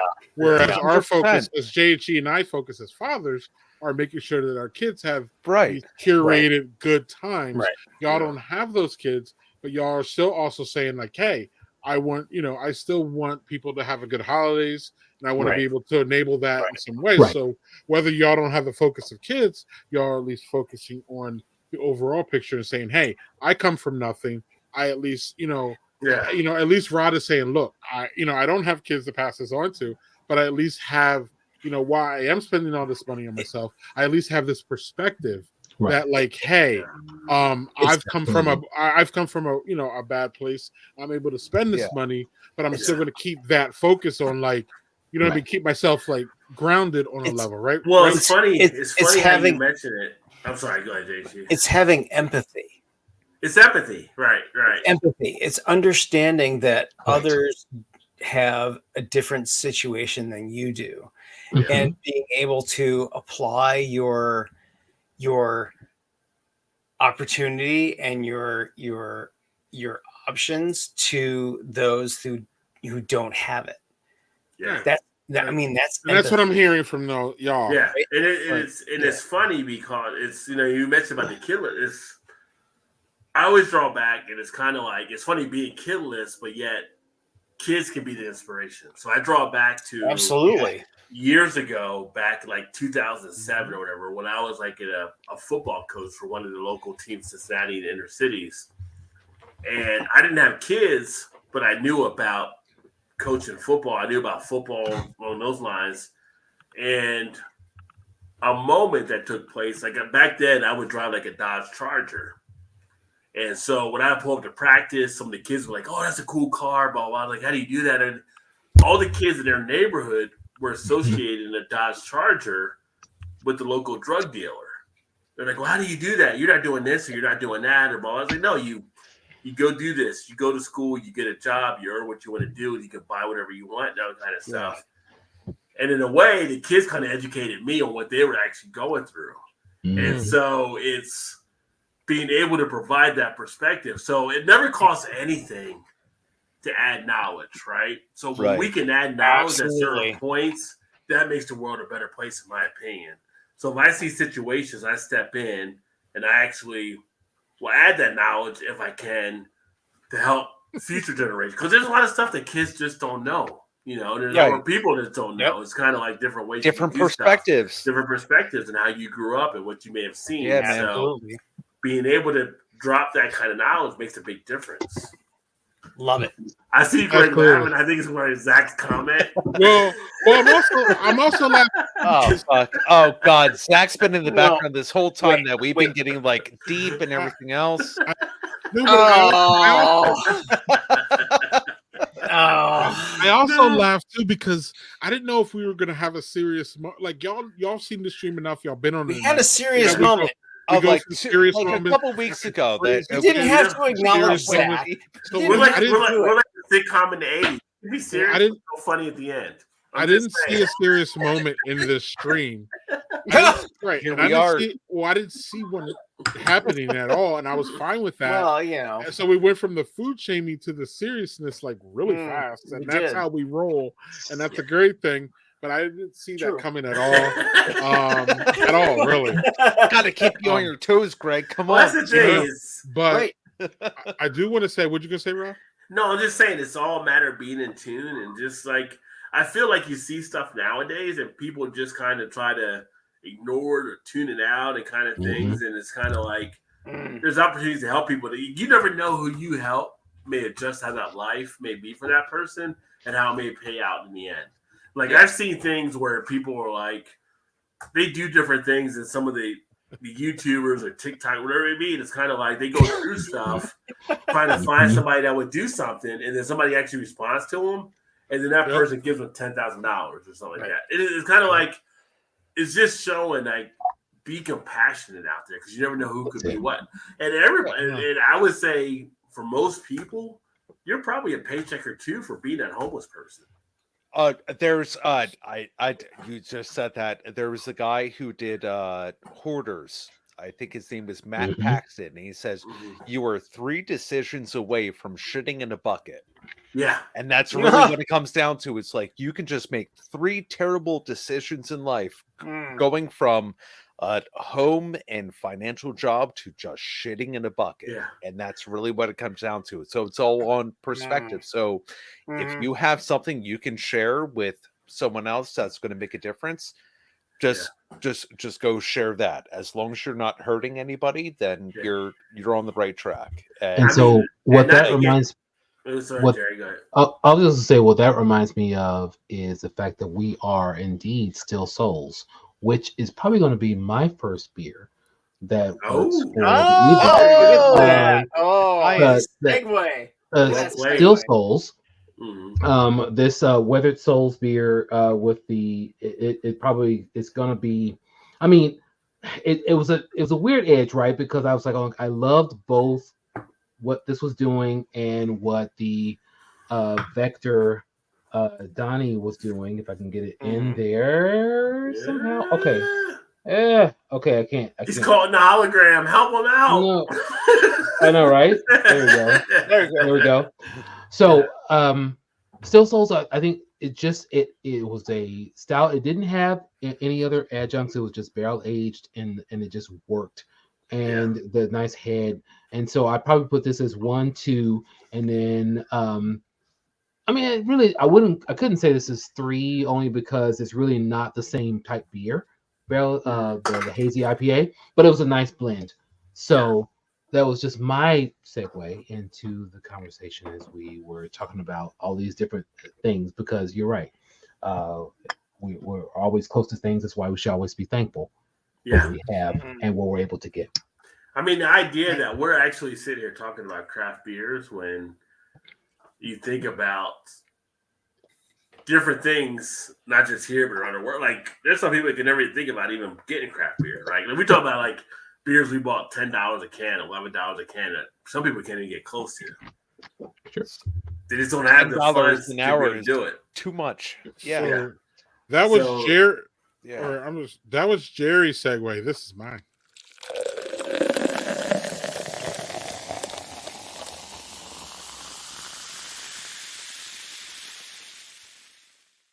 There. In the words of Rick James, he's cold-blooded. Hey, to be fair, we've been going for 3 hours and 43.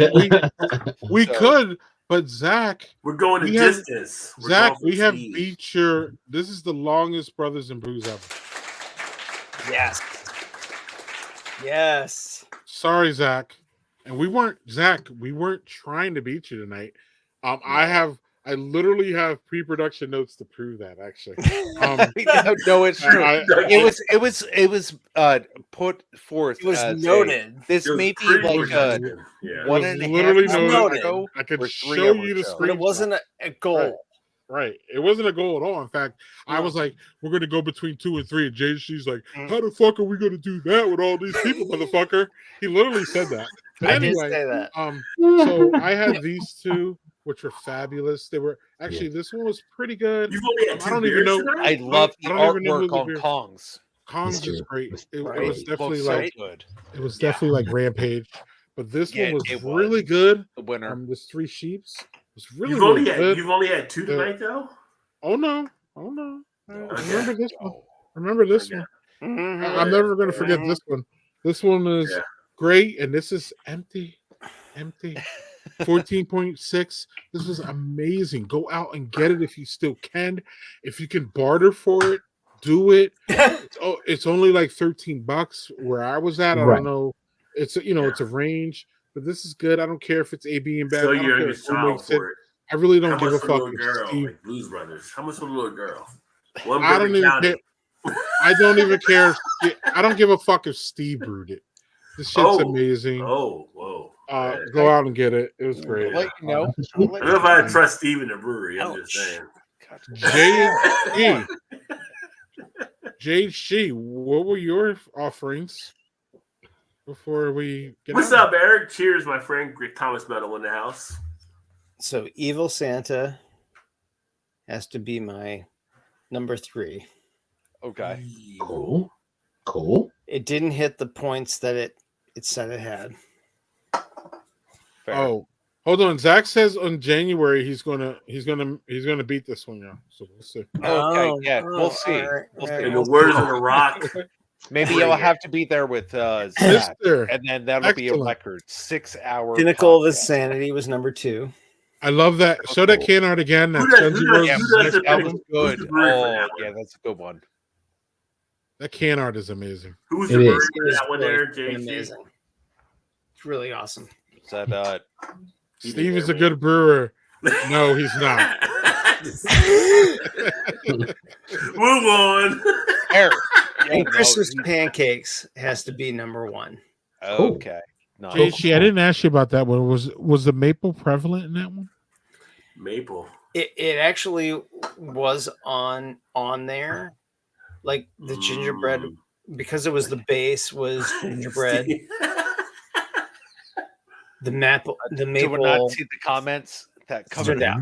I'm laughing at my buddy Thomas Meadow, Eric's comment, because he's like, "Who is Steve? Like, Steve's a good brewer. Who is Steve? Like, Steve is right here. So Steve's not really brewing." Right? You can't see me.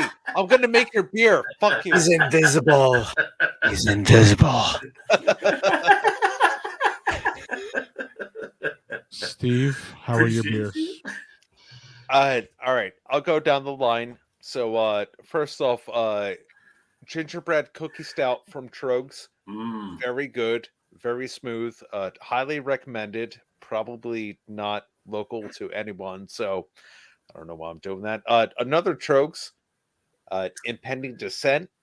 Very good, barrel aged vanilla bean and cocoa. And then following up on that, I had Naked Elf, which is everything of Mad Elf, but without the Robitussin taste. Without the clothes. Robitussin? Yeah, Robitussin. Is that a United States of America? Thank you for paying attention. Americas. Oh, if you like cherries, no cherries. So yeah, no cherry. Basically, Mad Elf. No cherry. And the final one that I had is Folk Magic with the most awesome beer can art that I've had in a little bit. And by the end, 1, 2, 3, 4, 5, 6. Yeah, it's been a good night. So That's been pretty folked up. Not as trashy as last year, but I'm very much inebriated, and I still have to make a table in the morning. I tapped out about 2 hours ago, so but fuck you, Clark. I'm still up. You have to give an honorable mention to the Titans Ale. Oh yeah, Titus. We got my Titus. Oh yes. That's good shit. Or shite. Wow. Say across the Shite. pond. That's good Shite. shit. Oh, let's see here. All we need is some figgy pudding. Yes, Yeah, indeed. Pre-game, before we All came right. into the show, I was doing a Kareem Abdul-Jabbar Skyhook Mace. Mace. How did I miss that? Triple IPA, 10%. So. That was the 10% you were doing the pregame because your pregame beer. That was Okay. pregame. Okay. We had the That was- pregame. That was Yeah. the warm up. So then I broke into the game with the Dragon's Milk Reserve oatmeal cookie available now for those of you looking for it. 11% ABV. From the oatmeal cookie, I think I went to the Critical Assets, 15% ABV. A little cacao, not cocoa, cacao. There too with the coconut. So that one 15% ABV. Nice session ale as always. Then I kind of went into a little bit of an operation with the Operation Breakfast, 10% ABV. Pretty cool there with the artwork, as you can see from Flying Dog. Yes. And then I came back down because I'm, coming down a little bit to another Dragon Milk oatmeal cookie. So that's where I'm at right now, 11%. So, I'm chilling in the session ales tonight. That's where I'm at. That's how I roll. That's how I roll, dog. That's how you roll. That's how I represent. We all roll our own way. All right, y'all. Well, on that note, it's time for Whiz beers. Jerry did his, right? Everybody did everybody's. Yeah. Everybody did theirs. Next week, y'all, we have Ross Cole. He is literally a pro hockey referee. Nice. So Nice. yeah, that's gonna be interesting as all hell. I don't know if y'all know I have a background in hockey. I used to play. So that's what a Doug's You play best hockey? is. I did play hockey. Yes, Wow. I love that shit. I can't, man. I wish I could go back to the hockey days. My knee. Wow. never gonna Ice happen. hockey? Yeah. Wow. Okay. Yeah. No, we Yeah, did I got- street hockey in New Jersey where we were like, it I was played street street hockey. hockey, It was too. a ring. You know, Yeah. with the little orange ball, like you watching Clerks when they had the orange ball. That's Shit's Jersey. fun. That was the hockey. Car we coming. Move. Yep. I played them both, but Okay. I played more street hockey than ice, but I played them both. I have my ice hockey skates to prove that. Nice. But Ross will be here next week. He is also a Kansas City. Him and his girlfriend, a Kansas City Chiefs fan, so we get to talk about the whole Taylor Swift, Travis Kelce thing. Just don't talk about it. It's just so Did you sad. did you see the Eagles lineup they had? They Come had the on lineup. now. I mean- they had the lineup on the Eagles thing where it was like, the quarterback is Hurts, right? We're not- And so we're they not- had Kelsey, who's his Don't. brother in the Eagles. It was Kelsey Hurts. No. Swift. Swift. Oh, Because the Swift the is whole thing. Shut the fuck up. No. I mean, come on now. I'm mad at some of these people who are like thinking, okay, On they just Thanksgiving. found out that Kelsey was handsome when Taylor Swift got with the guy. I'm like, come on, what? Like, what? You all looked Come on over now. Jason.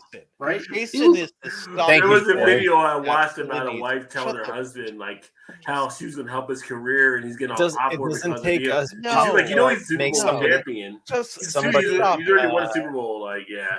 let the football guy do his football thing. Let the Yeah. singer girl. Honestly, do the singer I do thing. not And then know. if they want to do something together, that's great. Otherwise, shut the fuck up. Nobody fucking cares. I mean- It does not. I mean honestly anything. do not know any Taylor Swift song whatsoever. Thank you, And, Steve. and I you know don't nothing need about. to. I know the big Me- entertainment. I've never me ever too, listened to Rod. Taylor Me- Swift. Yeah. Yeah. Oh, Yeah. Mhm. This is rich. Yes. Zach with the heat up food and Steve turned into Brad Pitt from Legends of the Fall. Because I put my hair down. You're goddamn right, Wait. Zach. Wait. I'm a handsome No. motherfucker. No, no. He's got brunette hair. I have Brad Hitts hair. No, Oh hello. Oh hello. no. I'm creepy now. Now I'm a metal Don't. singer. No. Wait. So sad about everything. Now I'm a Hollywood. All right, Zach. We're gonna have Oh. words. One last time, I want to thank y'all for being here. Thank y'all for everything. Jerry, I want to thank you for co-hosting. You the man. Of Jerry, course, I love you. You were a good sport. I need to be on your show, Jerry. I need to connect with you, Jerry. Let's be I want fair. to talk music. but I want to talk beer. Mhm. Just saying. Absolutely. We You're a can good make it happen. Yeah. Thank you, Y'all sir. should do Appreciate cross. ya. Jerry, you should go on his stream. Y'all should go on his. Absolutely. And I'm out of here, y'all. We will not make it to 4 hours, but we will be We damn. could. come we could. on. We're only 8 minutes. We're 7 minutes away now. We could We're talk 7 about minutes. stuff. It's Talk a about nice, other easy stuff. number. 4. Not 353, Greg, we love 354, but 4. That's a solid number. See y'all next week when Doug returns.